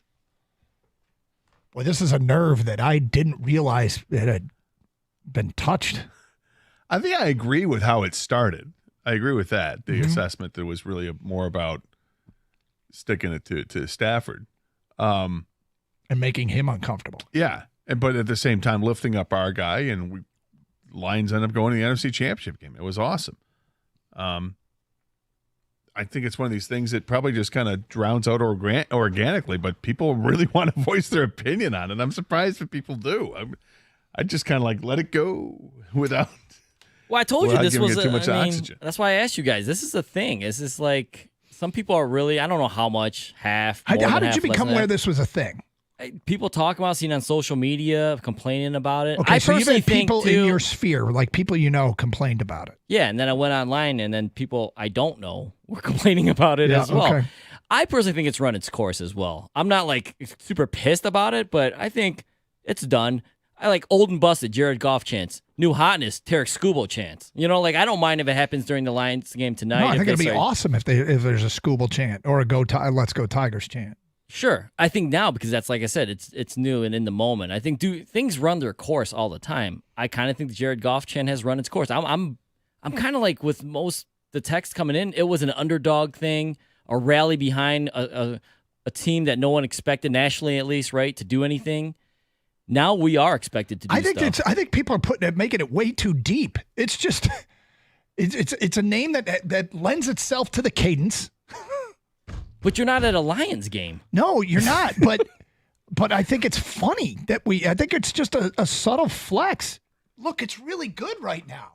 Okay, let me ask you this question. Yeah. If you're a Tiger, would you rather hear him say Jared Goff or Riley Green? If you're in the dugout and you're playing the game, what would motivate you more? Job the other night. I It's know, not but like which one would do you? Which one would make you feel better? I suppose somebody chanting my name, but games are long. There's plenty of time to cheer for everybody. I don't know that the Tigers sitting in the dugout going curses. Like, no, but I could see someone being like, all right, well, we're the Tigers. Michael in Waterford says, champ the Tigers, chump people complaining about the Goff chants. I genuinely don't get it. Look, I get back. These are personal feelings. I'm not here to tell you how to feel. I'm just telling you how I feel. I think it's kind of cool. My champ is AJ Hinch. My chump is Casey Mize. He's not looked good all season. Yeah, I mean, a big picture question with Casey Mize, Skubal, others moving forward, but right here, right now, I hope Casey Mize gets a big out when they need it. You know, it'd be huge, yeah. But I think Casey Mize can play a real interesting role here, because he's a guy who can clearly give you more than just one inning. But if you only ask him to go one inning, then how much more electric can he be? Because he doesn't have to rely on a 4 or 5 pitch arsenal. He can go to 2 pitches. And if one of them happens to be a fastball that's touching 99, then that's a hell of a pitch. Unnamed texter, my champ is 21 Pilots, who absolutely blew the roof off LCA last night. My chump is the Jared Goff chants. This is Jump the Shark. Okay. Well, let's Jump the Shark. I guess it's Jump the Shark. But 21 Pilots are good, huh? Yeah, not familiar with their music too much, but understand they put on a good show. from an unnamed texter, I do worry about the Tigers' bats and defense disappearing the last 2 days. That can carry over. Momentum can shift quickly. Baseball is a weird sport because when you're winning, it does feel like you're never going to lose again. And when you start in a losing streak, you're like, we have no business being here. We're never going to win again. So I get it. I think there is a good probability that the last couple of days are chalked up to a team that is didn't care who they played, and I'm not going to say went through the motions, but maybe you saw a less intense version of our Tigers the last 2 days. If they truly didn't care who they played, would that potentially be a result? Because I think the defense is going to be there. I think the pitching is going to be there. If I have a concern, my concern would be with the bats. I hope the bats are still there. Well, that's a legitimate concern. And you've got left-handed pitching from Houston against a predominantly left-handed hitting lineup from the Tigers. Mm-hmm. That doesn't bode well for the Tigers. But the Tigers didn't seem to care. No, they don't. But I mean, it's one thing to have a left-handed starter once in a rotation when you're facing them, in a three-game series. Is another one if a team can literally throw out 3 starting left-handed pitchers if they want to. So we'll see how it works out here. But I do like, all that means to me is that guys are going to have to step up. Like, okay, Torque, if you hit lefties well, then do it. Yeah. Andy Ibanez, show up. But, be the guy that you were for most of the season against left-handed pitching. Lately, not so much, but most of the season you were. Be that guy. The catching position, whether it's Dingler or Rogers, you guys have to have a big hit. Have a loud presence in this game. Well, Torque against Framber Valdez this year is 4 for 14 with 2 doubles. The Tigers as a team against him, 65 at bats, 17 hits. They're hitting 262 with a 377 on base. And they haven't hit a lot of extra base power, just 3 doubles, and that's it. But this guy hasn't exactly dominated the Tigers. Now, Skubal has not exactly dominated the Astros either. 248-539-9797. Let's get back to your open line calls. We go to Ron. You're next. Hi, Ron. Hey, how's it going? We're good. Thank you. Yeah, I was just listening to you guys, and I like this when you brought up the fact about those last 2 games. Because I was like, man, I hope these guys not like, how do you take off from, like swinging the bat? It ain't like putting in your reserves and stuff like that, like football. So I'm trying to think, what do you think about that? You think they can turn it back on? Well, look, Friday night was a late night. Okay. So I could chalk up Saturday to that. If they got shut out again on Sunday and only had 3 hits, they didn't. No, they had chances to score more runs than they did. They missed those opportunities, but I don't think how they played against the White Sox has any bearing in how they're going to play or how they can prepare to play against Houston. Okay, a whole nother mindset, whole nother set of what you want to call it, nerves, I guess. I'm looking forward to it. I think they're going to advance, but I was kind of little like, Yeah, I get it. I get it. The problem with Houston, the major advantage Houston has over Detroit, and that Houston would have even over Baltimore, it's the experience factor. Mm-hmm. We talked about Verlander, but forget Verlander. How about the rest of this lineup that Houston has? Because all these guys have been there and done that. We all know the names of Altuve and Bregman and Alvarez and the Kyle Tucker. These guys are just leading the way. 248-539-9797. Just a reminder, if you're stuck at work or driving around on Tuesday, Wednesday, and Thursday, if necessary, we'll be carrying Tiger Baseball here on 97.1 The Ticket. 2:32 first pitch Gator for all these games. Likely have some special programming leading up until Tiger playoff baseball here on 97.1 The Ticket. We're also your home for the Lions. Tonight we got Monday Night Football. And I'll tell you why I'm chesty about this game. Lions and Seattle Seahawks tonight at Ford Field. I wonder if people are already down there tailgating. You think there are people already down there tailgating? I'm sure there's some people that are already there setting up. Mm-hmm. Yep. Getting, some meat smoked already, or if meat needs a long time to cook, several hours and hours, then they're probably ready to roll with that. If they're not there yet, I can almost guarantee there are probably some people en route right now. Yes. Driving down to get ready for a Monday Night Football game, Lions and Seattle Seahawks. And probably looking for places, too, because I believe because of the incident they had at the Eastern Market. Is Eastern Market not open yet? I don't think they're there for the Lions games. I'm not sure. That sucked. It's Carson Anderson, 97.1 The Ticket.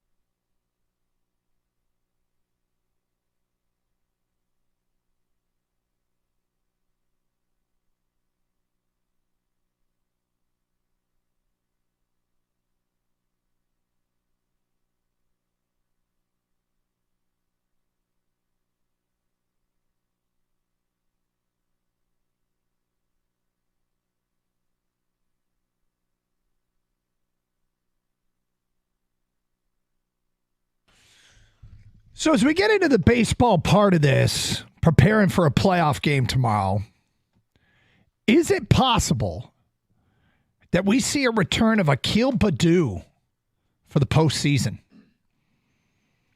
Given that he has a left-handed bat, they're talking about maybe using him instead of Jace Young. In fact, I believe it was Evan Petzold who even predicted that in the Free Press. Is that who it was? Yes. Saying that Baddoo and his ability to steal a base might be the preferred option there. Well, and that would be the difference. Because Jace Young actually had a better season at the plate. I'm trying to look up his splits now, though. Against left-handed pitching, he only had 10 at-bats against left-handed pitching. However, he was 3 of 10. So, Doug, that's a 300 average. Bravo, Gator. And also drew a couple of walks. His on-base percentage in the 10 at-bats, 417. So, you can make your case for Baddoo, and the case is the ability to run. Jace Young, though, is a better pinch hit option. Mm-hmm. Fielding wise, Baddoo is an outfielder, Young is an infielder. So I mean, you're looking at it. It's very interesting how the roster is going to shake up and what they decide to do. I don't think there's a right or wrong answer with it. But I'm trusting AJ Hinch, and I'd love to hear his reasoning either way of what he decides to do. Part of me wants to see Jace Young just because he's one of these younger players that you think is part of the core. Whereas Akil Baddoo has kind of had his opportunities and I think has defined himself what he is as a player, and it's not as a core player. So, yeah. Now, Justin Henry Malloy is being a right-handed bat against a predominantly left-handed pitching staff is probably going to make it. I don't think he finished strong. But he doesn't have a hit since September 7th. He hasn't played a ton. But he also has the Tigers' best OPS against left-handed pitching. Yeah. At 893. It's only 48 at bats, but nonetheless, Still, 893. Yeah. He went 0 for 3 with 3 strikeouts in that game against the White Sox Friday night that they clinched. But nonetheless, you go with the track record, right? You go with the guy that can do it over a lengthy period of time.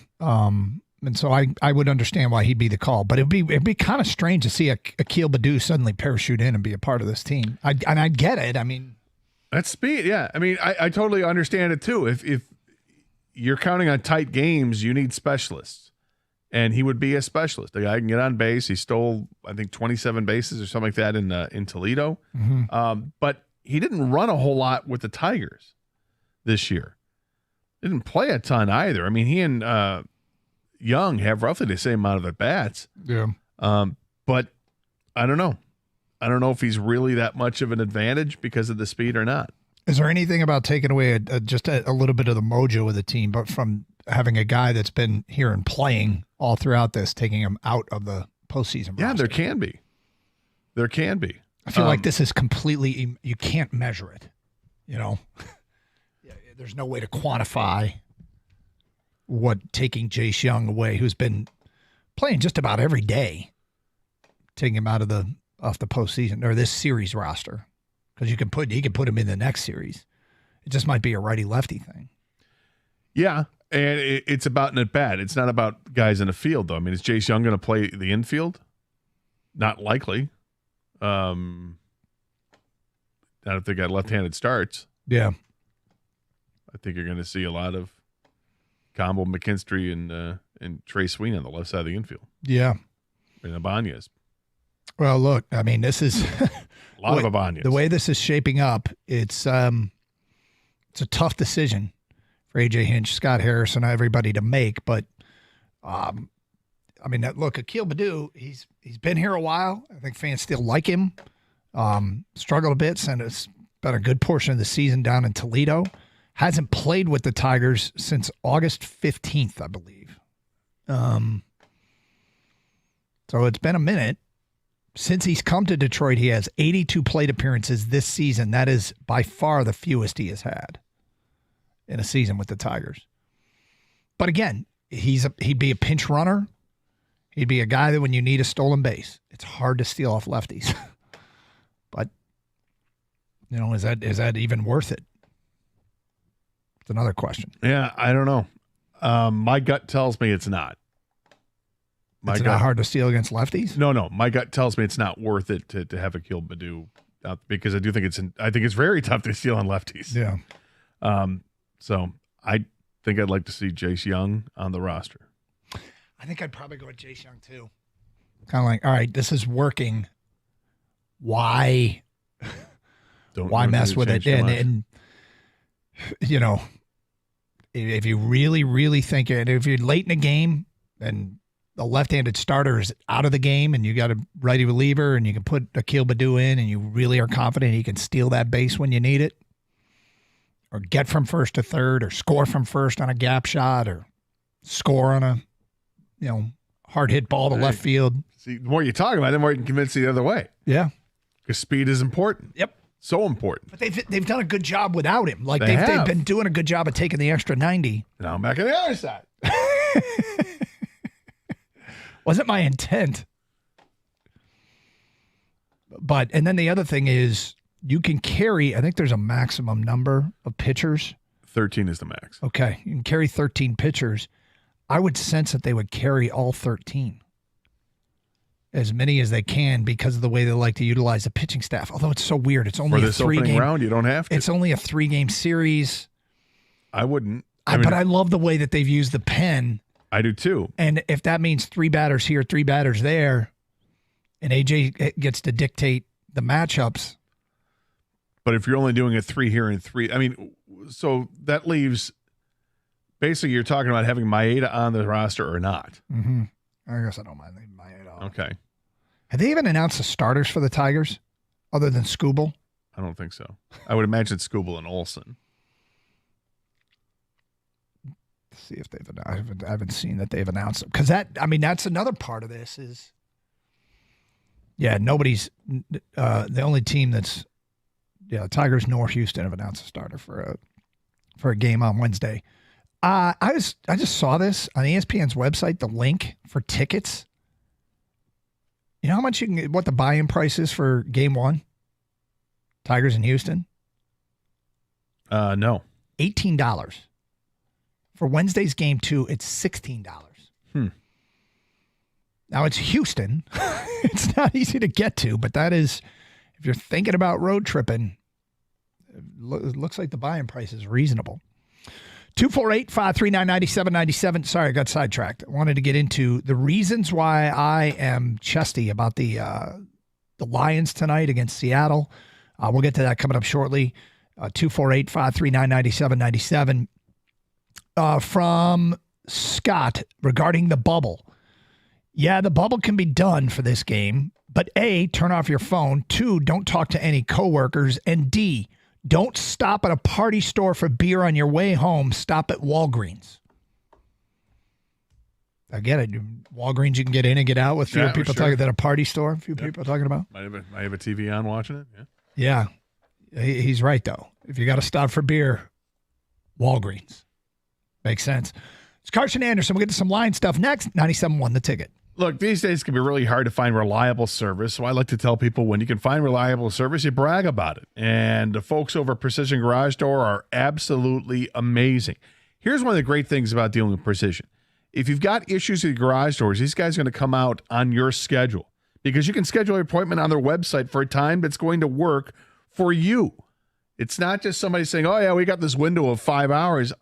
You get to go on a website and say, I need somebody to come out at this time, and they'll work with you. And they're amazing with it, right? My garage door needed some work over the last couple of years, and they came out right away, went through different options, and they were absolutely amazing. The service was positively stellar. So if you want your garage doors done right, do what I did. Call Precision Garage Door today at 1-800-DOOR-REPAIR or check them out on the web at precisiondoormi.com and schedule that appointment.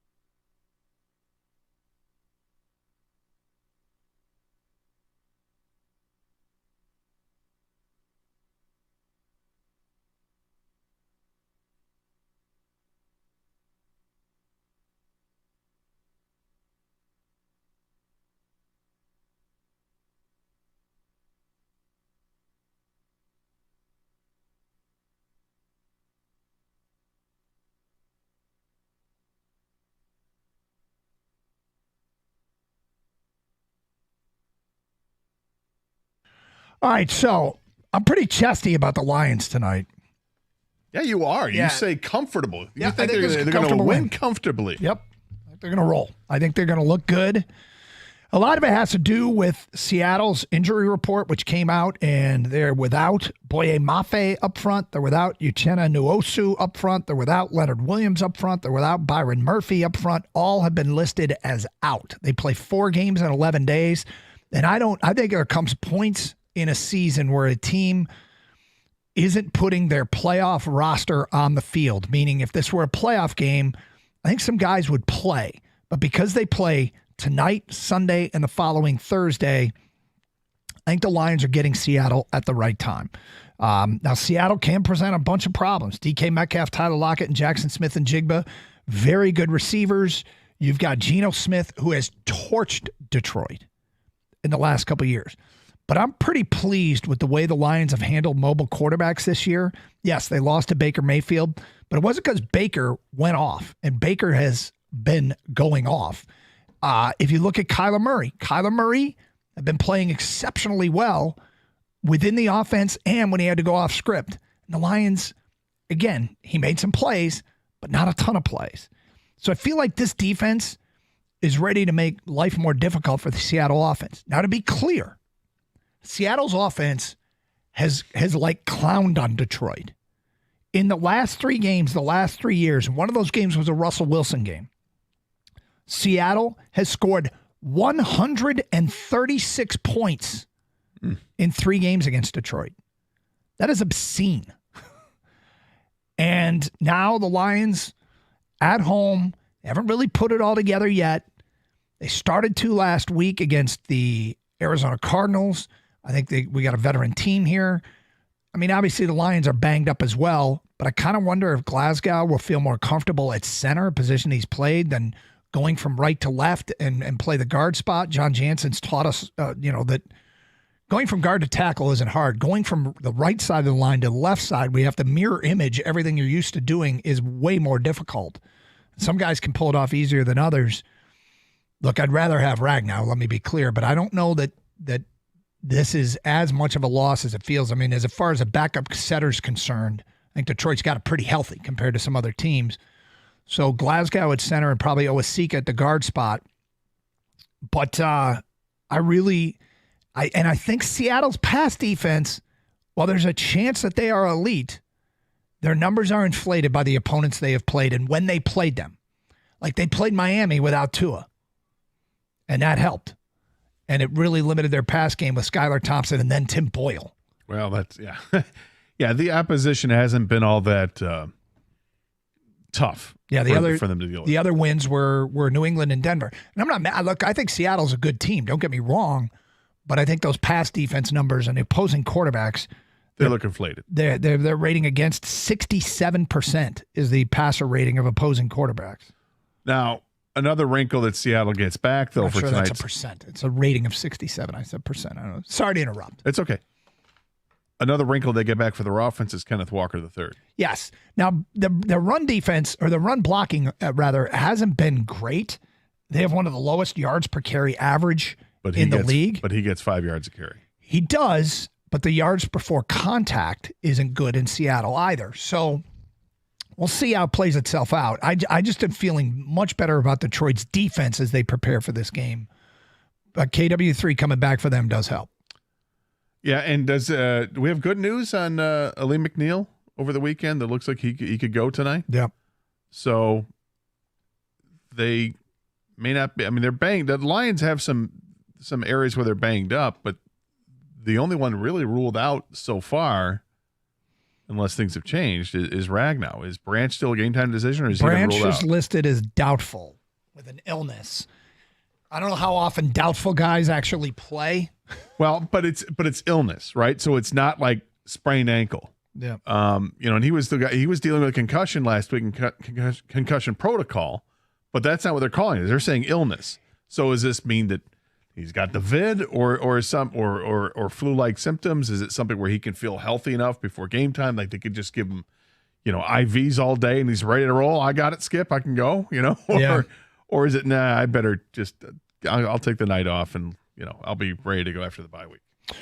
248-539-9797. So I'm chesty about tonight's game. You're not as much. Kang's not as much. Not chesty. I think they win. I'm confident they win, but I don't think that they're going to have this comfortable lead late in the game and be able to roll the Seahawks. I think this is going to be one of these games that we're not necessarily a nail biter, but it's going to be. There's an opportunity for Seattle to take this game later in the game. I think that'll be there. 248-539-9797. Jay is in Detroit at on 97.1 The Ticket. Hi, Jay. What up, though, boys? How y'all doing? We're good, Jay. Man, I'm very excited about this game. I think this is going to be a springboard to us going on a nice run. I feel like the two things that people weren't talking about. Everybody was saying how the Rams and the Bucks were like revenge games. I think this is the revenge game for this Lions team. This was a game that we were looking at and saying, you know what? We're going to win that game this year. Like everything that this team is built on, I feel like is built for this game. And I feel like the offense and other things have been kind of vanilla because this was kind of like the beginning of their season. There was no preseason for Jared Goff and other people. So I feel like the offense is just getting in the rhythm, and I feel like everything will kind of culminate tonight. And I am looking for a, 2-score win tonight because, like I said, I think with the success we had last year, it's a bad taste in our team's mouth, Pauls, because of what's going on with, how Seattle has dominated us. And I really do feel like this was a game that was marked off at the first quarter of the season. Like that's going to be a game that we need to win and get momentum going and springboard us forward. So I'm excited about it tonight. Well, look, I mean, everybody is, wants to look great all game, every game. And there have been moments at times where the Lions have looked exceptionally good offensively. Last week, the first half against Arizona, I kind of feel like got the ball rolling here offensively. And I think Ben Johnson, sorted some things out about how this team's going to be different. Now, do we know if Allen Robinson's playing tonight? Thought I saw that he was activated. Am I wrong on that? I haven't seen that. I thought I saw that he was activated. I also got to bring something up. Did you know the hit that Brian Branch, remember the concussion he took? Yeah, I remember that. Do you know he got fined for that? Branch got fined? Branch got fined. I'm sorry, what's that? Brian Branch got fined for that hit. Brian Branch got fined $10,000 by the league for that hit. What? Yeah. For the one where he got concussed because it was Trey McBride? Yes, the tight end. Trey McBride lowered his helmet and led with his helmet, which is against the rules of the National Football League. He did that and lowered it to hit Branch. Yep. But Branch is the one that got fined? Brian Branch is the one that got fined on that play. Are you sure it's not another play? Well, I did my best to make sure it was not another play. But this is from Dave Burkett's article today, and I went and followed the link to the team's website. Branch has one interception, lead the Lions with 7 pass breakups for 22 tackles. He was fined $10,128 for his hit on McBride, and the same amount for another unnecessary roughness infraction late in the first half. So I went to Game Day Accountability on the NFL's website, and they have listed Brian Branch, fourth quarter, 6:06 to go, unnecessary roughness, use of helmet, $10,128. I can't even begin to comprehend that. I knew you would be worked up. It's a play that honestly there should have been a flag on McBride. He's the ball carrier. Ball carriers aren't allowed to lower their head and lead with their head, and that's exactly what he did. Branch went in for the tackle, and he was going in low. And McBride then followed by putting his head down and hitting Branch in the helmet. I don't understand that at all. I don't either. And I think it's really, really unjust because you, as a defender, he is punished because the offensive player, after the defender had started his tackle, lowered his helmet into the path of Branch's helmet. What's Branch supposed to do there? I mean, this league, these fines, the people that run this league, they're former players mostly. I just don't get it. Yep. Cases are heard by appeals by former NFL players Derek Brooks, Ramon Foster, Kevin Mawe, and Jordy Nelson. Like, if I were Derek Brooks on that committee, I'd be like, what the hell are you supposed to do? How is this? How is the penalty? Or how is this a fine? Not even a penalty. It's a fine. Yep. And it should have been a penalty against McBride. Or a non-call. Well, they didn't call anything on it. No, and I guess they did. I remember when they came out of the rule and said offensive players can also get penalized for lowering their helmet. I'm like, wait, what? And I don't think I've ever seen it happen. I think I've seen it happen once, and it's a rule that went on the books just a couple of years ago. Yep. And that's why I was so loud about it last Monday. And that was my chump of the week, if I'm not mistaken.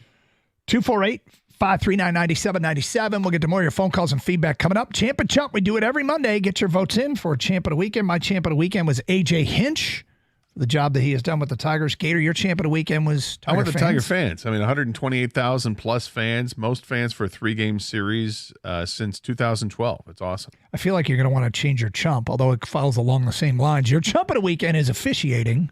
Yeah, I mean, between the missed call on the unsuccessful onside kick from Minnesota, they ruled him offside, and he wasn't. Between the bad calls that went against Michigan in that game, you had the missed call in the Michigan State game on the face mask early on, on a play that led to Childs fumbling, which could have changed how things looked in the first half. And then you had the horrible call on the end of the Tigers game yesterday, where ball bounces off the center field or right fielder and against the wall, and he corrals it, and they called it out. My Chump is the Twins. On August 17th, they were wild card 2 with a 5-game cushion. Fangraphs had them at 92.4% to make the playoffs. And last week, they completed an epic collapse, won just 12 games after August 12th, lost 27 to emphatically miss the playoffs. Who you got as Champ and Chump of the Weekend? Get your votes in. Last hour to do so. 248-539-9797. I'm feeling very confident about the Lions tonight. Who's with me? 97.1 The Ticket.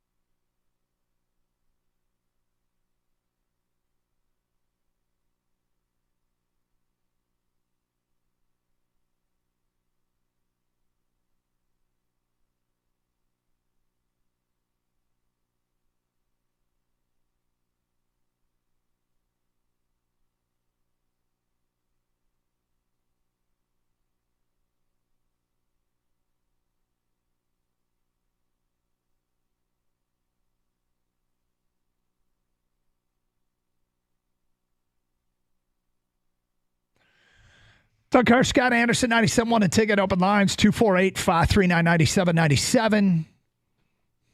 Kang, you see the text come in.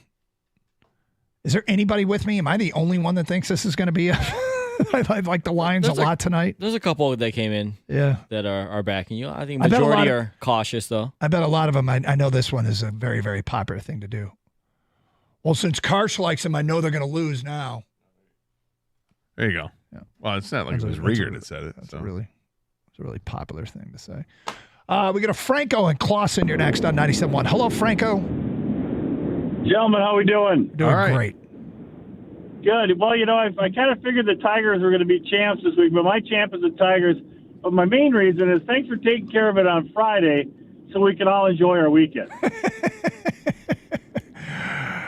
right, have the whole weekend to celebrate. That's right. Right. I mean, it's like if they did win Friday, we have to go, boy, we got to wait Saturday. So they took care of it. And my chump, I don't know if you guys watched the Monday night game last night, or the Sunday night game, excuse me. I don't know what coach called that Buffalo Bill trick play at some point when the Bills were growing momentum. So they changed the whole trajectory of the game. So the one that got blown up by the former Lion? Yeah, they tossed him, they ran and he tossed it back to the quarterback, and then he fumbled. Yeah, he got crushed. Yeah, Kyle Van Noy blew that play up. Yeah, it's crazy to hear that Kyle Van Noy has 2 sacks in 3 straight games. He's developed into this real nice pass rusher, and good for him for reinventing himself and being the player he thought he was. And Buffalo was changing momentum of the game until that play, and then it was all over after that. I was like, whatever. You know what's crazy is that game starts and Baltimore looks unstoppable. Buffalo's undefeated and are just getting clowned on early in the game, and I'm like, we've seen this before. Like, Baltimore can do this to you. Yeah. With that defense, with Lamar, and now with King Henry, and I'm just like, there's a reason why I picked them to go to the Super Bowl, and then they've kind of got off to a wonky start to the season. But, we've seen that game before. The Lions played that game last year in Baltimore. Well, when you can just hand the ball off to a guy who's going to get 6-7 yards every time, and as it was 8 yards per carry, but he had an 87-yard run. Derrick Henry. First play from scrimmage. Yeah, I mean, Derrick Henry's just ridiculous. Yep. And then you combine that with Lamar Jackson. Okay, which guy do you key on in the backfield? I mean, it can be amazing. And it's a slow start to the season for Baltimore, but last night felt like, okay, this is now Baltimore has they're starting to get in the groove. They know what they can do with these guys, and from here on forth, watch out for them because they can be tough. Buffalo, that's their first loss of the season with the game last night, but you can't help but think, how far is Buffalo going to go? I was thinking about this today. If I gave you a choice of you start your football team right now, okay? Yep.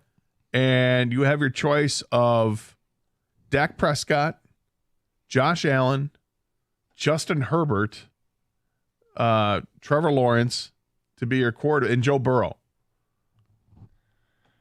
Well, a lot of those guys, like Burrow, I'm worried about injuries. Trevor Lawrence, no way. I mean, it's funny because it's probably Josh Allen. And the crazy thing is, I think it became a hot thing to say it's over for Josh Allen. I think people were predicting doom and gloom for Josh Allen going into this season. And I was like, I don't follow it closely enough. I'm not going to get on board with this, and I'm glad I didn't. But, he struggled last night, although the touchdown pass where he's going out of bounds, that was ridiculous. At times, he's got that ridiculous talent, but he puts himself way too much at risk. Mm-hmm. Yeah, he'll take some hits now. Yet, all those quarterbacks they all have an issue. I mean, Justin Herbert doesn't look. I never feel like he looks something special, and then he comes up with one brilliant pass, but it's not enough. So the other thing that's super interesting and really does affect us is Minnesota going into Green Bay. And, I mean, open that game, looked like they were going to just completely annihilate the Packers, getting up 28-0. And, look, I mean, we joke about it all the time because I thought Malik Willis would be a worthy investment for the Lions in the draft, and then he's done jack squat, and now he gets traded to probably the last place I wanted to see him go, Green Bay, and oh great, he's won 2 games. I can't even enjoy it because I want him to lose every time out. But they go back to Jordan Love, and Jordan Love throws 3 picks, has to throw the ball 50-plus times because they fell behind, and Green Bay loses with the return of their quarterback, and they are 0-2, and Jordan Love starts. But maybe more impressively is Minnesota's 4-0. More importantly, Minnesota's 4-0. Yeah, they're 4-0, and they're getting things done on the defensive side. And they jumped out that 28-7 lead. It's 28-7 after 3 quarters of football. All right, I know the final score is 31-29. They held on to win. Yep. But you know what? We all know what happens in the fourth quarter. Teams let up, and this is where you start to pad your stats a little bit, and that's exactly what Jordan Love did. Just threw the ball a ton and ends up with the numbers that he had. But this is a Sam Darnold story. It's Sam Darnold's tale of redemption, where he had played in other stops like the Jets and with Carolina, and briefly with San Francisco last year, and he'd been horrible. Had never completed more than 62% of his passes in any season. With the Vikings, he's completing 69% of his passes. Yep. He's got weapons. He's thrown 11 touchdowns to 3 interceptions. It's a great rate there. His quarterback rating on the year so far is 118.9.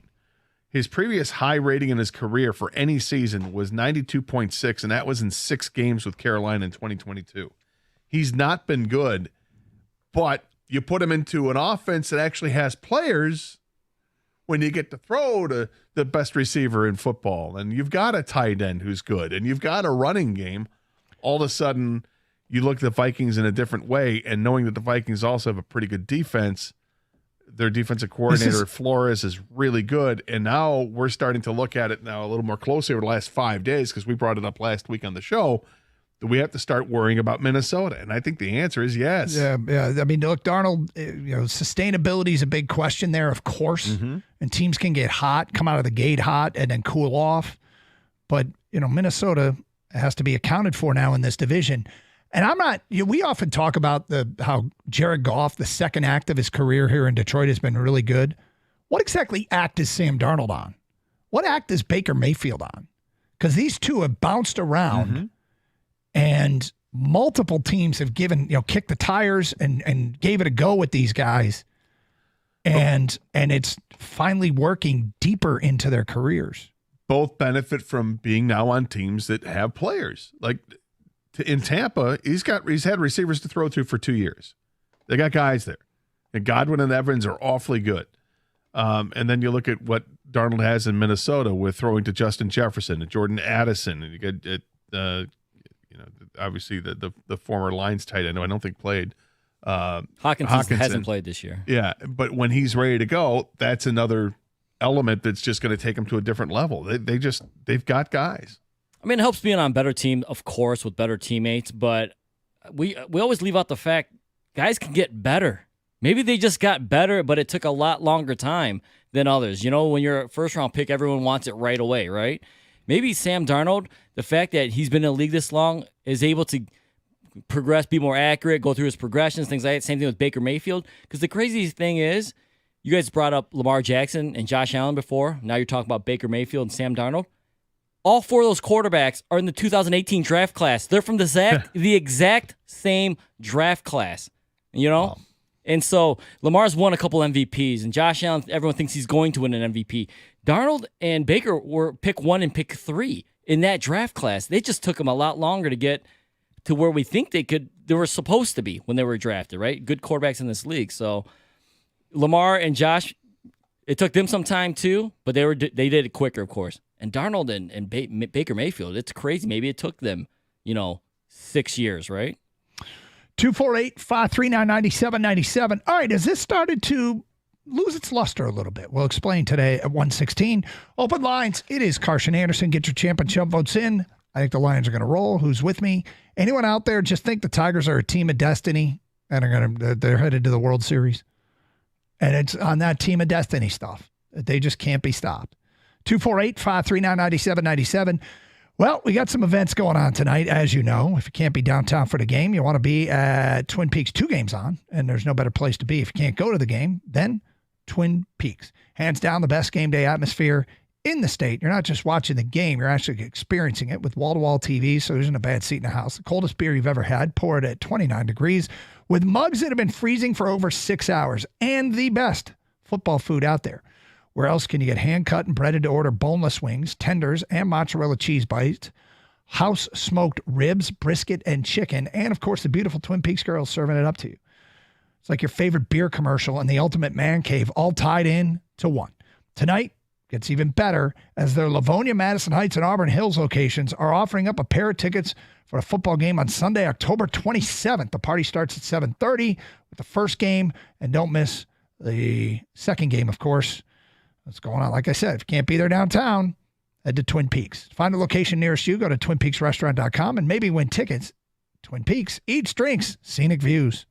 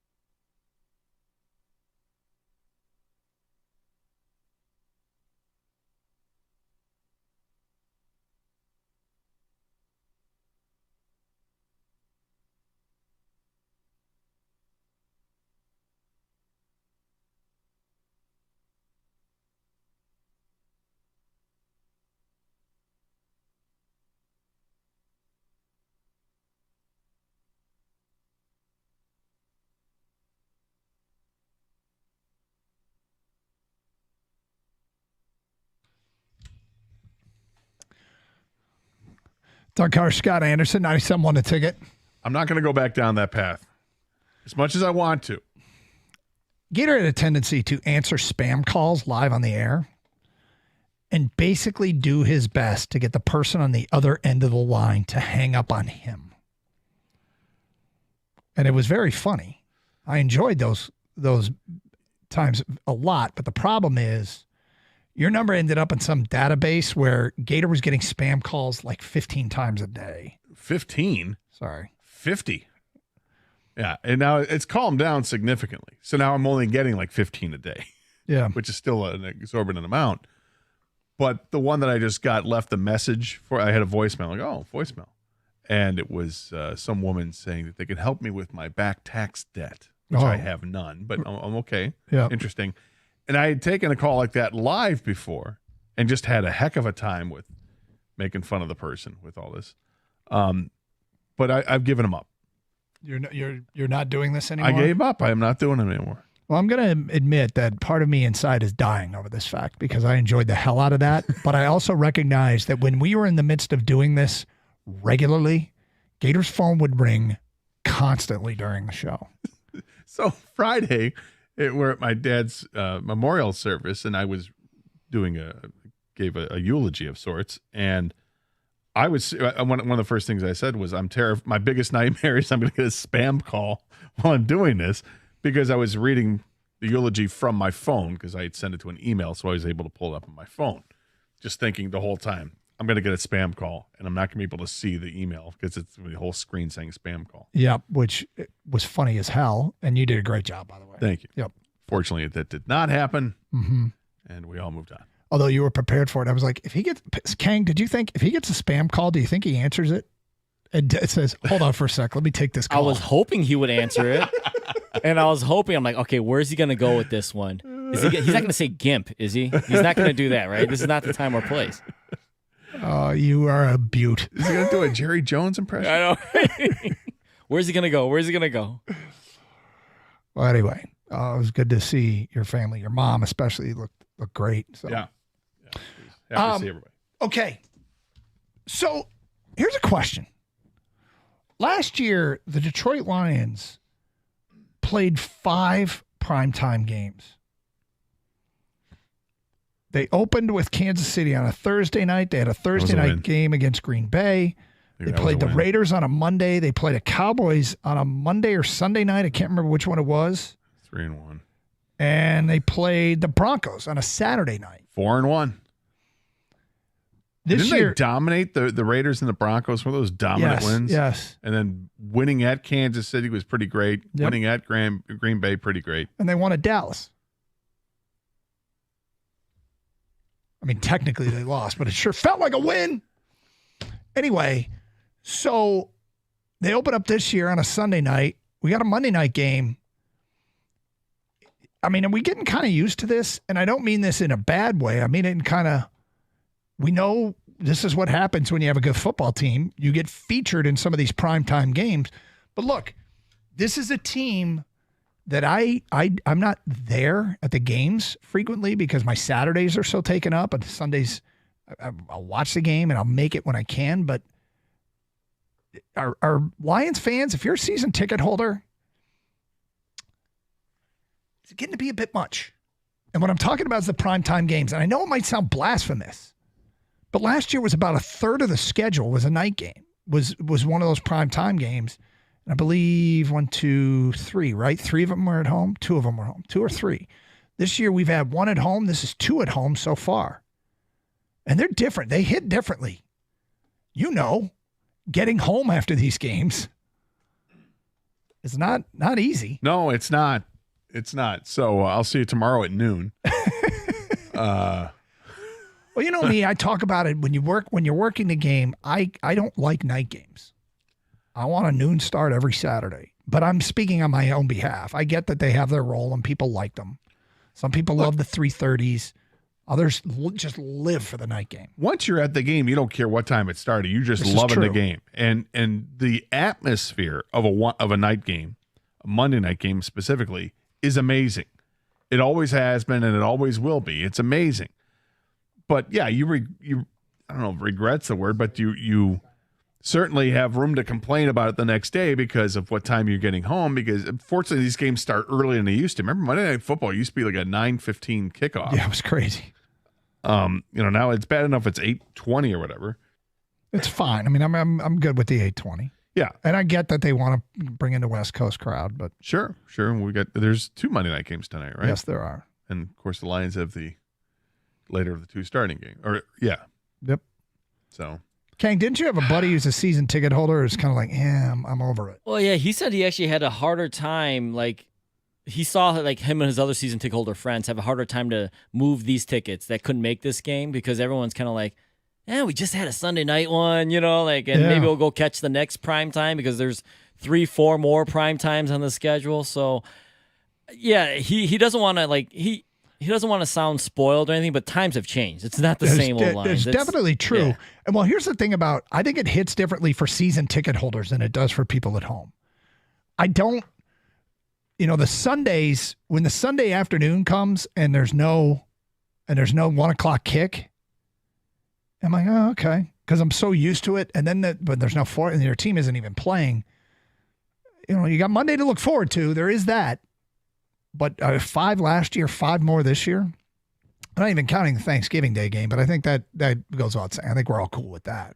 Yeah, no, that's fine. But if you're a season ticket holder, as much as you have been, wanting the day when we were this good, is there a little bit now that's like, oh, maybe enough? I get it. It's just getting home late it does get tiring. When we got now we got a Tigers playoff game the next day that we're excited about. Yep. And you're already, imagine the people going to work tomorrow. They go into the game tonight. Yep. You go to work tomorrow. You're not going to be at all productive because you're dead tired in the morning. And then you're like, wait, Tigers play at 2:32? Maybe I got a meeting, and you're going to go home and watch that. And fall asleep watching the baseball game. Right. I don't know. I just wonder if it's becoming difficult on the season ticket holder. I imagine it is. I imagine that it is. I think there should be a limit to how many night games you can have as a franchise playing at home. And there should probably be a limit on how many night games, period. I think there is. That you play it's like 5 or 6. It seems like a lot.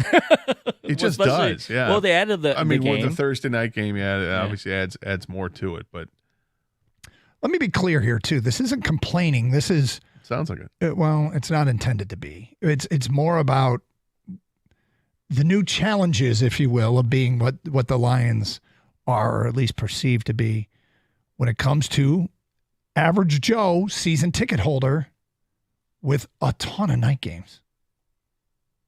Yeah, I mean, we all got lives, right? We're trying to navigate through it. It's like, I told you that funny meme I saw. Like, hey, people asking you to go out. It's like, dude, I can't. I got to wake up tomorrow. Yeah, exactly. I don't have anything to do. I just got to actually get up and do stuff or be productive or work. I remember as a kid, we had season tickets for the Billy Sims years. The first 4 or 5 years in the 80s, and I wasn't allowed to go to a Monday night game.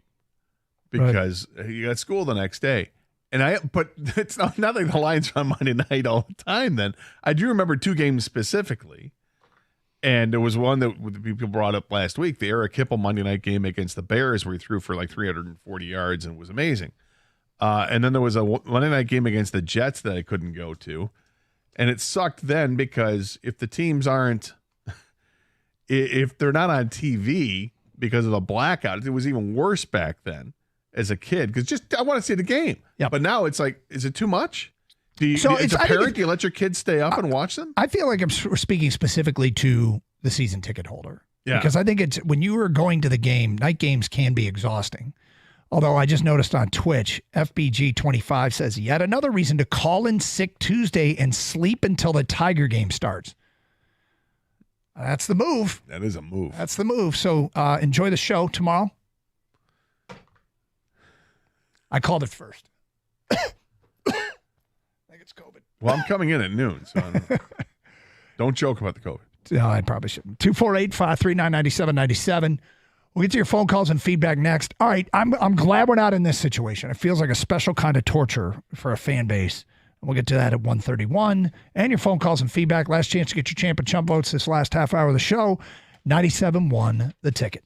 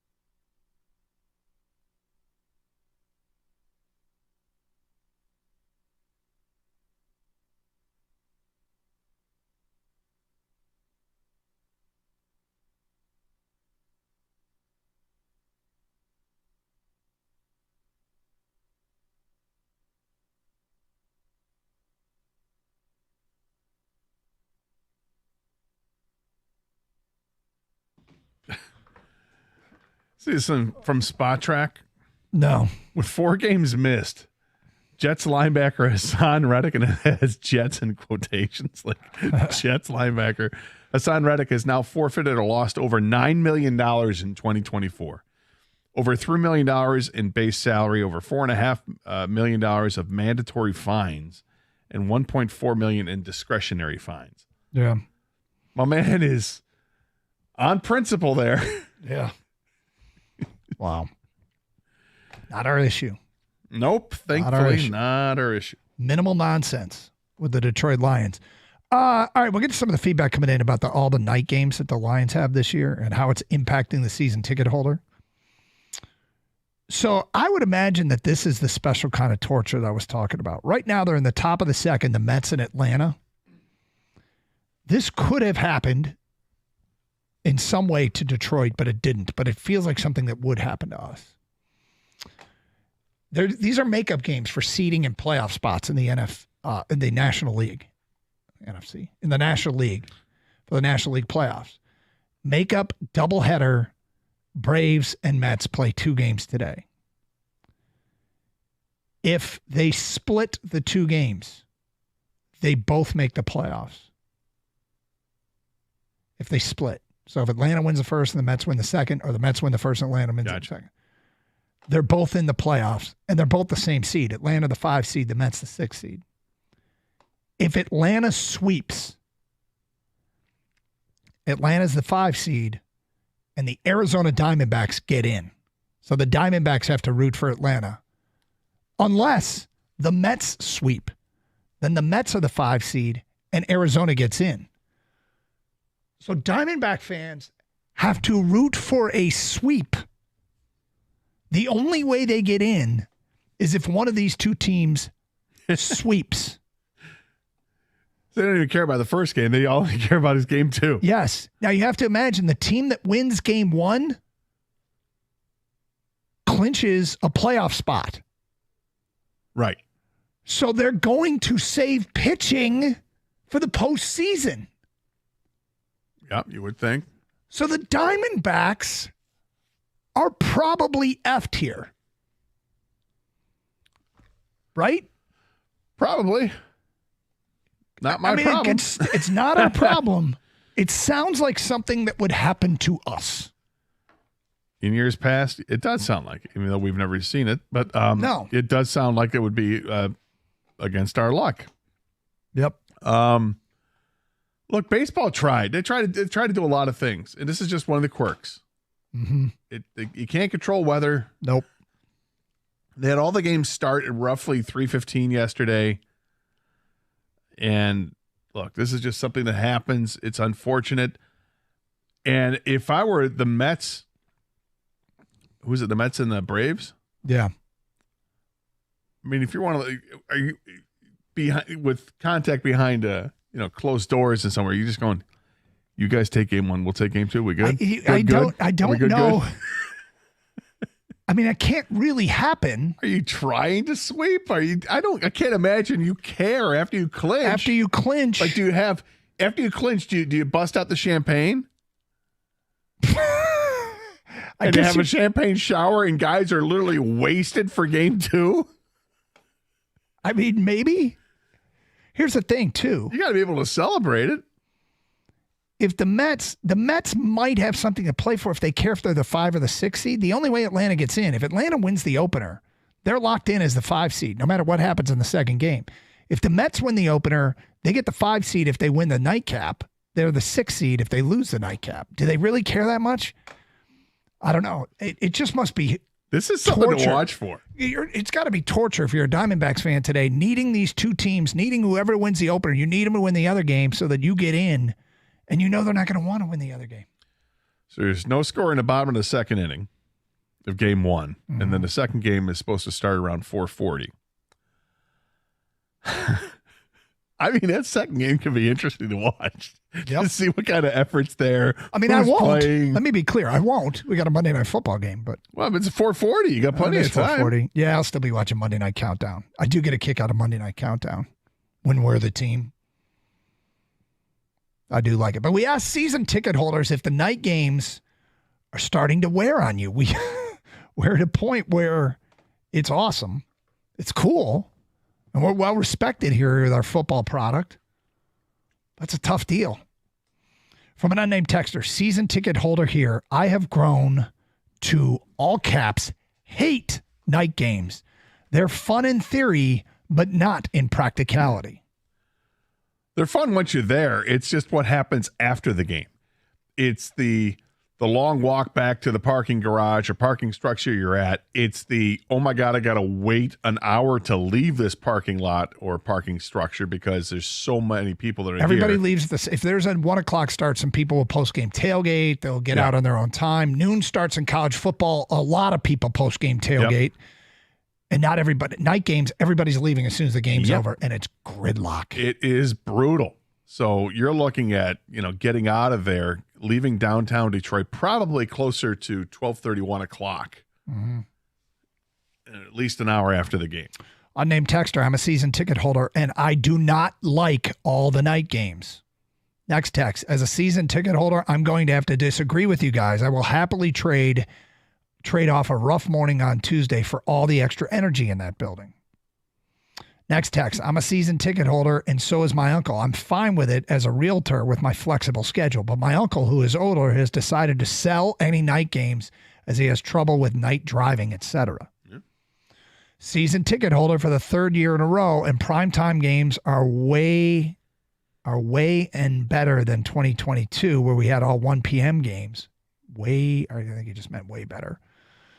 The crowd is way more into the later games as well. That's from Ed in Detroit. Zach in St. Clair. My wife went to get our pumpkins and cut the grass yesterday because the Lions didn't play until Monday night. Took the wife to get our pumpkins and cut the grass. Honestly, guys, you have it correct. It is definitely hard, especially when my kids like going to the games. Once is fun, but I can't keep my kids up till 1 a.m. when they are 7 and 9 years old and have school in the morning. LOL. That's from Josh in Southfield. We got a lot of great problems to have. Honestly, what we're talking about here is a lot of great problems. Don't you just give the kids some coffee in the morning? Have this Red Bull. You'll be fine. You think about what we've complained about today, and I put in quotes complain. Yes. We're complaining about that our postseason batting helmets have a foreign company's name on the side as part of a marketing thing the MLB did. Keeping postseason. Yep. We've complained about the start times for our postseason baseball game. Right. We've complained that our football team is too good and plays too many night games. We've complained that our fans are so into it that they're chanting the name of the quarterback at non-football games. Maybe we should stop complaining. Because this is absolutely fantastic. We're not the Diamondbacks. No. We're not. We're not. We're not in that sports fandom. What is it? It's like a noose. Well, I'm curious about the Lions fans for tonight. Yeah. And what time do you start to head down? Do you take the last couple hours off of work and you go home, change, get on your Lions gear or whatever, head down hours ahead of time to tailgate, party with your friends. It looks like a very nice day. It's a beautiful day out there. Yep. Get this is one of those days because it's a night game. You do a different tailgate fare. Like, imagine if it's a 1 o'clock kick. If you're tailgating just a couple hours beforehand, maybe it's some sandwiches or whatever. But this gives you the opportunity with hours ahead of time. You can bust out a grill of some kind. Get some meat out there, Doug. Yeah. Yeah, well, I'm the chicken. Yeah, I can get some chicken going. Burgers, ribs. Loki's Revenge on Twitch says, some of my best memories as a sports fan as a kid was staying up late with my dad watching big games. Let the kids live a little. Yes, I agree. But 5 times in one NFL season? That seems a lot. That is a lot. I'm one of the first dads that are like, stay up, kids. Let's go. Because it does feel, when you're a kid, there's nothing better, right? No, there isn't. I remember standing at my parents' at the doorway of my parents' room because they had this old black and white TV, and I was watching whatever game was on late, and then I could hear my mom say, "Go to bed." I'm like, what? What? Oh, sorry. Like she knew I was there. She could hear me lurking. She could hear little footies walking on outside the door. If I could make it down the stairs and the door to the family room was cracked open, I could get to the bottom of the stairs and lay on the floor and look into the family room and watch the games. The problem was our stairs were very creaky. Yeah. And I'd practice during the day the steps to get down them so there wouldn't be any creaks. Do you remember, for me, there's one game specifically I remember that I was able to watch that I wasn't supposed to because I was staying up for it. I don't know. I don't have one in particular. It's a national championship game between Nebraska and Miami, maybe? Was Mike Rozier team? Yeah, was that the classic 31-30 game or 35-34 where Nebraska went for 2? I think so. At the end to win it. But I'm desperately trying to watch this game without my parents knowing. Well, Not easy to do. If you get a chance, go to our Twitter account and see what we just retweeted. A listener sent us a tweet from the Arizona Diamondbacks, the actual official Diamondbacks account. What they tweeted out today is pretty amusing. Thank you to B, who sent it to us. The Diamondbacks need somebody to sweep, either Atlanta or the Mets, to make it. 248-539-9797. It's Carson Anderson, open lines. Last chance to get those champ and chub votes in. We turn it over to Mike and Rico at 2. Huge day in Detroit sports, part of a huge week in Detroit sports. 97.1 The Ticket.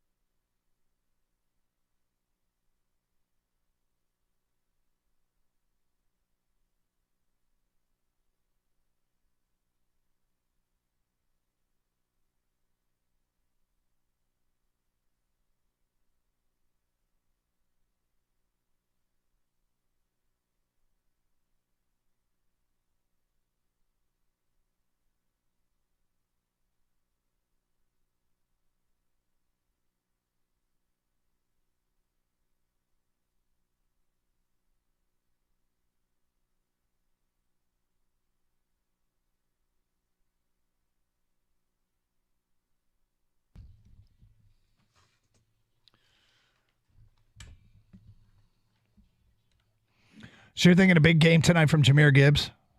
Yep. I think he has well over 100 yards from scrimmage. I think the Lions are going to run for over 150 yards. I think they're going to control the game that way, and I think it'll be a closer game than you think. Yeah, I think the Lions are going to win this one comfortably, but, there's Seattle's. It's weird to say that and say I also have respect for Seattle, but I have respect for Buffalo, and I saw what happened last night, and sometimes you just walk into a cauldron, and I feel like that's what's going to happen to Seattle tonight. This is the kind of game I think they're going to get Detroit's best shot, and I think the Lions are going to continue the offensive momentum they started to build from their best offensive half of football came last week against Arizona. There are timing issues and things that they need to work out, but I really, really like the Lions tonight. And I think Seattle's having one of those tough times in the schedule when you combine the schedule with the injuries that isn't going to bode well for them. Meanwhile, Detroit has a bye next week. So I think the guys that might, any chance that they can play, they're going to play because they got extra time to heal up. And I just think it's the right time to catch Seattle. And it's funny because you and I interpret the injuries to Seattle's defensive front with Uchenna Nwosu and Boye Mafe and Byron Murphy, et cetera, out. Fourth guy is Leonard Williams, all out, all part of their defensive front. Useful players. I don't know if you're predicting a big night on the ground. I just think that leads to give Jared Goff more time in the pocket. And I think when Goff has that, he's precise. He finds second and third targets. I think that's when you see Jared Goff on 11. And I think tonight's Jared Goff on 11. I'd love to see it. And we know he's quite capable of it. And I think it's just a matter of time before this Lions offense gets on track where they're playing, most of the four quarters and not just two quarters. We'll see him come out real soon where they're able to showcase the ability to throw for 300 yards and run for 150 in a single game and have those 450, 500-yard offensive output games. And as far as defensively, I'm not blown away by the Lions defense, but I will say I'm pleasantly surprised at how they handled Baker Mayfield and Kyler Murray. No, they didn't win both those games, but I don't think either of those guys and their mobility was fatal. I think what was fatal against Tampa was the red zone offense. And they won the Arizona game. But I don't think the mobile quarterback was fatal, and that's something this defense is more prepared for Geno Smith than the last two Lions teams. Well, we'll see if Brian Branch is able to go. If he's not, doubtful going into it. If he's not able to play because of the illness, how does that shift things defensively? Brandon Joseph comes up and he'll have an opportunity, I suppose. Rakestraw might be ready to go for tonight, which would be nice just to have added depth at that corner position, and maybe they won't fall off too much from a secondary standpoint. Yep. So anyway, Lions got this big game tonight, and then tomorrow we got playoff baseball. And I don't know if it's a must-win because I feel like this Tiger team has done enough to defy logic to do what they have done and just do team of destiny stuff.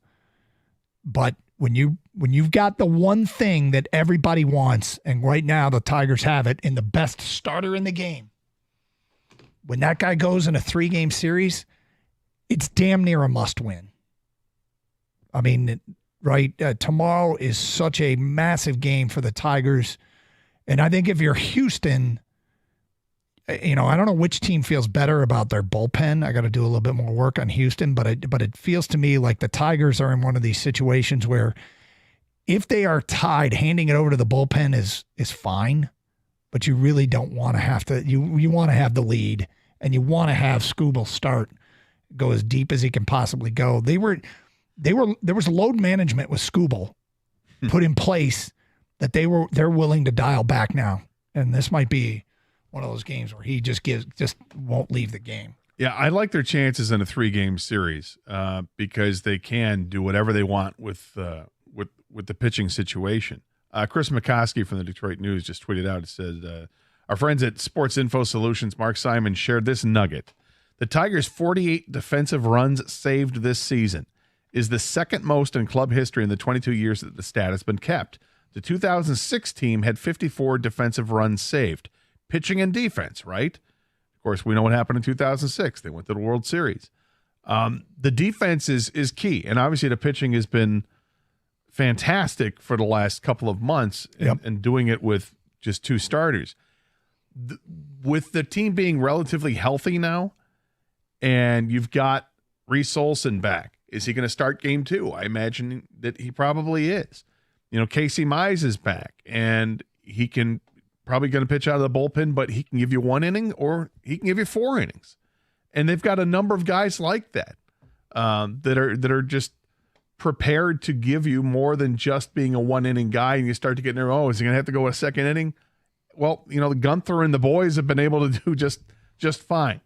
And if that means that Caden Montero, does he end up being a guy is he a bullpen guy now? I imagine he is, because he pitched a few innings yesterday. And I don't think he's going to pitch a few innings in like yesterday and then start game 3. Probably not. So it's interesting to see how they do construct this pitching staff when they finally submit the roster. Feels great to have these kinds of questions and things to get to talk about. You mentioned the defense. I feel like the defense is going to travel. They've been exceptionally good. And you talk about guys making plays off deflected baseballs and making throws, getting guys out on the base paths. You got Skubal, who's suddenly scooping everything at first. If it's anywhere in his vicinity, he's been able to make a play. So he's been awesome. And not Skubal, Torkelson, excuse me. Skubal's obviously not played first. Although we did have a pitcher covering third to get an out on the base paths last week. Look, there's a lot going well defensively. Pitching, I have faith in. I just hope the offense can do enough. That's got to be the question with this team. Can the offense do enough? We'll get into it more in depth tomorrow, and of course we'll have a Lions game to recap. Meanwhile, on location today, we've got Rico and Mike here on 97.1 A Ticket. Gentlemen, how are you?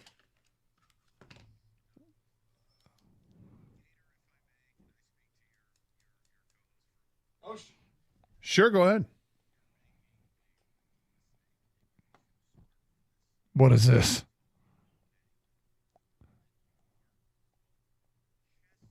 Without question.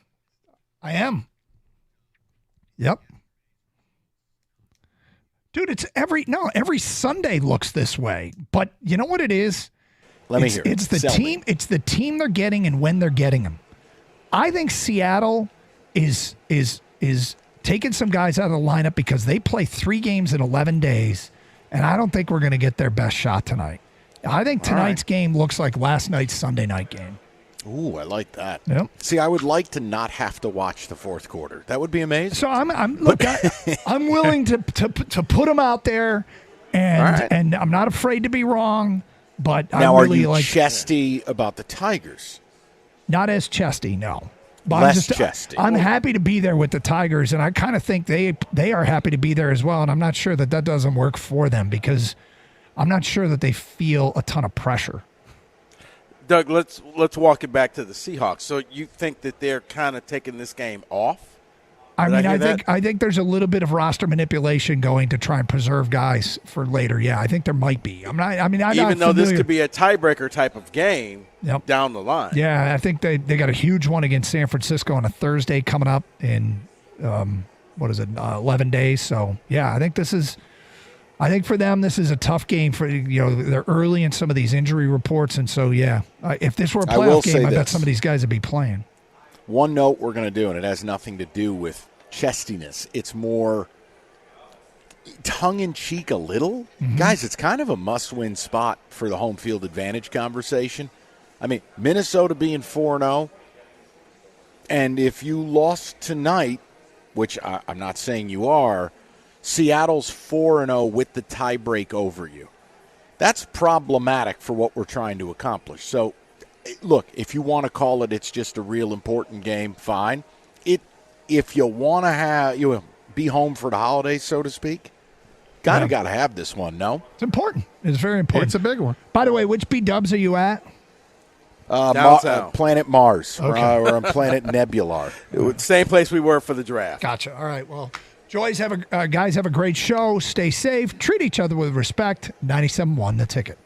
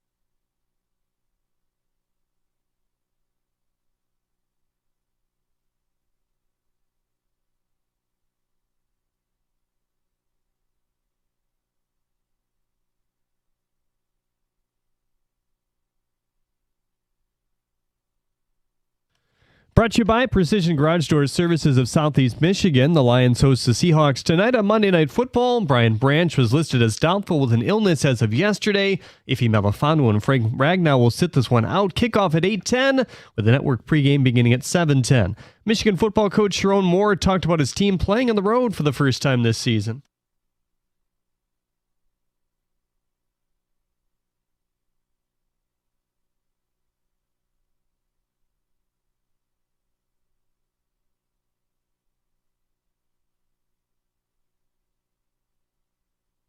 Panthers linebacker Shaq Thompson tore his Achilles in the game against Cincinnati yesterday, according to Tom Pelissero. Major League Baseball announced that they'll return to the uniforms they wore in 2023 next season, as well as having players wear their team uniforms for the All-Star game. The San Francisco Giants have parted ways with their president of baseball operations and hired former catcher Buster Posey in that role. At the Corwell House Sports Desk, I'm Jeremy Otto. For more, go to 97.1 The Ticket or Odyssey.com.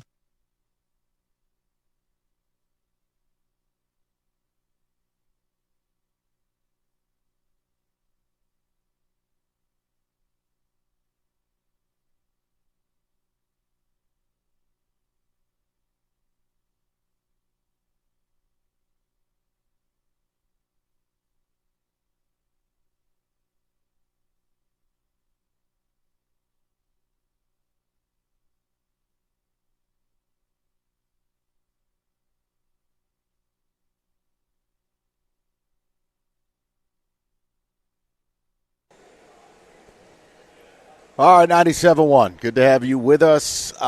We are in a confused state right now. Not quite certain I am with the people on something, Rico, as we begin a Monday night, is that my focus is for today.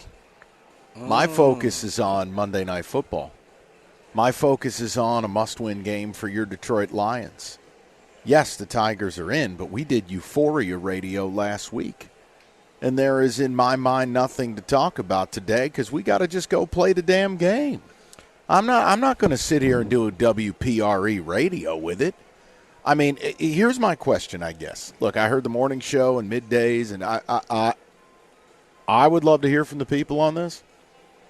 But the Detroit Football Lions are the story in this town. They are a presumed Super Bowl team. We have Monday Night Football here. You have the Minnesota Vikings at 4-0. You have the Seattle Seahawks, whom you play tonight at 3-0. A loss to the Seahawks tonight would put you 3 back of them. Tiebreaker. I view that as like the thing I wanted to take the air and talk about. Because here's what I'm not interested in doing is that we did it all last week of, golly gee, isn't it great what the Tigers did? It's like, yeah, and we've been saying it for weeks. But yet I feel like people still want to talk Tigers, so I'm open to both. But see, I think what has happened, Mike, is when it comes to the Lions, the expectations is now, I wonder if it's wake me when the playoffs get here. We are a lock for the playoffs. Excuse me? I mean, how many people have said, hey, they're on the cover of Sports Illustrated. We're going to the Super Bowl. We're winning the Super Bowl. It's just week 4, Monday night.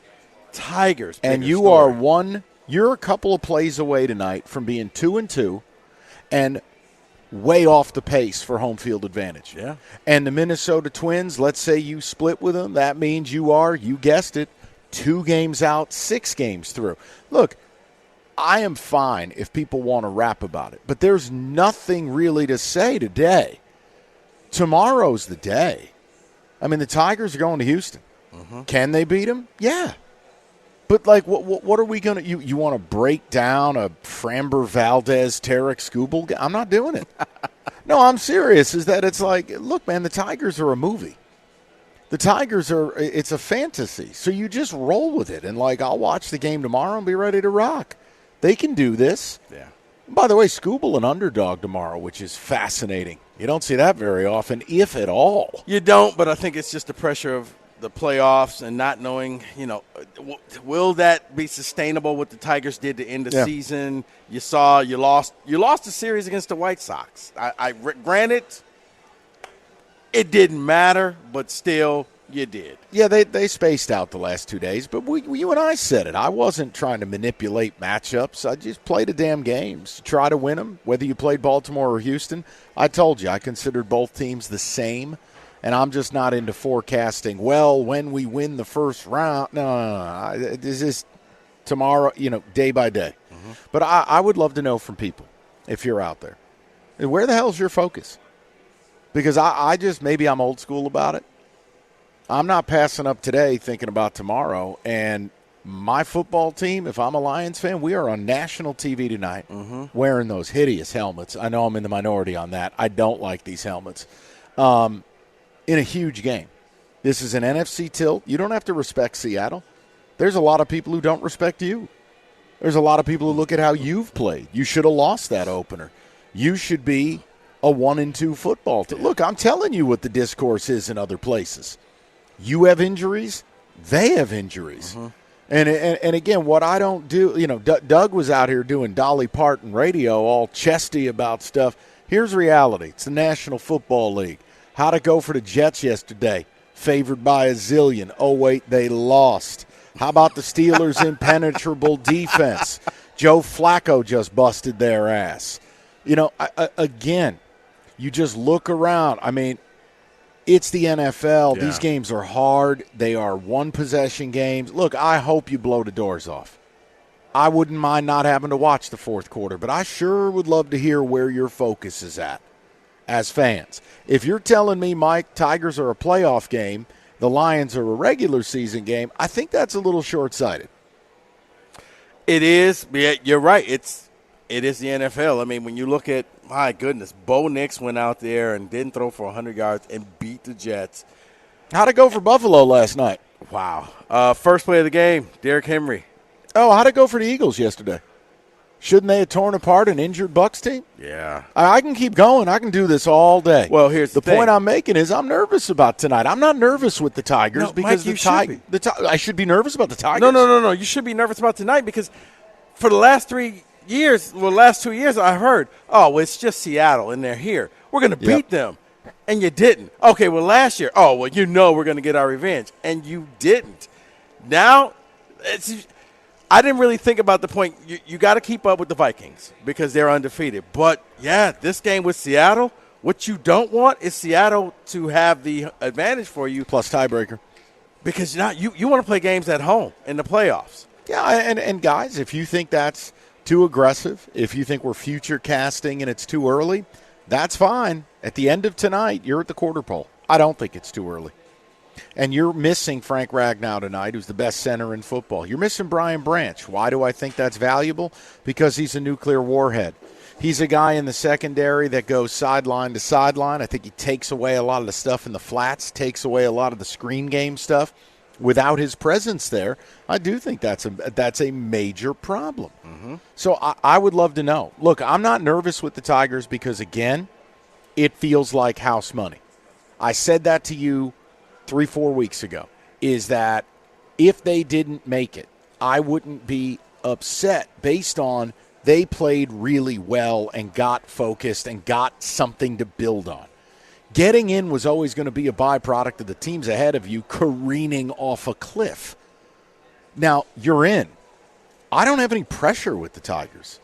I think the Tigers are dangerous because they're unburdened, Rico. The Lions have the weight of the world. And in order for them to deliver on the promise of being a Super Bowl team, look, I'll just say it straight away. If you're in Green Bay in the NFC title game, you're not winning it.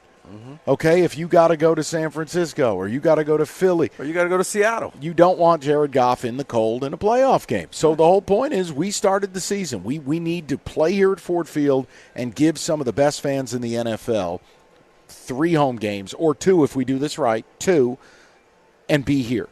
So I put a ton of value on tonight's game. But I'm nervous about tonight, not nervous about the Tigers. And I do have a quiet confidence with them in the wild card round. You and I talked about it. 3-game set? That's their kind of series. It is. All you got to do is go out there, win game 1 with Scooble on the mound. Tigers are really house money because there was no expectation for this team to win. You just hope Worst case, they don't go out and embarrass themselves, but even if they do, you shrug your shoulders and say, hey, it was a hell of a ride. There's nothing they could do that would make me upset, sad, disappointed, or anything. Honestly, it's a standing ovation for what they were able to pull off, which is a once-in-a-lifetime signed 1973 Mets comeback. And they did it. But, yeah, if you're a Lions fan, you need this game like oxygen because you're in a race. You're not just in a race with Minnesota. You're in a race with a lot of other teams. You said it, Mike. You don't want to have to go to Seattle and play a playoff game. You don't want to have to go to Philly. You don't want to go back to San Francisco. You want to go to Green Bay. Bro, you didn't plan on being 2-2, did you? No. Just like you didn't plan on the Vikings being 4-0 and looking very legitimate, because the Vikings have done something that you really haven't done. They've gone on the road and won multiple games over quality opponents. Mm-hmm. At a certain point, it doesn't matter what we thought past tense of Sam Darnold. It's what we're watching right now, including a top 5 defense. Look, man, if you disagree, it's cool. We can rap about it. But what I'm not going to do is sit here doing lefty-righty splits a day before a wild card game. Yeah, and no T.J. Hawkinson, by the way. And they're still winning. They don't have all their pieces. True. They're still finding ways to win, and you can't say – at least with Seattle, you could say they play 3 bad quarterbacks. Maybe that's why you're not feeling it because, okay, look at the teams there. Minnesota – yeah, Minnesota has played some teams. Yeah. And they own tiebreakers right now. So just tell me, what are you more invested in? What are you more nervous about? Tigers or Lions? And you can sell me this pen. Because I'm telling you openly, I'm focused on the Lions. I'm stressed out about the Lions. I don't have a care in the world about the Tigers. It's a bonus. It is unthinkable. I mean, it's almost like hitting the lottery and then stressing about the taxes. Mm-hmm. No, like you hit the lottery. You got enough to pay the taxes. Right. Like they're going to play tomorrow, and they absolutely have a shot against the Astros. I don't. There's no qualms about it. I mean, of course, does it concern me the Astros are going to put 2 lefties out there in a playoff series and try to compromise Kerry Carpenter, Parker Meadows, and Riley Green? Of course. But, hey, newsflash, Yordan Alvarez isn't totally healthy. He's doing batting practice. He, quote, might be able to help out this series. It's one of the best hitters in the game who's not healthy. So, look, for me, it's all about the Lions. If I'm off base, let's find out to start. If people want to do Tigers radio today, we can. But I was very surprised at the people and the approach of our station being almost a 50-50 split when I look at it as, man, to hell with that, it's Monday Night Football. I think a lot of this, Mike, is because you have a lot. The Lions have never been in this situation before. You believe, not you, but people believe, oh, this team's going to win, and week 4 isn't that big of a deal. And I'm going to tell you. It is. It is. Because it's games. It's these types of games. Once again, all you got to do is go back to last year. Hey, guys. Losing to Seattle last year may be a reason why you didn't play the championship game at Ford Field. Also, newsflash, you will be 0-2 against playoff teams. And you've already given a game away against the Bucs. Do you want to feel like you gave away another home game? You only get 8 of these games, right? Mm-hmm. Well, you want to be 0-2 against playoff teams? Look, beating the Rams doesn't mean anything. Rams are terrible. Beating the Cardinals clearly after a rookie quarterback went down and sliced and diced them. Ooh. Here's the reality. You'd be 0-2 against quality teams. You'd be 2-2 on the season and 2 games back at the Vikes, 3 games back at the Seahawks. That's my focus versus Danny Glover and the Angels in the outfield Tigers, where tomorrow is a bonus, man. It's a bonus. I don't care if you're Clark Griswold and it turns into the Jelly of the Month Club. It's better than nothing. I'm excited about tomorrow. Mm-hmm. I'm nervous about today. And I guess that was the tenor we wanted to start the show with. Now, programming note, 5 o'clock, Smarmajan Cheese will join us, or I guess we will join him. Lions pregame will start. I've already done one podcast with Jim. His attitude's terrible today. That should be exciting. Oh, really? He is in an unbelievably peacocky, smarmy mood. Maybe it was his 3:30 a.m. wake-up call. Hopefully he got his little nap in, and he'll be more amenable to good times tonight. Oh, yeah, he was very complimentary towards me this morning. I was like, okay. He's like, way to go. Way to pick all those picks and the prop bets. That's nice. I didn't get that. That wasn't on the menu for me today when we did Cash the Ticket. That's okay. 248-539-9797. Let me hear it. What are you more invested in? What are you more nervous about? Tigers, Lions. And you tell me, hey, you carried a show where you guys want to carry it. Rico, could I do a dramatic reading of your read? This is some electric copy here. Go for it. From our very first breath. All right, I feel like John Facenda should be doing this live. Take him to the bridge. All right, guys. Hey, what you heard Mike talking about is us on radio and having some fun. Look, here's the thing. If radio is where you want to be and you want to be hosting events like this in downtown Detroit, you can get your journey started with Specs at LTU. Or if you want to go into television or you're a graphic design artist, Specs at LTU can help you achieve your goals. It's very simple. You just need to be curious. You need to go visit the website, ltu.edu/specs, to learn more about the broadcast media arts, digital media arts, and graphics communications program taught through Specs at LTU right here in the city of Southfield on the campus of Lawrence Tech. And you're going to be taught by people like myself who work in the industry. It means we won't waste your time. You're going to learn from day one everything it takes to make it, whether you want to do TV, radio, you're a graphic design artist. We can help you achieve your goals. So what are you waiting for? Be curious. Go visit the website, ltu.edu/specs. That's ltu.edu/specs to learn more. Then make magic by enrolling in Specs at LTU certificate program today.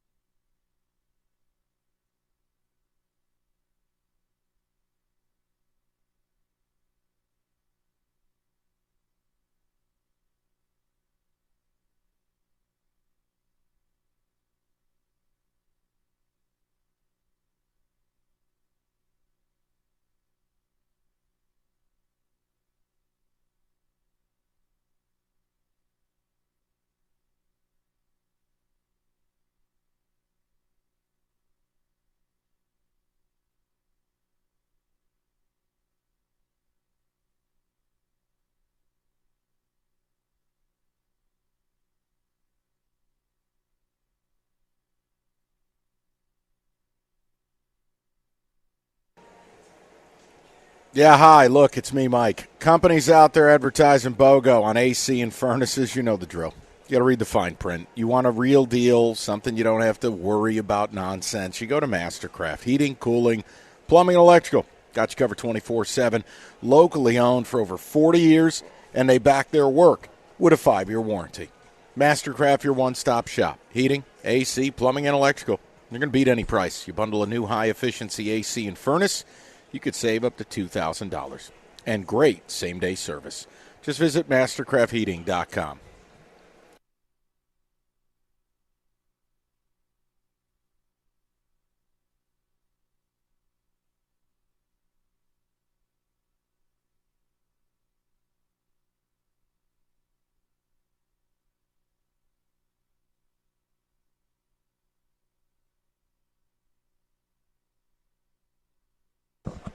All right. I want to get to the people. We can't do the ticket text right now because David is communicating down the line. So here's what I'd like to do. I've asked the question. Rico and I are focused on Monday Night Football. Today is today and tomorrow is tomorrow. I mean, I don't have any pressure with the Tigers. I feel a ton of pressure with the Lions. I've given you the reasons why. I want to know if that's where you are. And if you disagree and you're more amped about the Tigers, I'm not mad. It was just interesting hearing the better part of 8 hours of radio where people aren't ignoring the Lions, but it's like, how long are we going to sit here clutching our sack about the Tigers when the game is tonight? Like, we've done the euphoria radio. We did it all last week. Mm-hmm. Go play the damn game and let's see what we got. I mean, tonight, this is, to me, you should be nervous. Based on how the NFL's been early in the year, based on the fact you've already dropped a home game to a playoff team, and based on the fact the Minnesota Vikings look like they are absolutely legit. Oh, and you'd be 3 games behind the Seahawks if you lose tonight. Tiebreaker +2. So let's get to the people. I want to see where you're at. And if you are not into it and you're like, no, Tigers are playoff, hey, man, I'm not mad at you. I just don't understand it. Let's go to Brandon. Lead things off on a Monday Night Football Monday. What do you got, Brando? Hey, guys, how are you guys doing? Good, hey, Brandon. What's up? So the Lions, I did not know this against the Seahawks. We are 1-9 in the last 10 matchups against them. I don't know what Seattle knows what the Lions do, but I think that is the most concerning thing. And, Mike, I agree with you 100%. This is a huge thing. Minnesota's defense looks like the number 1 defense in the league. And I think, the Tigers are just a pleasure that we get on the side. But the main appetizer is this Monday Night Football game tonight. Yeah, exactly. I mean, Brandon, that's where I'm at. But it's just been interesting because maybe people weren't really paying attention until the last couple of days with the Tigers. Or look, football takes up all the oxygen in the room. I mean, the reality is if you go around to your friends and you ask them their favorite sport, I'd imagine 3 out of every 4 are going to say football, right? Absolutely. And, I can attest to that because you had people at the ballpark. I heard that story. I don't know if it was on the ticket, but people were bringing cash to the game still and didn't even realize that it's been cashless for the last 5 years. Right. So, right. That's what I'm They had their first. So this is they a had new their thing. first. They had their first sellout weekend of the season on the last weekend of the season. The Lions are the much ballyhooed champion. Now, again, I'm not saying the Tigers. I'm done doubting it. I stopped doubting this team 3 weeks ago. They might just win the whole damn thing with Tom Berenger as their catcher. Fine. The Tigers are the expected. Or, excuse me, the Lions are the expected. The Tigers are the hope. So, therefore, tonight, Rico, I absolutely could see Seattle winning. Yeah. And because I don't think people realize, as the caller said, Seattle's won the last 6 in a row. They've come to Detroit and just keep winning. Whether it's overtime or regulation, they just make the plays. Geno Smith has been a problem. There it is. I blame you. Because you love Geno Smith. You love him. No, I just think that you called him trash too soon. And I'm like, no. He's gonna. It's just like that. What do you call Darnold? The redheaded stepchild or whatever. Oh, soulless ginger. Yeah.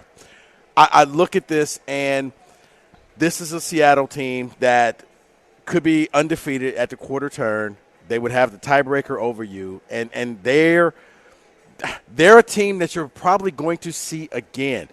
I think but a lot of Lions fans just kind of are feeling themselves off of last year and are just saying, oh, you know what, we're going to make it at least back to the NFC title game. I'm not really concerned or caring about the regular season right now. We'll pick that up later. And I'm going to tell you, biggest mistake that you can do is something like that, because these games count. These are the games that when you're wondering, why are we playing in cold weather city in the playoffs? Well, revert back to losing to Tampa, and if you lose tonight, losing to Seattle. How about this? Do you want to be 2-2, and out of the bye, 3 of your next 4 are on the road against playoff teams? You will be at Dallas, at Minnesota, and at Green Bay. Yeah, you know what? You best win, unless you think you're sweeping the board, because the reality is home field advantage is going to take 12 or 13 wins. You don't want to be using up your free squares, so to speak, before the calendar hits October. So I'm nervous about tonight. And again, it's based on the league. Look around. Go to Ben, 97.1. What's up, Ben? Hey, Mike. Hey, Rico. I'm more focused on the Detroit Lions because their offense has looked consistently flat in the second half of each game this season. Yeah. Continuing a concerning trend from last year under Ben Johnson. And on top of that, the injuries to Marcus Davenport, Derek Barnes, and Melifonwu have raised concerns that I don't think have been elevated yet on the defense. How about Brian Branch not playing tonight? Exactly. Like, is that illness actually an illness, or is it a lingering concussion-like symptoms? But regardless, on the Tigers, they needed an epic collapse from the Minnesota Twins to reach the postseason. They're young, scrappy, with no major expectations. I also have an intriguing question I want to ask both of you. For an in-game manager, would you rather have A.J. Hinch at the helm or Dan Campbell and Ben Johnson to make in-game adjustments? A.J. Hinch. Yeah. You don't need to hang up. I can just answer while you're here. A.J. Hinch. A.J. Hinch should be manager of the year in baseball. It's not even a question. He was handed nothing. Yeah. And he has spun a gem. I'd go A.J. I would go A.J. as well, only because Ben Johnson and Dan Campbell in the third quarter have yet to really show me they can make the adjustments. They've come out and they're flat to start off the second half of games and, you know, struggling to barely crack 20 points, whereas A.J., yeah, he's finding ways to getting it done. Rico, they're flat like the listeners. They're flat. Listen, we have a couple of calls, and that's fine. I'm telling you, I feel like I have misjudged the audience. There's almost a sense of entitlement with the Lions. That's the word, Mike. That's the word I've been trying to realize what it was. It is. You are America's darling. Everybody's told you how pretty you are. It's only week 4. What does it matter if we lose or win? It's week 4. We're winning the Super Bowl anyway. Because I would have already looked at 2 home losses, 3 of your next 4 on the road against playoff teams. And by the way, the only 2 decent teams you've played, you've lost to. That's how I would view it. The Tigers, I can't put pressure on this crew. What they have done is this is a gift. What they have done has been cosmic. There's no pressure on them. Go play. But maybe it's just in Dan Campbell and Jared Goff we trust. And really, half the town doesn't like Goff. Oh, please, man, they chant his name. Well, then why do we continue to get the calls knocking the guy? I think that's just the minority of saying they want the mobile. That's the mobile QB crowd, Mike, that's going to forever say, yeah. Okay, 248-539-9797. We'll get with more of the people. I know we can get to the ticket text. But, guys, look, if you want to rap about the Tigers, I'll do it. And if you think I'm misguided, that my focus is on Monday Night Football tonight, that I'm nervous about this game tonight, that I do file it as a must-win, not in this issue of, if you lose, the season's over, but it's like I play percentages. It's why I was a skeptic at the start of the Tigers' playoff run. When you have a 0.2% chance at something in life, don't ask me to be optimistic about it. Well, the same thing here is if you're multiple games behind after the first 4 games or 3 games behind the team you're facing tonight for home field advantage with 3 of your next 4 on the road, you're damn right I qualify that as a must-win. If you want to deliver on the expectations that have been placed upon you. 248-539-9797. We'll get to the people next But first, here we go. Flavored crust pizza, Hungry Howie's. You know the drill. You got Monday Night Football tonight. You're busy. You got to pick up the kids from soccer practice. Get Hungry Howie's on the table. Settle in for your Monday night game. Get nervous and then potentially eat your feelings if the Seahawks win. But the bottom line is you're not just getting great food for the game tonight. You're going to be donating to a great cause. You know what October is. Love, Hope, and Pizza Month at Hungry Howie's, National Breast Cancer Foundation. A part of the proceeds of every order in the month of October goes to the National Breast Cancer Foundation for cancer research. And just to boost the donations, they're offering a free Howie bread with any online order of $25 or more. So don't just order pizza. Make a donation while you're doing it. It's Hungry Howie's.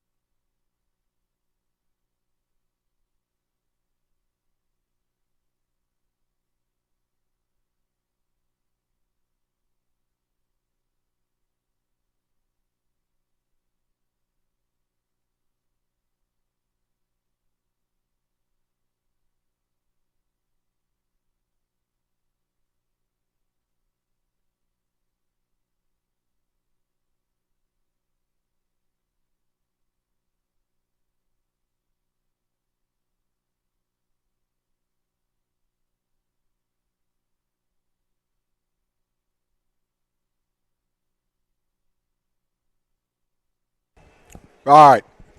Let's get to the people. I know we got to check in on Ticket Text. I have asked a question to just start the day. It doesn't mean I'm right. I feel confused as a radio host because I've listened to the station all day today. The amount of euphoria Tigers radio, and it's like, guys, you do realize you're staring Michael Myers right in the face, right? Like Mike Myers is underneath your bed tonight, and it's actually Geno Smith. And your Detroit football Lions are a couple plays away tonight from being 2-2, being multiple games behind for home field advantage, having lost 2 home games already, and 3 of your next 4 are on the road against playoff teams. And yet all people want to do is act like Chris Farley on Saturday night. Oh, you remember that Tigers run? Man, that was great. Awesome. And it's like we've done that for a week. We know it's awesome. I'm amped to watch a baseball game tomorrow afternoon where we have the best pitcher in baseball on the mound. Mm-hmm. But then I got bleep to do it today. I'm nervous as hell about this game tonight. And for people who be like, oh, it's going to be a walkover, then why are you 3.5-point favorites? It's going to be a walkover, just like Jets-Broncos, right? Yeah. And why haven't you been able to beat Seattle here at Ford Field? Wasn't like the games were in Seattle. They were here. Early in the season, both times, a lot of overconfident, and each time you walked away with a nail. Here's a question. Has anyone been happy with the Lions' offense through the first month of the season? Anyone? Just raise your hand out there in listener land. Oh, wait, you can't. So my whole point is, you know what? Maybe tonight it is Baltimore-Buffalo. But that required the Ravens playing the best game they've played in 2 years. Mm-hmm. Because you're right. For all the offensive weapons that you have, you're struggling to score points, especially in the second half. It's just third quarter, nothing. So, yeah, you got, Amon-Ra and J-Mo and the running back tandem, and you got Laporta. He looks like he's like you're the best offensive line in the NFL, but you're struggling to score the points. I would be a little concerned coming in with the Seattle game. I don't know what it is about Seattle. They have your number. I don't know why. You know why. You damn well know why you prayed for Geno. I did not Look pray what's for Geno. happening. David, give me some ticket text. Let's see where people are at.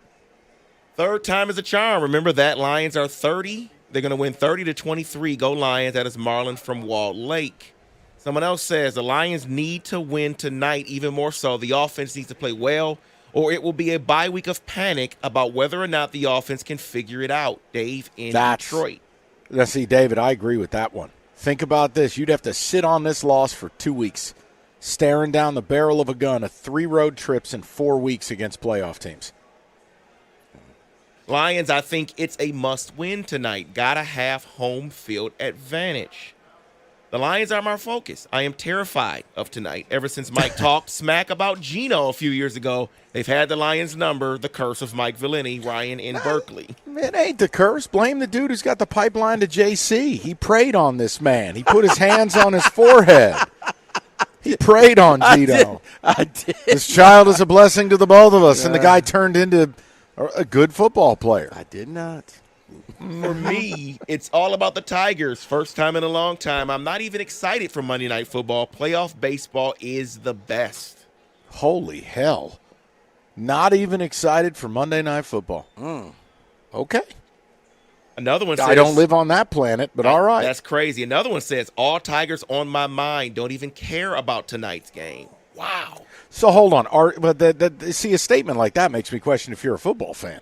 It's same. I agree. You know what I mean, David? Like Yeah. to say I'm not excited at all. But then again, David, maybe people have just been seduced. I mean, think about it. One pickup line worked, and now they think they're Hugh Hefner. That's what last year was for the Lions. Mm-hmm. One good year in your lifetime, and now all of a sudden you're walking around the house in a smoking jacket thinking you're picking up dimes. You feel entitled. Exactly. You walk around like Rico the dentist.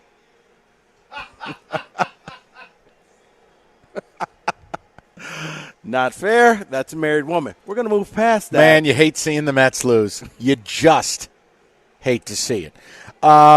David, who has held the longest? I want to make sure I do this correctly. John. And then John is up next, 97.1. What's up, Johnny? Yo, how's it going, fellas? Good, Hey. John. What's going on? Not too much. I went to the Tigers game on Friday. It was awesome. Great time. Definitely felt like a playoff game. But to be honest, it's Monday Night Football. And the 2 wins that the Lions have so far, they haven't been all that convincing to me. I mean, you have a 2-headed monster at running back between Montgomery and Gibbs, or Monty and Gibby, as I like to call him now.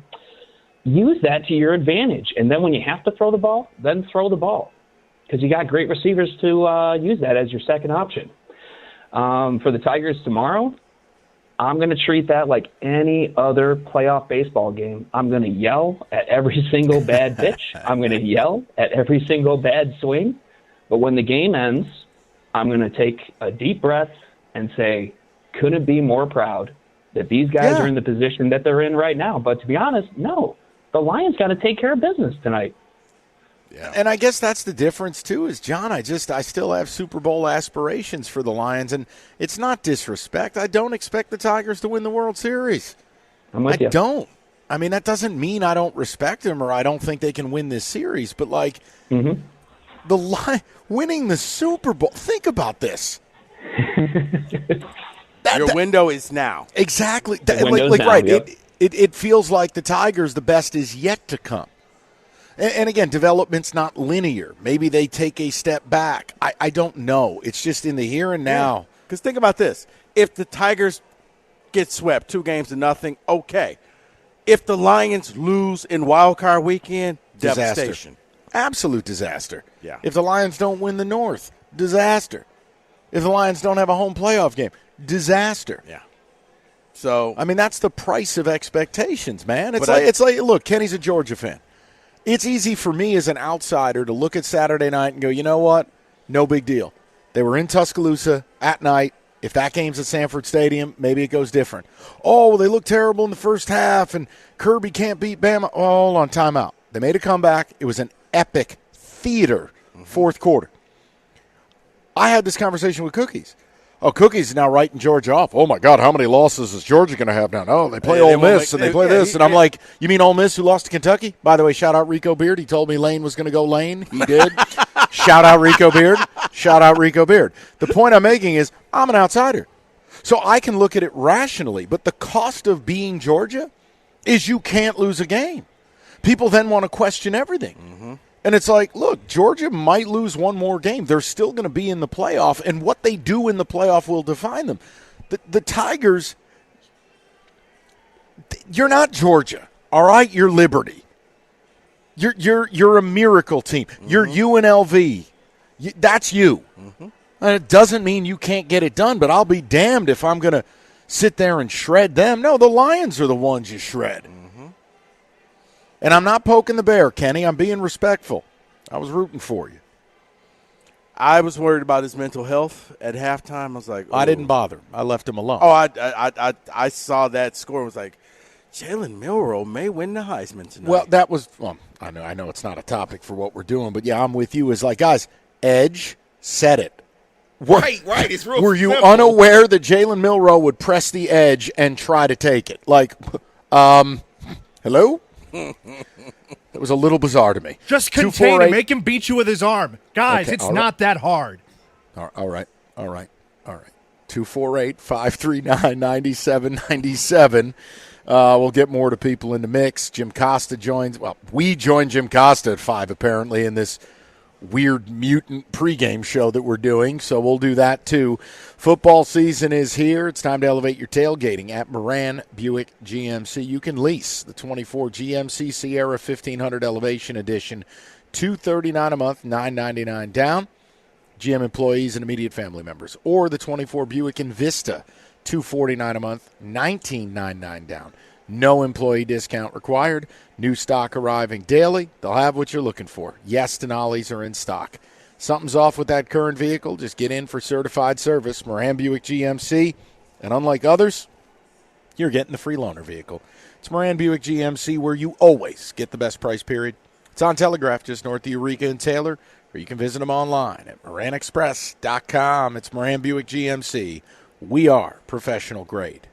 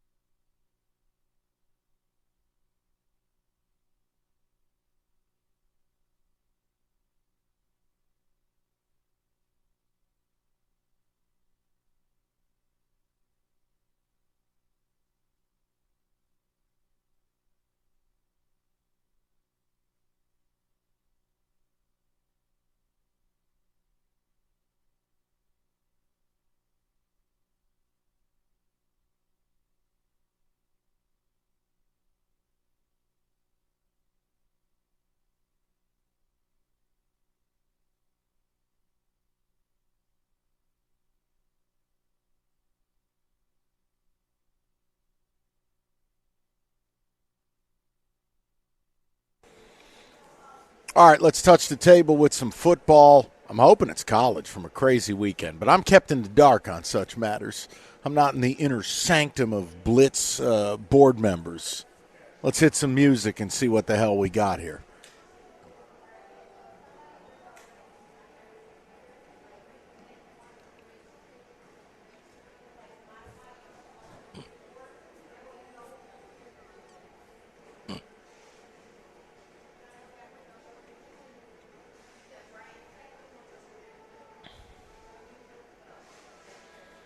Oh, this is new. Yeah. Now, is this another one of your ways to keep receipts like the petty little person you are? Oh, no, Mike.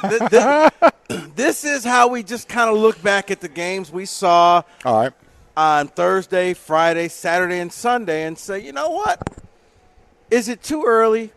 Can we say that? For example, David, let's go ahead and escort Kenny out of there. Hey, can we say that Bama is now the new team to beat in college football? You want me to answer this or David first? David, you can go first. I'm not ready to say that they are the team to beat. They just happened to beat Georgia, and they look really good doing it. But there's a lot of football left. So today, right now, I'm not going to say they're the team to beat. I agree with David. It must be nice to have the game handed to you at home at night. And realistically, I have just too much respect for what Georgia's built.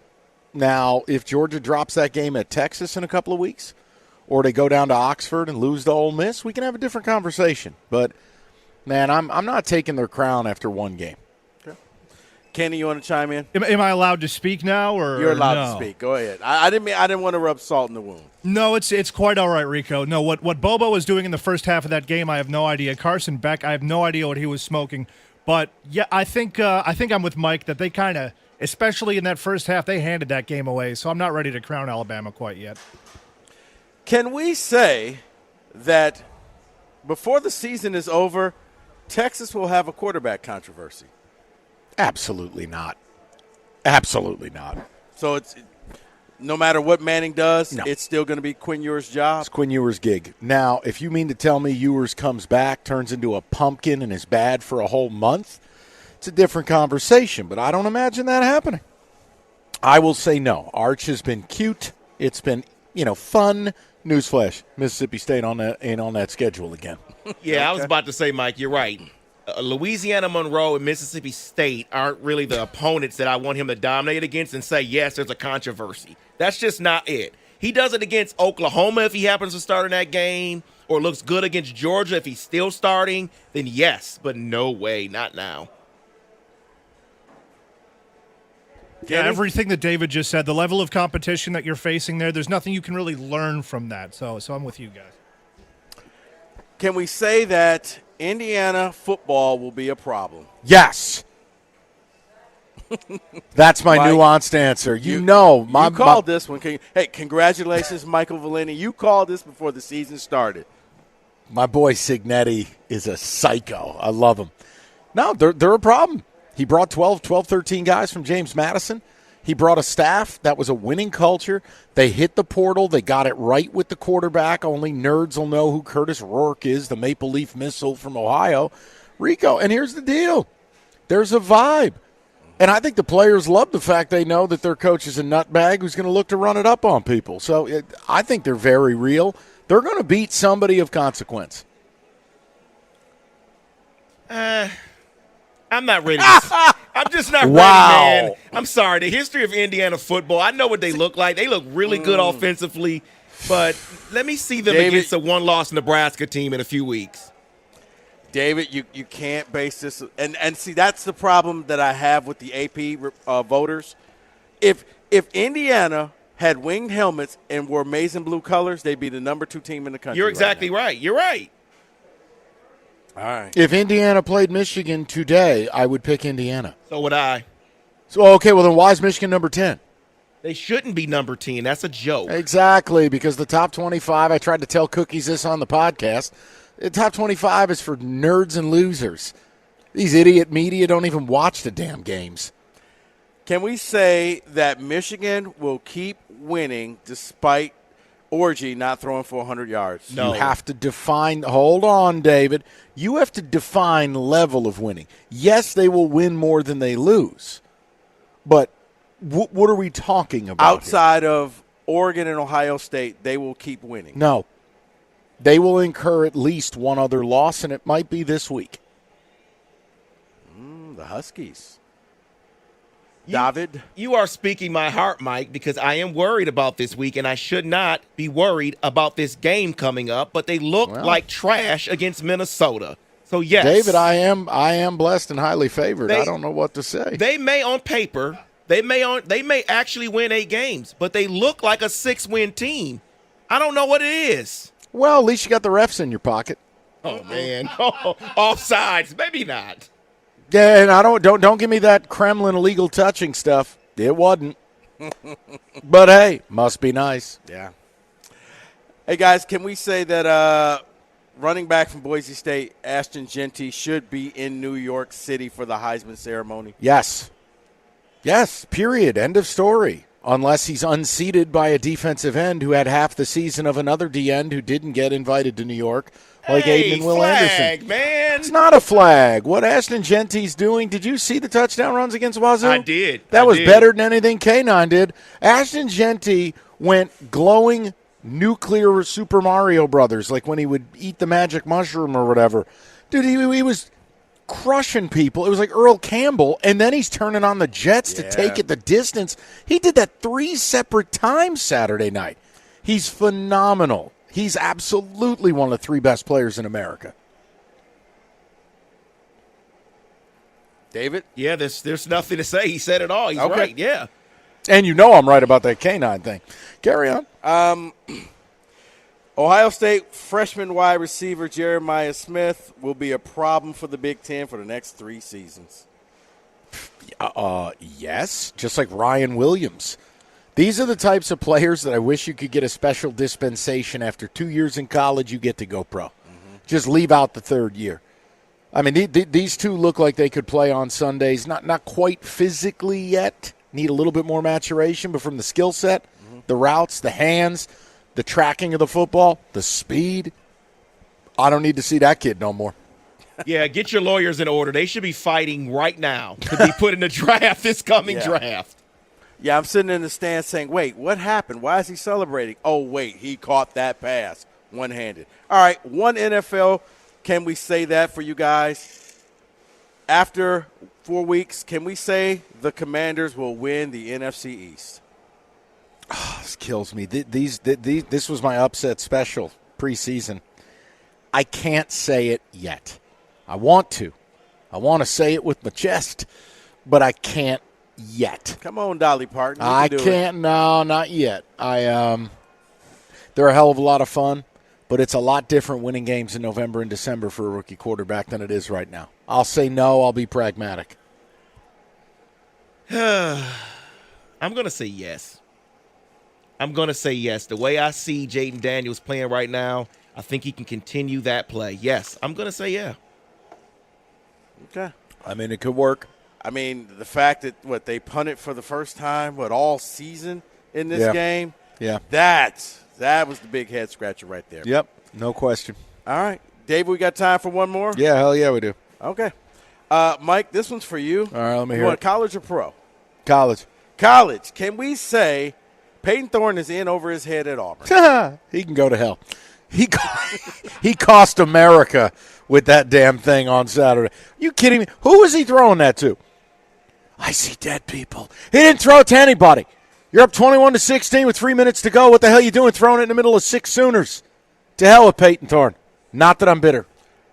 Yeah. To hell with him. No, honestly, I think maybe the SEC was not the move for him. But enjoy that. Now, what's the pro one? Go ahead. All right, I got a pro one for you, Mike. Go ahead. Are the Ravens, can we say that the Ravens are the new AFC favorite? Yes. It pains me to say it, but yes. All right. That game last night, that's as impressive a regular season performance as you're going to see. They didn't just beat the Bills, they destroyed them. And from jump. By the way, David, scientifically speaking, how the hell does something that big move that fast? I have no Regards, clue. Derrick Henry. I have no clue. That looked fake. It looked fake. He's a robot out there. Unbelievable. Yeah, that's like some Einstein mass versus force, and in acceleration. You don't want to mess with He that. got moving, and I'm going, even if somebody catches him. Oh, you notice they weren't trying. They just wanted to keep pace with him so it looks Yeah. good in film study. Yeah, exactly. Oh, Coach, I was chasing him. Why Exactly. you didn't tackle him? I wasn't trying to die. Business decision. Right. Yeah. All right. That is your weekly version of Can We Say That? 97.1.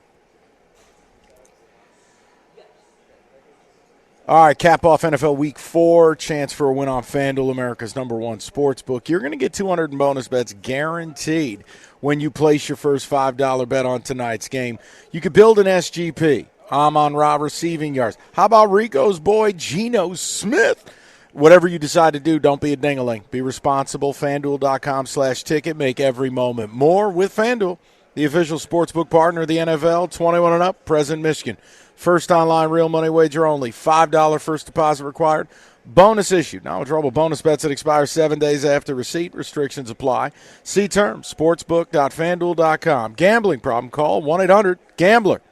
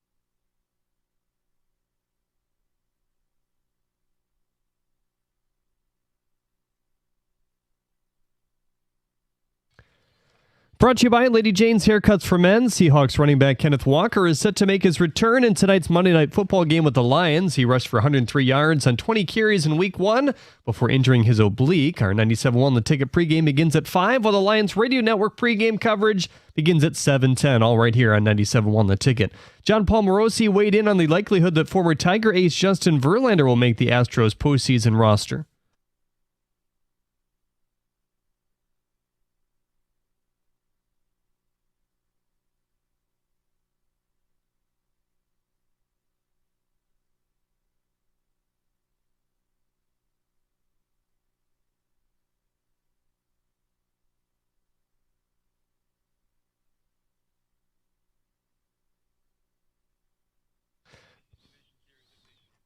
Pistons coach J.B. Biggerstaff said that everyone will be available for training camp with the exception of forward Asar Thompson. Thompson working with the NBA Players Association on a return.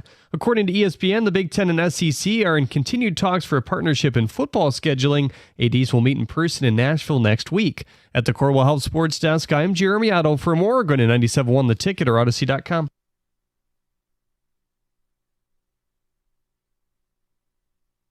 All right, hour number 2. Good to have you with us. Cookies will join us at 5, or we'll join him. I don't know. It's his pregame. Not my problem. Look, so I asked the question to start the day today. I've listened to the station all day. Was confused. You guys can set me straight on this. It's very simple. I do not understand, Tigers this, Tigers that. Man, we have Monday Night Football in town. We've done Euphoria Radio with the Tigers for what feels like 2 weeks, or most certainly was all of last week, where you were a mortal certainty to make it. And tomorrow's tomorrow. Tonight, the Lions have a must-win game. And you can mock that. You can laugh. But if you lose tonight, here's your scenario, and tell me it isn't must-win. If you lose tonight, you're 2-2. You will have dropped 2 home games to 2 NFC playoff teams. You will be 2 games behind Minnesota, 3 behind Seattle, and you are staring down 2 weeks of panic in the bye, and then 3 road trips in 4 weeks to 3 presumed NFC playoff teams. Tell me again it's not a must-win tonight. Yes, I'm excited about the Tigers, but that's tomorrow. That ain't got nothing to do with tonight. No Ragdown, no Branch, an offense that's looked very uneven. And yes, do I believe on paper you should beat Seattle? Of course I do. Well, the Jets should have beat the Broncos. All right? Preach. The Eagles should have beat the Bucks. Well, they got beat all right. They got the brakes beaten off. So the point I'm making is, look, my focus is on this. I have no nerves with the Tigers. Man, the Tigers are the taxes you pay when you win the lottery. You won the lottery. It doesn't matter what the Tigers do. I will never be disappointed, sad, angry, none of it. Tonight, this is the stress, and this is the focus for me. But it's been interesting because all day it feels like everything reverts back to the Tigers, and I wonder if we have an entitlement problem with Lions fans. I think that's exactly what it is, Mike, that it is entitlement, that it is, Super Bowl or bust. You're on the cover of Sports Illustrated. What do you mean? These games are nothing. Even if we don't win this one, we got the best offensive coordinator. We got the best offense, the best line. Look at the weapons that we have. Problem is, your weapons are all misfiring. You're struggling in the second half of games. You're not scoring points. You're going to find out that you're the hunted, and life is a lot harder in the NFL when you're everybody's circle game. It used to be, it's the Lions. That's our get-right game. Now that's the Lions. We have to bring our best effort. You're going up against Seattle. If you lose this, it gives Seattle a tiebreaker over you. You don't want to have to go and play outside in the elements. Historically speaking, Jared Goff's not a good outside quarterback in elements, plain and simple. You can chant his name all that you want. It's not going to happen. These games are important, and yes, there should be some concern, but I do think that there is a sense of entitlement with a lot of people that, you know what, we almost made it to the promised land. Don't worry, we'll be back. And that rarely happens. It's also not a predictive measure when I say, look, it's a must-win and I'm nervous. Do I think they win tonight? Yes. But that doesn't mean I'm not nervous about it. Yeah. And Geno Smith and this damn Seattle Seahawks team, it's voodoo. They own you. Now, I can't figure out how or why or what. Geno Smith was homeless 3 years ago. It's a hell of a comeback. Yeah, he was Billy Ray Valentine. And Terrion Arnold. Hey, you got DK tonight. Well, good luck. And again, in the NFL, and you see it when you watch games, it's a handful of plays a game. And if you have a bad PI for 38, man, that's a game changer. So I was interested to see from you guys. I mean, what are you more invested in, and what are you more nervous about? I have no nerves with the Tigers. They have already accomplished so much that I couldn't possibly be stressed about it. Yeah. But tonight, make no mistake, there's stress. This league is upside down, and if you go out and lose a second home game before the calendar hits October, and by the way, you will have lost to the only 2 decent teams you played. And you needed overtime to beat the damn Rams. Yeah, there are plenty of people around the league who look around and tell you should be 1-3 if you lose tonight. So you know what? Yeah, I'm nervous.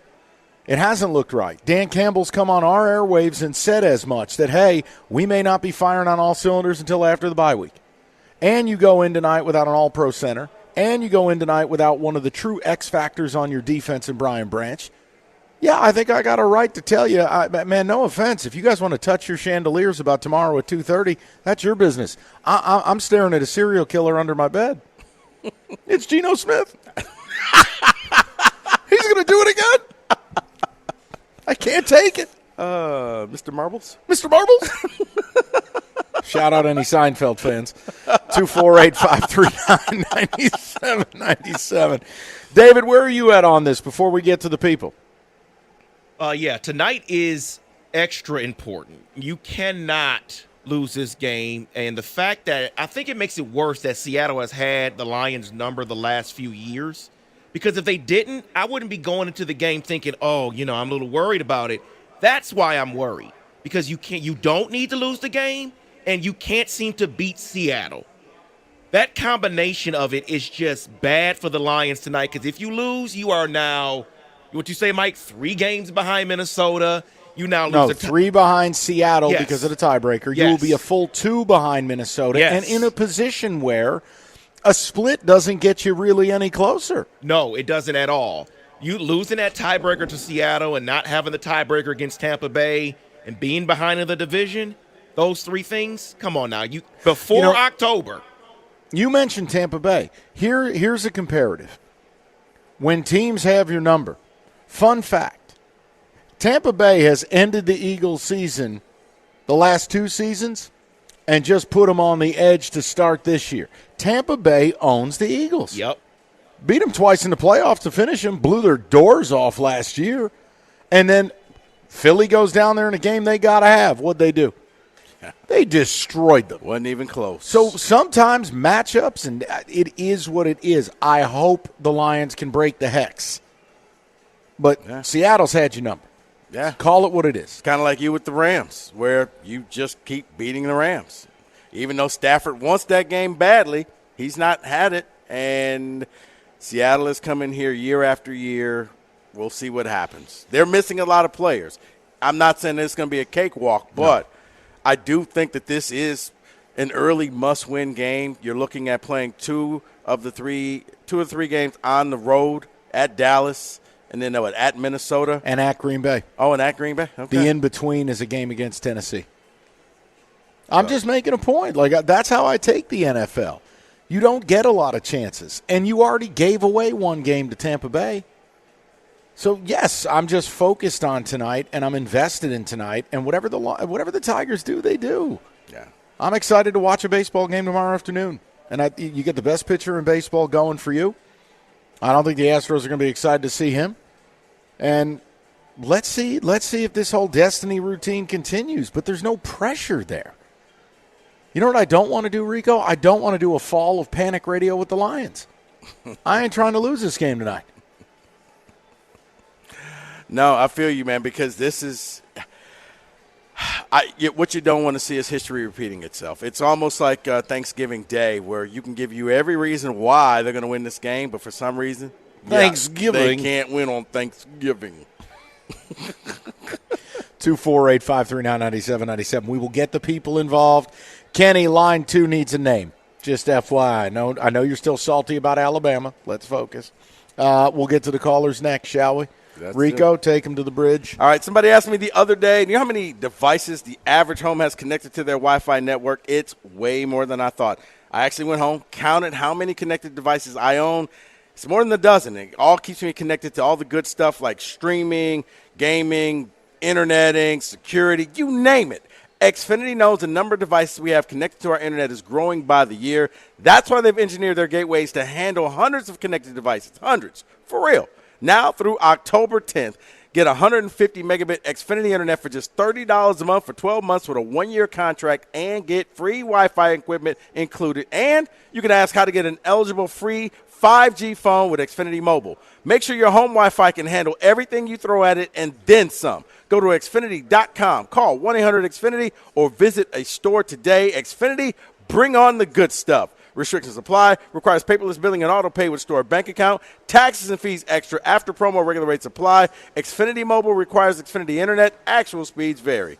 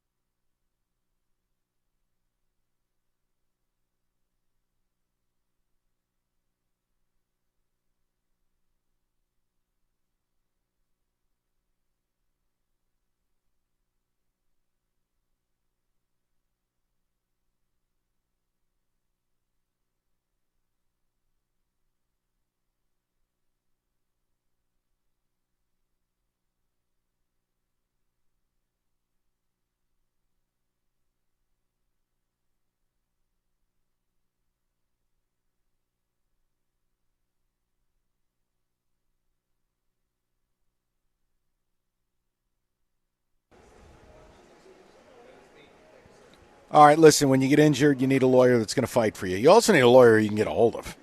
David Femininio is both. The results he has delivered for his injured clients are frankly staggering. $3.5 million, $5 million, up to a whopping $11.5 million. And the best part, you call, you will talk to David right now at 855-65-CRASH, or you can go to that website, getdavidgetpaid.com.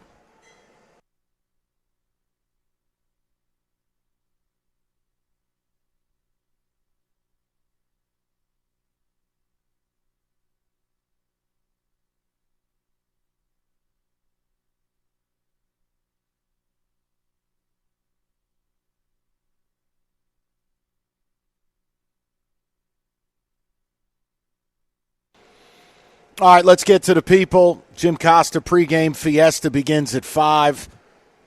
We're going to Ed, who's up next on the ticket. What's up, Eddie? Hey, what's up, gentlemen? How y'all doing today? What's going on, Ed? Doing good. Now, I'll just give a quick word on the Tigers, and I'll get to the Lions. I'm in agreement with you on Mike on this for the Tigers. Friday night was magnificent. It was a great moment. I'll lock it down in the memory bank till the day I die. But tonight, the focus is on the Tigers. Tomorrow, I'll worry about tomorrow. Well, not so much to extent because what we got scooped for game one, the confidence level should be high. It just comes down to timely hitting. I'll be worried about that tomorrow. As for tonight, I understand the moment of what you're talking about, Mike. I actually am in agreement with you that, yes, it is a must-win game because what you're saying before, going into the bye week at 2-2 sucks compared to entering it at 3-1, especially compared to what Minnesota did to Green Bay yesterday. But here's the thing, though. I can compromise with y'all on this and say that I'm not feeling as nervous as you for these specific reasons. Number one, I expect and know that the home crowd, they're going to be pumped, they're going to be jacked, they're going to make sure that they're going to make themselves as much as an X factor as possible. Number two, I have faith in the defense being able to continue what they're doing, even though, yes, KW9, he's going to be active tonight. I still have faith that they're going to find a way to neutralize the offense to an extent to where, what's the fact? So far, they've given up only 20 points or less to all three of their opponents. And that's including to, a Tampa team that, like, I agree with you, they look like a real strong playoff contender. And even still, y'all gave that game away. And here's the thing. I am foolishly, call me crazy, I'm feeling optimistic on the offense because it still comes down to situational play calling in the red zone and Goff just not forcing stuff. Because I will say this. I thought Ben Johnson called a much better game in Arizona than he did against Tampa. And I thought Goff, save for that one force that he tried to force against Almond Ron that led to the pick, he did much better in that one. I would expect to see more of the same tonight only because I'm in agreement with the theory of they're just working off rust for not playing their starters in the preseason. Shake it off. You're in front of the home crowd. Learn from your mistakes against Tampa. Get your red zone situation scoring figured out. Don't turn the ball over, and you'll be straight. Am I expecting blowout? No. Am I expecting a win? Yes. Yeah, and I don't think you're crazy at all. Listen, offense is this team's calling card. They could explode at any given week. It's just, you're right.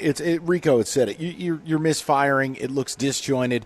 You are seeing it league-wide. I mean, let's be clear. Like, the equivalent for your offense has kind of been Baltimore's defense up until last night. I mean, Baltimore allowed the most passing yards in football. Baltimore wasn't generating a huge pass rush. Baltimore had a ton of ridiculous penalties. And then last night, boom. I mean, Ray Lewis may as well come out of the damn tunnel. Ed Reed. That's right. Man. I agree with that. And I'm not expecting – I'll say this. I wouldn't be surprised if the Lions start to pull away late to where it looks similar to what Baltimore did, but I'm not expecting, like, wall-to-wall, wire-to-wire domination. Yeah. Last night, like you said, that was the Ravens' best game since they played against us and took us to pound town. Yeah, it was complete. No, I'm with Ed on this. I think the one thing for me, look, Carlton Davis has been good. Terrion Arnold, I'm not down on the kid at all. He's a rookie. He's going to be tested. And remember, he's an Alabama corner, which means the way you are taught under Nick Saban, handsy, physical, it's just not allowed in the NFL. Don't even get me started on that because the last thing you need is more penalties. But look, you're going to be tested tonight in a whole different way. All right, when you really look at this, they are using JSN in a different way this season than they did last season. Why? Well, largely because Shane Waldron's an idiot. You don't throw the ball to JSN at or behind the line of scrimmage. You use his incredible route running and get him in the intermediate stuff. DK is DK. Yeah. And he's just a distinct problem. Yeah. I look at Smith and the Jigma kind of like they're Amon-Ra, where you move him around. He's the guy that helps you, gets the first down. He goes into the gaps. He finds the different things. Yeah. That's what he does. No, 100%. So, no, I try to just be more pragmatic about it. By the way, could you just tell your Braves to stop blowing this game? Thank you. Bro, I hate the Mets. America hates the Mets. This is what they've done all season Why are you doing this to America? That's the question. If it was 7 games, I mean, it's innings. If it were 7-inning games, they would be the best team in America. Rico, you're a real problem. Let's go to Ian, 97.1. Ian, what's going on, buddy? Hey, guys. Just trying to resist the urge to vomit all day long today since I woke up because I'm so terrified about this Lions game tonight. Jesus. Well, it probably doesn't help that I've been mainlining coffee and I've only eaten a couple slices of toast today, but that's my problem, not you guys'. If you really look at it, we're facing a combination of last year's Seattle team and last year's Ravens team because they brought over Mike McDonald, who was the Ravens DC last year, and we both know how that game went. Not only that, we're missing Brian Branch. We're missing Frank Ragnow. We could be missing any combination of guys like Aleem McNeil, Levi Onwuzurike, depending on their injury status. Sam Laporte is a question mark in my mind because how much is he really going to contribute? And then you look at, Seattle's injury list is a mile long, but a lot of those guys are expected to play. And our offense has done nothing impressive in the first 3 weeks outside of that one drive in overtime against the Rams. And you want to talk about loaded offenses. Everybody's all like, oh, the Lions offense, we got all these pieces, the Lions offense. Well, if Jackson Smith and Jigba, DK Metcalf, and Tyler Lockett wasn't enough, they also have what should be a healthy Kenneth Walker and Noah Fant, who in my mind is one of the best young tight ends in football. So you want to talk about loaded offenses, that's what we're getting tonight against our banged-up defense. Here's a saving grace to me. You have been very good against the run. It's been your calling card since Dan Campbell got here. I believe you're number 4 or 5 in football against the run. All right. Mm-hmm. The way this has to work, if you're going to control this thing, is you need to get Seattle in 3rd and long, and then you need to take advantage of a banged-up offensive line. Look, Aiden Hutchinson right now has got to deal with the devil going. Basically, every week he faces some tomato can who's a backup tackle. That's happening again. So if you can do your job on 1st and 2nd down. Now, if I'm Seattle, here's the difference. I'm passing when you think I'm running. I'm using the passing game to set up the run. I am not going to sit there and run into a brick wall. And that's counterintuitive because people go, you just said their offensive line's not very good. Right, which means if I am passing in known passing downs, I'm effed. Right. You need to take advantage of 1st and 2nd down and use your weapons. If the Lions do their job and make Seattle one-dimensional in passing downs, I have no doubt in my mind you'll be able to win the damn game. But I'm just approaching it like Seattle's coaching staff may have a functioning brain. You can't come on the road to Detroit, think you're going to go run, pass, and walk out of here with a win. No, I mean, especially with Detroit's secondary not at 100%. No, it makes sense. You just don't want to put yourself in 3rd and long because if that's the case, then that's when you just say, Aiden, go get him. Yeah, and if I'm Seattle, what I'm doing on 3rd down, a lot of it, I'm going to find DK or I'm going to find JSN. I'm going to, through motion and through formation, I will try to isolate a matchup, and I'm going 50-50 balls. Look, you saw it yesterday in the Atlanta game. Yeah. You see it all around the league. Your best offensive play is defensive holding. Your best offensive play is defensive pass interference. Ask the Saints. There's a 38-yard penalty. Look, these are game-changing penalties, and the league won't clamp down on it. So naturally, when you got a guy like DK Metcalf, of course I'm going to try to find Terry and Arnold. Why? Not only because he's a rookie, because he's handsy. Yeah. And he's physical. And the league will not stop rewarding offense with these ridiculous penalties. Almost when you want to just tap your helmet and change the play. When you see you're lined up in man coverage, forget that play. Yeah, throw me the ball. It gets me onto something that we won't talk about today. The state of NFL officiating and its impact on the product and how it looks and the watchability. We're lost. Officiating at the NFL level is a disgrace. It's a total embarrassment. And if I have to hear – it ain't that great in college either. Yeah, but I halfway expect it in college because, of course, Barney Fife is reffing UL Monroe and Tulane. I mean, there's just not enough officials. The NFL, I got 14, 15, 13 games a week. Man, it's got to be the best of the best.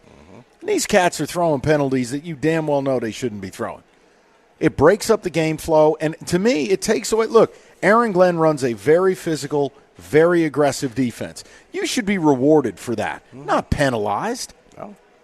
No, you're right. I've often said the accountability factor should be that just like players, just like coaches, refs should have to get up in front of the podium and answer questions. Why did you call that penalty? Do you realize you missed that call? What were you thinking? What did you see that we didn't Just see? get to it. You're still salty about Saturday night where Aiden Childs went exorcist mode. His head was on backwards, and they didn't throw the face mask penalty. Well, he did have on a Spartan neck brace for the rest of the game. He looked like Brian Cox. Right. He needed a lawyer. 248-539-9797. We'll get with the people coming up next. Jim Costa joins us at 5 o'clock. We will switch over to essentially a Lions pregame show at 5. And we can mix some Tiger talk in. I'm not telling you not to call about it. I think the priorities are a little bit – if you're looking past tonight's game, you're not watching the NFL. There are no freebies. If you're hanging out to watch tonight's game, go to Old Nation Brewing Company. Get some of the best beer in America, sold wherever high-quality beer is sold. It is world-renowned. The M43 Hazy IPA put them on the map. They are talking. They've got variations of it. The Orange Creamsicle, a complete lineup of respectfully crafted, award-winning beers. It is brewed right here in your backyard in Williamston. And Old Nation, if you want to support local and independent, not people who just say they're local and independent when they're really owned by a company in Portugal, Old Nation really is independent. They're the underdog, and they keep kicking everybody's doors down. So support them. 21 and up, Old Nation Brewing reminds you to please drink responsibly.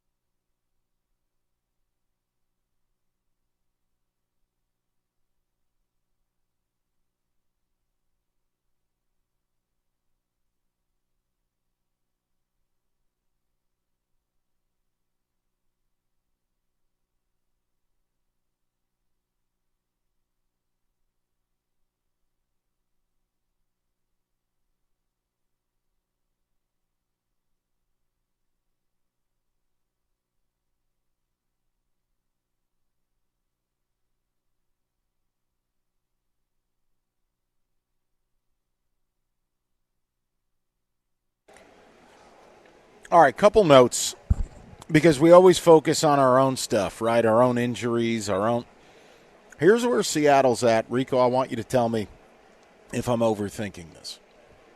Seattle is all kinds of banged up at the front seven level, right? So Leonard Williams, Byron Murphy, Mafi or whatever the kid's name is from Minnesota, the good linebacker, Jerome Baker, Nwosu. Here's my question. Yes, the D-line is a little banged up, but the linebacker level and the fact that you got so many new pieces playing at that level, is this the night Sam Laporta gets it right? I thought that was going to be I in know. Arizona. I know. You know what, Mike? Yes, on paper, yes. I still think that I listened to what Dan Campbell said on the morning show. I don't expect anything until after the bye week. I just think that there's something going on. I don't know if he tweaked something. He's not 100%. They're trying to get him to the bye week, get him that week's rest, and then break him out against Dallas. Yeah, on paper, this should be his night. But I thought that for the last couple of weeks, and I was wrong.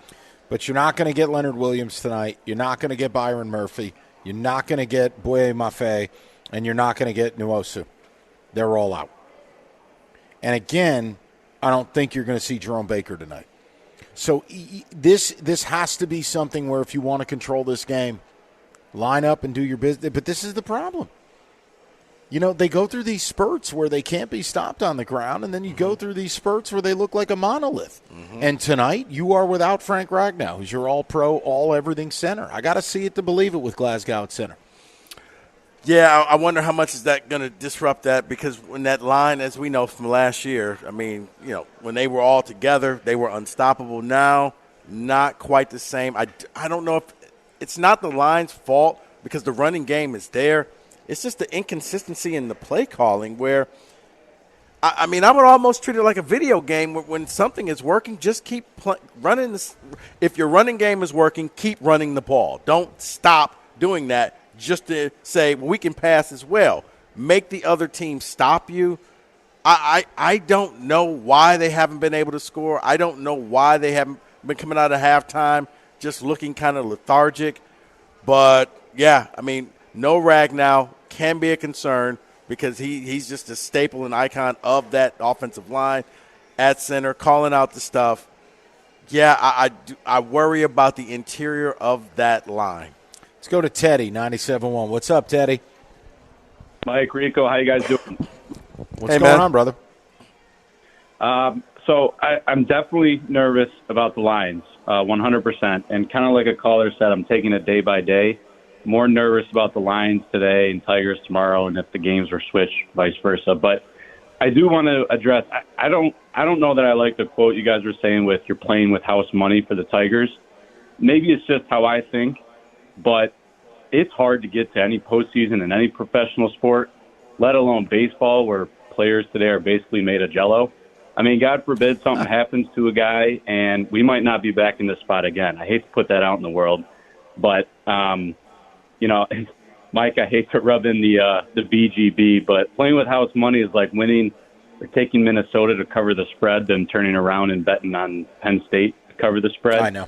And yeah, James Franklin, like, 3 trips inside the 20, and we don't get a point. Thanks, James. I know, man. Teddy, that was awful. Hey, want to know. Awful. I look at it and I just say, you know what? Teddy, you're right in this regard, is that getting here is definitely not a given. There's no guarantee they're back next year. You're right. I didn't mean it disrespectfully. I guess I just meant it's been a movie. It's been like intergalactic, voodoo. So I just have a hard time putting pressure on them. But you're right. If it's the top of the 7th and you're in a tie game, it's going to be hard for expectation not to take over. It's very fair. Right. No, I know. I mean, like you guys said, it's a must-win for the Lions, too. I'm not taking anything away from that. But at the end of the day, I don't really care if the Lions are first seed or last seed. At the end of the season, I care about if they won the Super Bowl or not. But that's just how I look at it. I'm kind of all or nothing guy. No, Hey, have we met? I mean, I'm right there with you. I just think the recipe to making it happen is you need home games. Yeah. I mean, I'm the ultimate Goff defender, but there's no scenario I see Goff in Green Bay or in Philly or in Seattle winning an NFC Championship game. I just don't see it. Hope I'm wrong. Yeah. Just like I was with Penn State, because James Franklin, they missed a 34 and a 40-yarder, and then James Franklin decided with the ability to go up 10, passing on a field goal, let's go for 4th and 4. Huh? Because James Franklin can't coach, and James Franklin doesn't like you. I don't think he likes himself. Well, truth. And, that didn't work out for me Saturday night. Let's go to Dorian, 97.1. Dorian, what's going on, buddy? What's going on, Mike? What's going on, man? How are you? Hey. I'm doing well. It's been a minute. Last time I talked about called you guys, it was about this team. I am predicting that they're going to go 9-8 this season because of the injuries, the fact that they have a bullseye on their back. And I was just very interested as I'm taking this call. I'm looking at Pete Carroll's head coaching record against the Lions. He's 10-8. So history is not on our side. Pete Carroll, it's all about matchups. No one really Pete Carroll's a good thing he's not there, though. Pete Carroll ain't coaching tonight. He's in the old folks' home right. chewing gum. Yeah, no, Mike McDonald is. Mike McDonald. But that's even worse because I think his record against us is even better than Pete Carroll's. So hard to do. It's his first year, but all right. Well, look at overall. Look what he did with Baltimore. Who kicks? Okay, that's fine. I'm just saying for factual, he wasn't a coach. Look, hey, I'm there with you. Is that I'm nervous? They seem to have our number, the same way Tampa Bay has Philadelphia's number. Mm-hmm. Yeah. On paper, you should win this thing tonight, but the game isn't played on paper. Yeah, you're not playing on paper, and then there's a matchup situation. You got injuries to your offensive line. I'm not fully entrusted in Terrion Arnold or Carl. I think those two. I can take Arnold over Davis. Davis is trash, and that's the reason why Tampa Bay got rid of him. You don't think so? No, I do not, and neither do the numbers so far. I think Carlton Davis has been rock solid so far. If you don't like him because he gets hurt, well, the truth, he gets hurt every year. He just hasn't yet. Right. Arnold, I'm not ready to. I'm not mad at Terry Arnold. He's just got to. He's got to learn. This ain't college. They're not going to let you put your hands on people in the NFL. Right. So he's got to learn.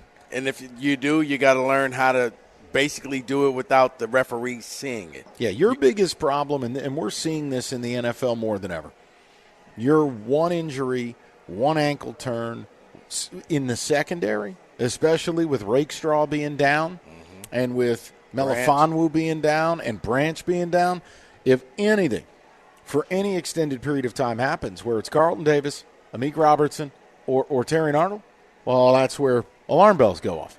Your depth has been compromised. And you're seeing it all over the league, man. These corners are dropping like flies. They are. Which is funny because with the receivers making so much money, you would think that corners would be getting paid as well because you need somebody to cover them. But No, it has nothing to do with getting paid. It's just the physicality of this right, game. No, I get you, but it's just like, man, they are when you have one, that's a valuable commodity. Northville Lumber, oldest company in the state, largest Trex decking outlet in the country. Nobody stocks or sells more Trex than Northville. Contractors, homeowners bought enough Trex from Northville to cover 26 football fields. And look, there's a reason they can move the product. It's in their warehouse. It's in stock at all times. Some of it as low as $1.59 a foot. I mean, they're the best in the game, and they'll intro you to a Trex certified pro. All you need to do to plan and build that Trex deck is call Northville Lumber or go to northvillelumber.com. That's northvillelumber.com.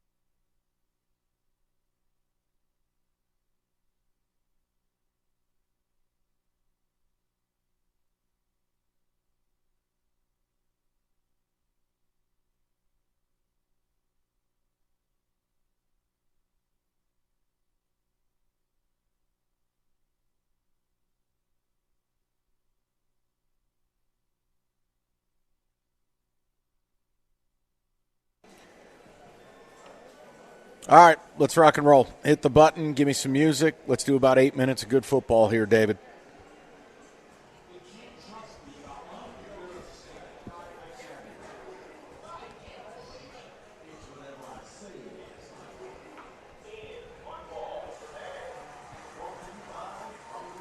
Yeah, we had a lot happen in the NFL. You kind of brought it up already, so let's talk about it. Tampa Bay just has the Eagles' number.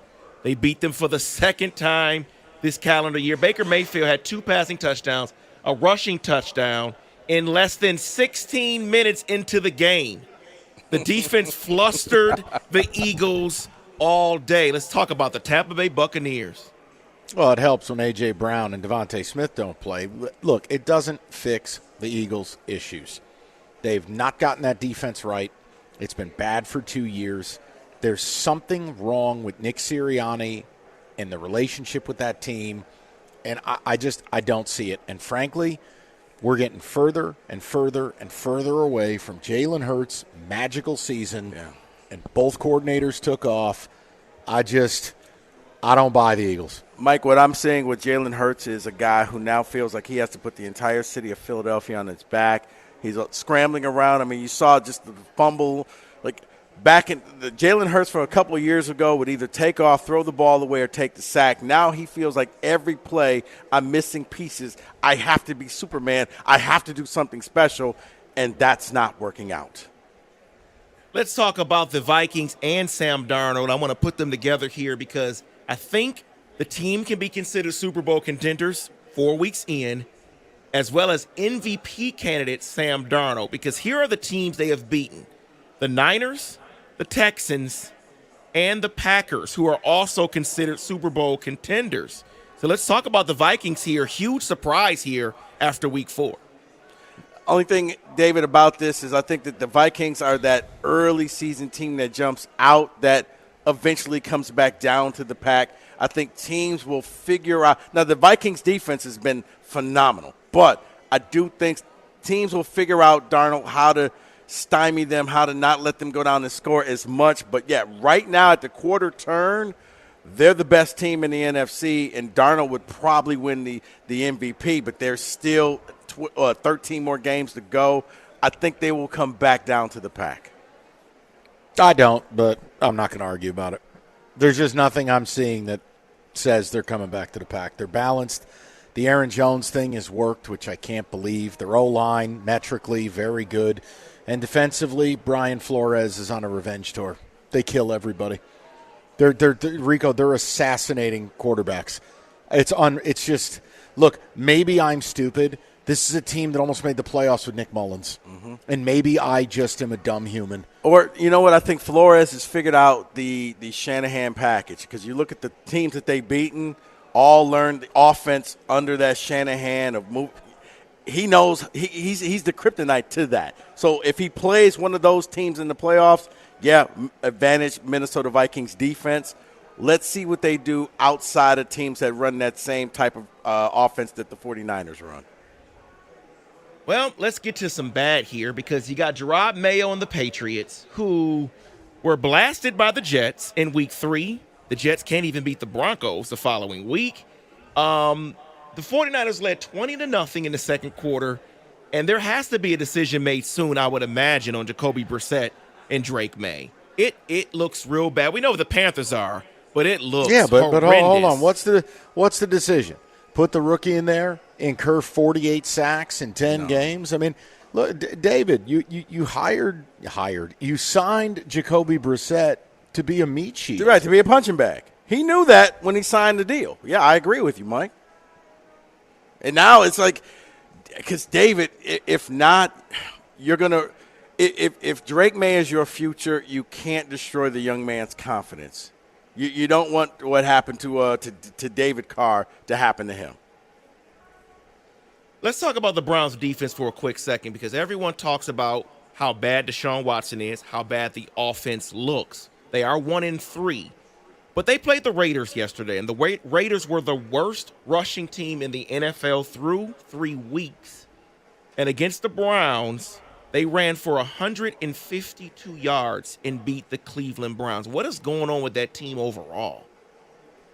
I mean, you want me to go first? Yeah, you go first. I'm done with them. I mean, for one, Deshaun Watson's a loser and probably a terrible human.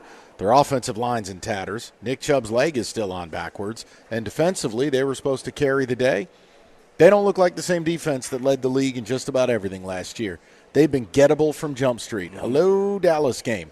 Yeah. I got nothing. It feels like that thing is going off of a cliff. They do nothing well, David. Nothing. Yeah, I think the defense, they kind of felt like, you know what, we'll just roll out there and do exactly what we did last season. It's going to work, not realizing every team makes improvements, every team gets better. And the fact that they know if we don't, the extra pressure, if we don't shut these teams down, we're never going to win. David, I think it's just a perfect storm that it's all falling apart in Cleveland. Yeah, just like my Sunday fell apart, Anthony Richardson goes down, and I thought, wow, there may be hope in this game yet. And Joe Flacco came in and just went 16 for 26, 168 yards, and 2 touchdowns. Joe Flacco's back, man. He did it again. You ready here? Rico's going to take my head off. Joe Flacco's better than Anthony Richardson. Change my mind.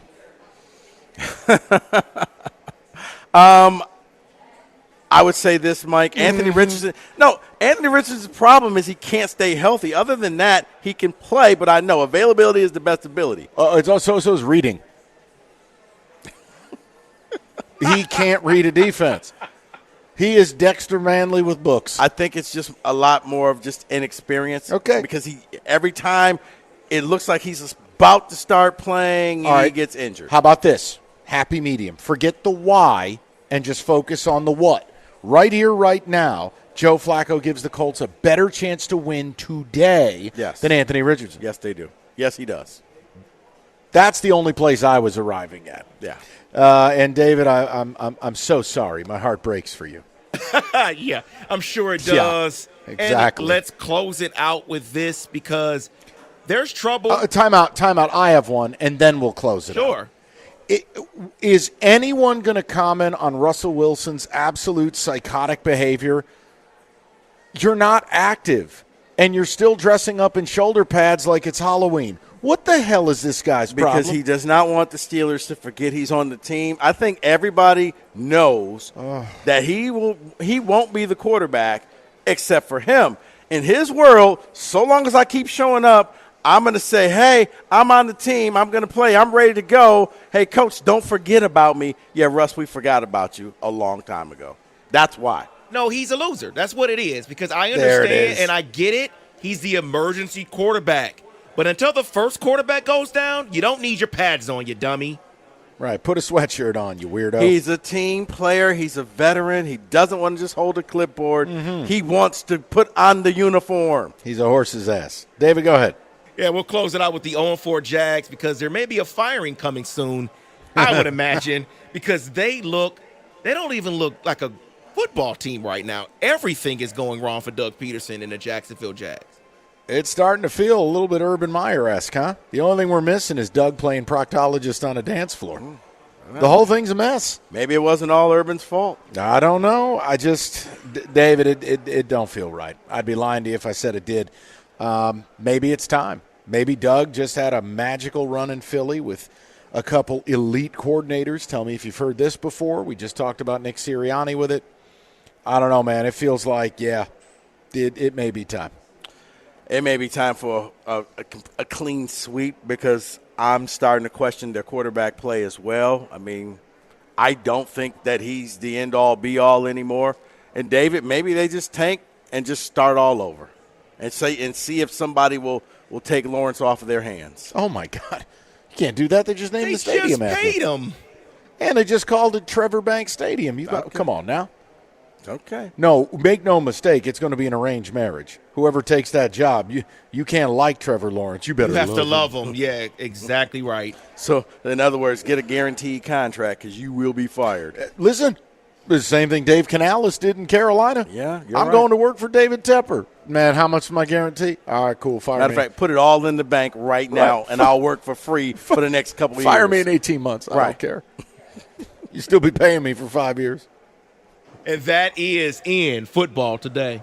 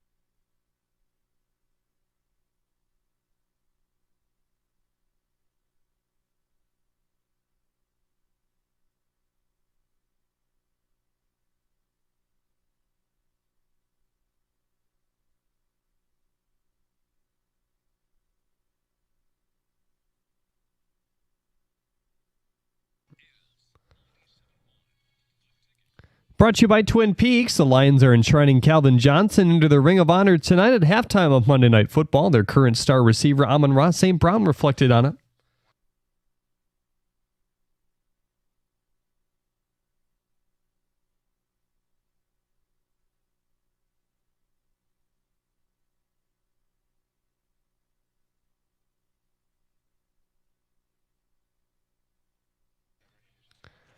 Our pregame coverage of Lions and Seahawks begins right here on 97.1 The Ticket at 5, the network pregame at 7:10. After his 111 yards and 2 scores versus Minnesota last week, Michigan running back Cleo Mullings has been named co-Big Ten Offensive Player of the Week. His teammate and punter Tommy Doman joined him as Special Teams Player of the Week.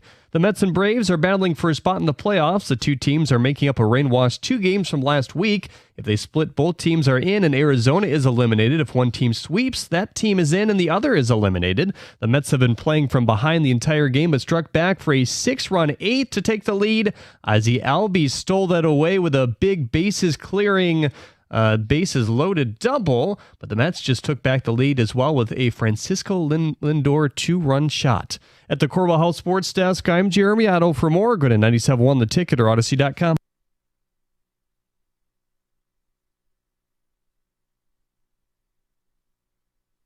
Favorite of flavor of today's stuff, because you ain't going to see that tomorrow. Tigers and Stros feels like first 1 to 3 wins. That's the number that I had in my head. Yep. We are less than an hour. Lions pregame will begin. Jim Costa will come in, be a little 3-man booth here. It's going to be his show. I'm just going to sit here and stare at the ceiling. I'm kidding. But we have done all football. Tigers, it's tomorrow. Can I take one segment just to college football real quick? Yeah. Is anyone going to talk about what we've been saying now for a long time? Donovan Edwards isn't any good. Is anyone going to talk about Dono? Anyone going to talk about him getting benched Saturday? No, I think he didn't get benched. It's just Mullings is just winning the job. It's your perspective, Mike. We were saying the same thing. I'm trying to be funny. That's all. Okay. Yeah, I was about to say something unsavory. I think Sharon Moore realized you want to win, Mullings has to be in the game at all times. Here's your guy on the cover of a video game. 11 for 27, 8 for 41, 17 for 82 against Arkansas State. 14 for 74 and 9 for 34 Saturday. Guys, Mullins is your running back. He's more powerful, more physical, more decisive. Donovan Edwards does not look to have any explosiveness, any burst. No. Probably hurts he doesn't know the other team's plays. He's not your starting running back. Yeah. He's been relegated. Now, again, all the focus is on Alex Orji in the quarterback spot, but I think that's a big development there, is that a guy that Michigan fan expected to be an All-American, expected to be the best back in the Big Ten or the second best back. He's not even the best back on your own team. And frankly, when you watch the games, I would challenge any Michigan fan to call in and tell me on a play-to-play basis you're not better with Donovan Edwards on the bench. No, I think a lot of Michigan fans saw what Donovan did in the playoffs and what Donovan, especially what he did in the championship game, and thought that would get extrapolated throughout the rest of the season. Like, hey, you know what? Corm's gone, but we already got our next guy. He's right there. But you know what kills me with the championship game thing? It's the idiocy of the number, right? The championship game, he didn't get touched on either big run. Okay? He cut back. No one touched him. Straight line speed. That's not like what Ashton Genty did this weekend against Washington State, where he had to break 15 tackles per run. Mike, it's not even what Mullins did against USC on a fourth down, and he just crashes through the line. It was like, are you trying to tackle me? Because I'm not stopping. Even the 64-yard run that got them down the field to win the game, he broke 5 tackles. Yeah. I think it's a developing story, and there's not many people who want to talk about it. But there's no scenario that I can give Donovan Edwards more than a handful of carries a week. Well, and here's the other thing, that because of the lack of quarterback play, it nullifies the one thing that he can do, and that's catching the ball out of the backfield. Because you're not throwing the ball out of the backfield because you're not throwing the ball. Now, very interesting note, and again, I know we're not going there today, long form. They're underdogs at Washington this week, which is very surprising. That had opened up. They were favorites. I think early in the year they were touchdown favorites. Mm-hmm. Washington is a 2.5-point favorite at home. And again, if you care about win expectancy and box score, Washington should have beat Rutgers. Like, if you play that game 100 times. Did you see? Yeah, when the guy runs out on the field and gets the penalty. Uh-oh. Yeah. The point is, keep an eye on it. And look, was there incremental improvement from Alex Orji? Yes. Now, I say that tepidly, but let's be fair. You throw for 32 yards one week. At least you threw it 18 times. You completed north of 50% of your passes.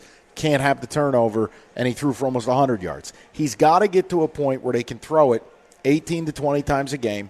You can build in 2-3 shot plays a game, and he connects on one or two of them. Yeah. But it's going to be a process. He's got to get to the point, Mike, where they actually respect the play-action pass, where you just don't send 8-9 people after the running back saying, I dare you to throw the ball. Because that's where it is now. Now, it's taken Minnesota and USC the second half of games to realize that, but he still looks uncomfortable when you asked him to go out there and make some plays using his arm. 248-539-9797. There's not much to say about State. You go into a game as a 24-point underdog and you lose the game by 30. Well, what the hell is there to say? I mean, could it have looked a lot better? Yeah, but that's the story of State's season. Yeah. I mean, Malik Spencer drops an interception in the end zone. The very next play is a 4th down and a touchdown. I mean, It's like Murphy's Law. Then State goes down the field. Aiden Childs gets his head ripped off. They don't call the face mask. He fumbles on that very same play. Like, you don't have a margin. You're not a team gunning for the playoff or gunning for a Big Ten title. You're just trying to fight and claw and scratch and be a bowl team. MSU can't give up these swings. Yeah. But I will say this, at least in the first half, I didn't feel like 2021 where it was like touchdown, touchdown, touchdown, touchdown, touchdown, and Rico's at Raising Cane 7 minutes into the game. Like, yeah, you felt like they actually had a puncher's chance. Like, Michigan State has to make their own luck. They're an average team to a good team. They're not a great team. You're playing a great team. You have to come up with things that, like on a 4th and 1 play, you got to come up with a better play call than that. Or Aiden not trying to jump or whatever. Well, no, you can't let the Ohio State line get ready and say, "Hey, are you guys ready? Okay, we're going to run our play." You got to have Malik Spencer catch the interception. You got to make sure that Velling doesn't fumble the ball in the red zone. Like, it's those things like that. You can't make those plays. You're not talented enough to beat Ohio State. You need every advantage that you can get. Schemes are there, players aren't. Yeah, you don't have the Jimmies and the Joes. And State fans don't want to hear this, but too bad. If they don't start recruiting better and they don't get more serious in the portal, they will be left behind. Yeah. They're doing a decent job at both, and I understand. Well, how did they get Childs? They spent, guys, you played a football team Saturday that spent the better part of $30 million on their roster. Get serious, or this is the new norm. Do you like being a 25-point underdog on Friday night? This will be the norm. We started a true freshman who's a nobody at left tackle. Rakeem Johnson. This kid was a 3-star player from the football hotbed known as Idaho. 6'3", 270. And we threw that kid into the fire because we don't have anybody else. Stanton Ramil's hurt. Baldwin blows. Dude, Rico, you don't get 4 or 5 years. No, Mike, you don't. What I need you to do is spin the way you did on the defensive line and the linebacker spot. You look at that defense is much improved from last year. Now you need to go out there and you got to bring in at least 3 offensive linemen out of the portal and probably a running back as well. And now you can talk to me. Look, I like the staff. I like the coordinators. Lindgren and Rossi are showing you what real coordinators, not meth head Santa Claus at defensive coordinator. So it's just they don't have the players, man.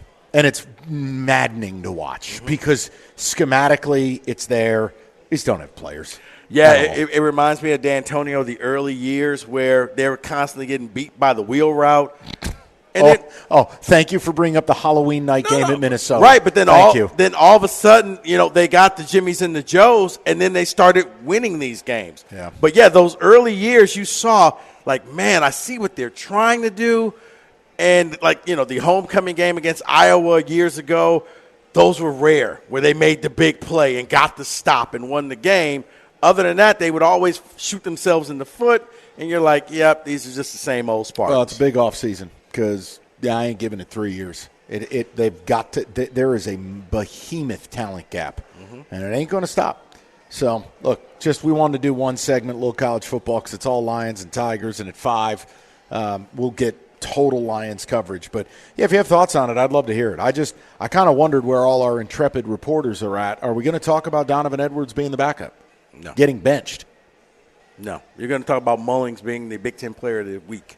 That's what you're going to get. Perfect. And, Mike, I'm sorry your Mets got happiness today. So. And I hate the Mets so much. When the Mets smile, I cry. Yeah. Losers. But, no, it's going to be more of a thing on Khalil and the defense. We're not going to talk about the quarterback. We're not going to talk about Donovan. And we're just going to press forward. Keep an eye on that game this weekend. That is very surprising. Look, Washington's favored. And hey, David, I said along going out to Washington on the West Coast was going to be problematic. This was at the beginning of the year. Now, when you see the Huskies are favored and they're an okay team, they're not great. And they should have beat Rutgers, but yeah, it was like the player ran out on the field, celebrated, and caused a penalty, and then ended up losing the game. It's the state of college officiating.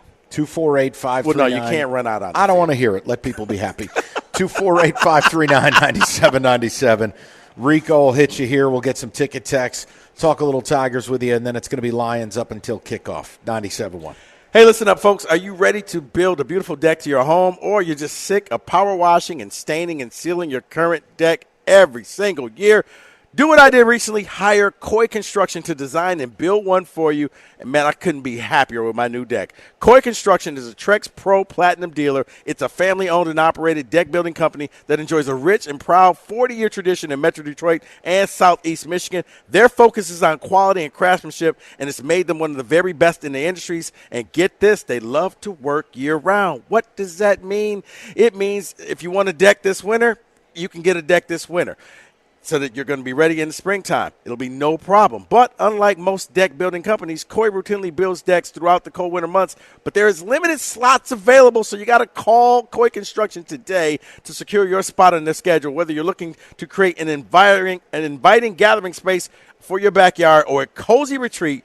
Koi's experienced team will bring your vision to life. Call Koi Construction today and get your project started. You will not regret it.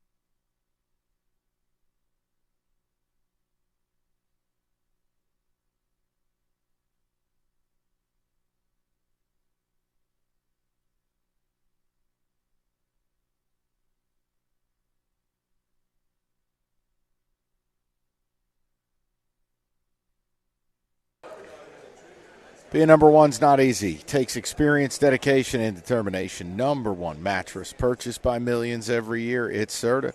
They got the experience with 111 years. They make the best mattresses. They do it right here in the state of Michigan. And this fall, get a great night's rest on a great Serta mattress. Just go to Serta.com and find a retailer near you.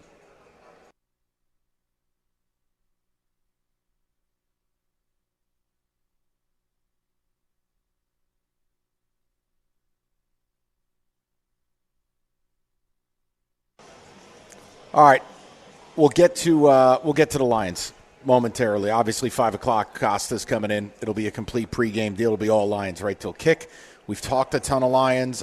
My focus is on them. The Tigers tomorrow is all gravy, but it's tomorrow. I mean, I don't even think about it today. So I was surprised with the amount of Tiger conversation on the shows today. But look, tonight's a must-win game for the Lions. I've explained the reasons. You disagree, that's fine. Just argue it. David, give me the ticket text, though, as we just wanted to do one segment of college football. We're not going to really get to talk about it this week because 2:30 starts for the Tigers. Tigers obviously take precedent, but I thought it was a very big story with Donovan Edwards officially being benched. I don't care if they didn't say it. It's official. And second of all, I'm just, from an MSU standpoint, it's like, look, the schemes are there. This is a real coaching staff. They don't have players. Yeah. And if they don't get serious about NIL, I mean serious, you're going to get left behind.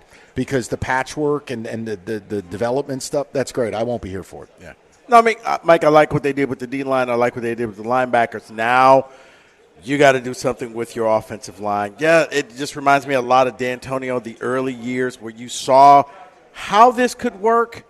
And once you got some players, then all of a sudden you became one of the teams in the Big Ten.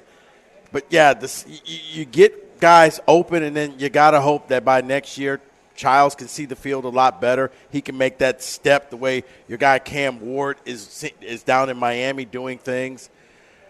That's what you got to hope for if you're MSU. Yeah, you know how Miami did it, Rico? They spent $1 zillion on the O-line, like you just said. Yeah. They spent $1 zillion. So you got to go after. My thing is you got to bring in 3 guys minimum. Okay, well then why don't you show me where the money comes from?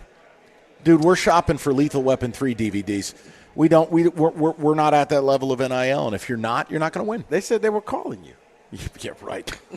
They said, tell Mike to expect our phone call. Yeah, why don't you call the 2 billionaire alums who own mortgage companies around here and leave me alone?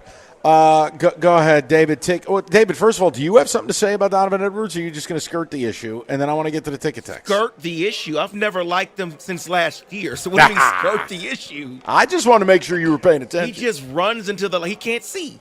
Something's wrong. Do you need glasses, Donovan, or what is going on? I don't understand it. It's been this way since last year, and everyone wants to use the good year he had and say that is him. No, this is him. This is who he is. Ticket text, hit me. Donovan Edwards absolutely got benched, and I, for one, am glad that the coaching staff finally realized it. He just doesn't have it.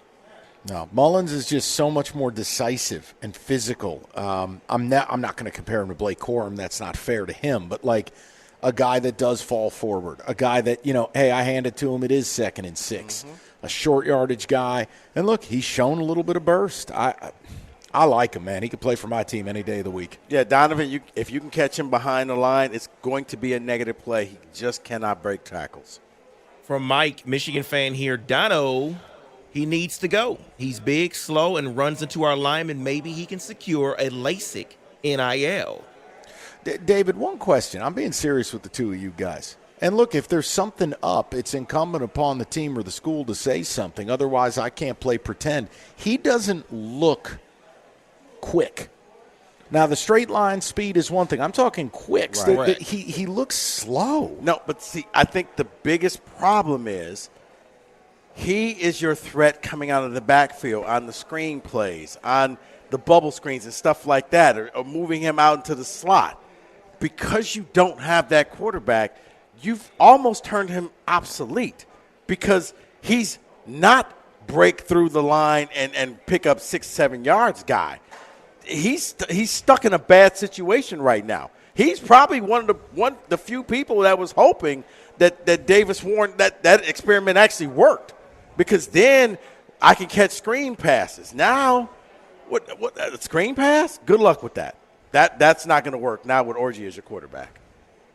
I completely agree with you, Rico. The quarterback situation has negated what he can be. They're throwing him the ball behind the line of scrimmage every single time, and you know what's coming. You know what's coming. Well, the problem is, too, fellas, he's catching one pass a game. Statistically, you can go look. Like, he's not even getting looks at it. So where he's getting thrown the ball isn't as big of a concern as that they're not even trying.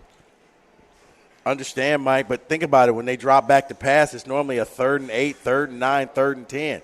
You're not throwing a screen at that point. No, that I agree with. So only Dave Warner would do such things. Right. 3rd and 10. Let me throw this 3-yard route. And, Dono, you got to break some tackles. No, that's not his game. Donovan Edwards will play 6 years in college. He'll be back next year before starting his UFL career as a backup running back. Jesus. I'm not dogging him like that. I'm just saying he's been benched. Now, you got to wonder, like, man, maybe he should have left while the iron was hot after the championship game. Well, not knowing the other team's plays does have a negative quotient on YPC. Just saying. Gary in Macomb says MSU has to at least get a winning record this year to be an attractive program for NIL. No one wants to come to a crap program. Really? Yeah, no, it's called money. Yes, they do. You really? How did Kentucky go in and get a ton of high-level players?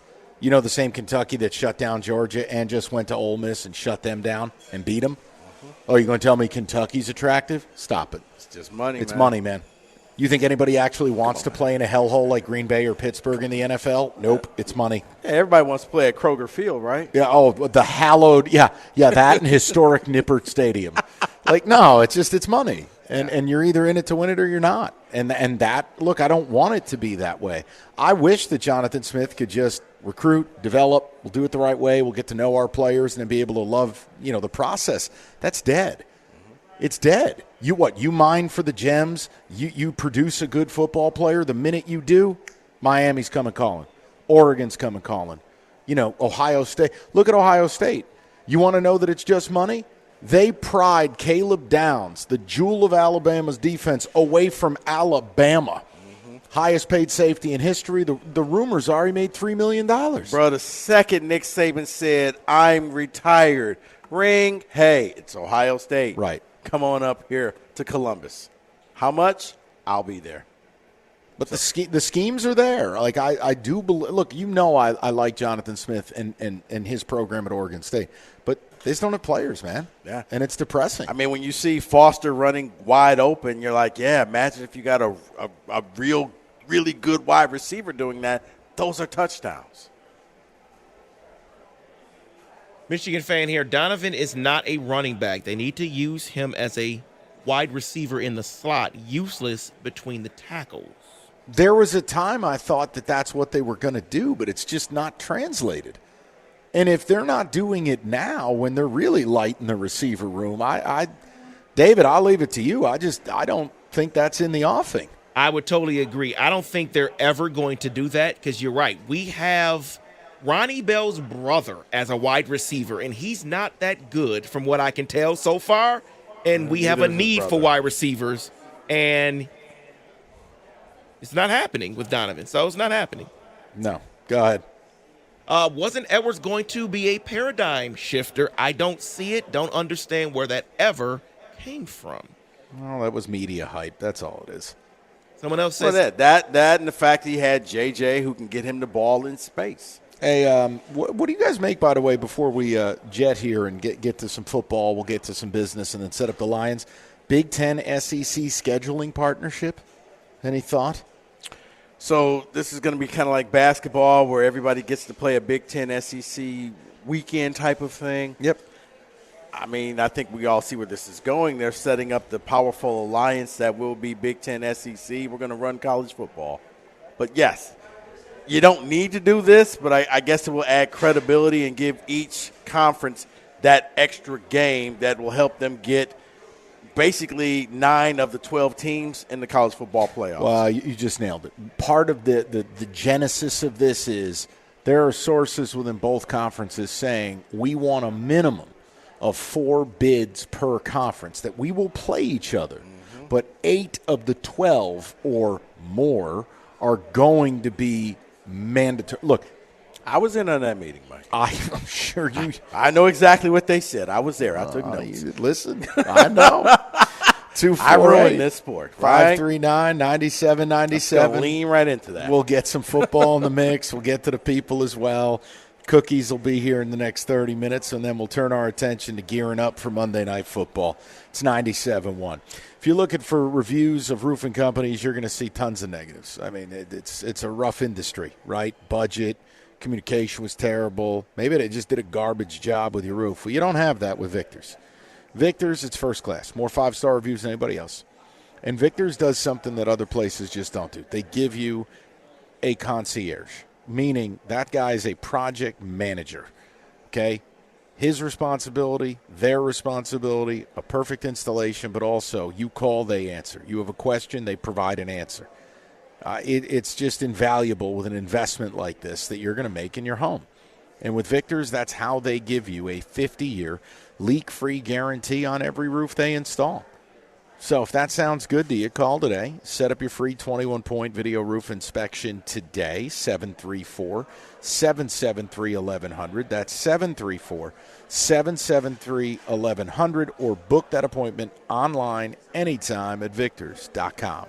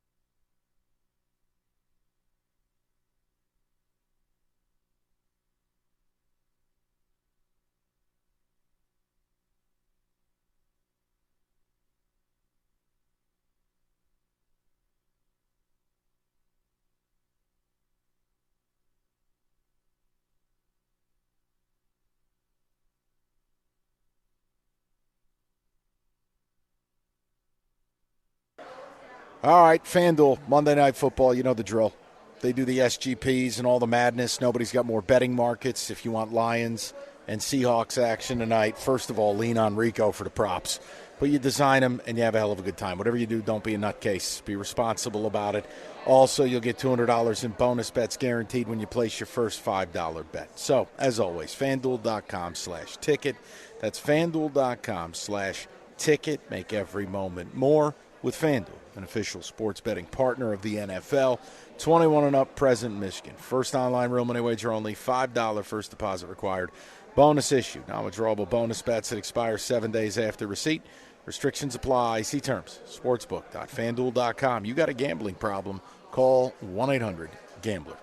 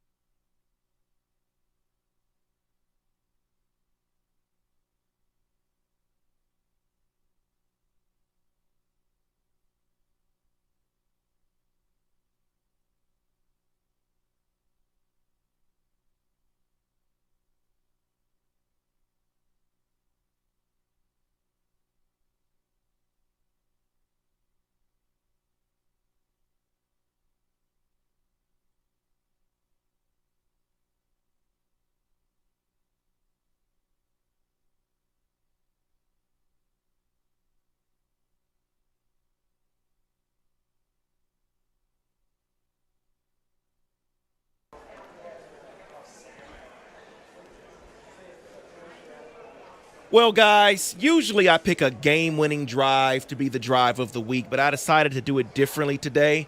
I'm going to go with the Derrick Henry 87-yard touchdown drive because what that set up for the rest of the game was a 35-10 win for the Ravens over the Bills, and Derrick Henry went off for 24 carries, 199 yards, and yes, that one touchdown. But that drive started and set the day up.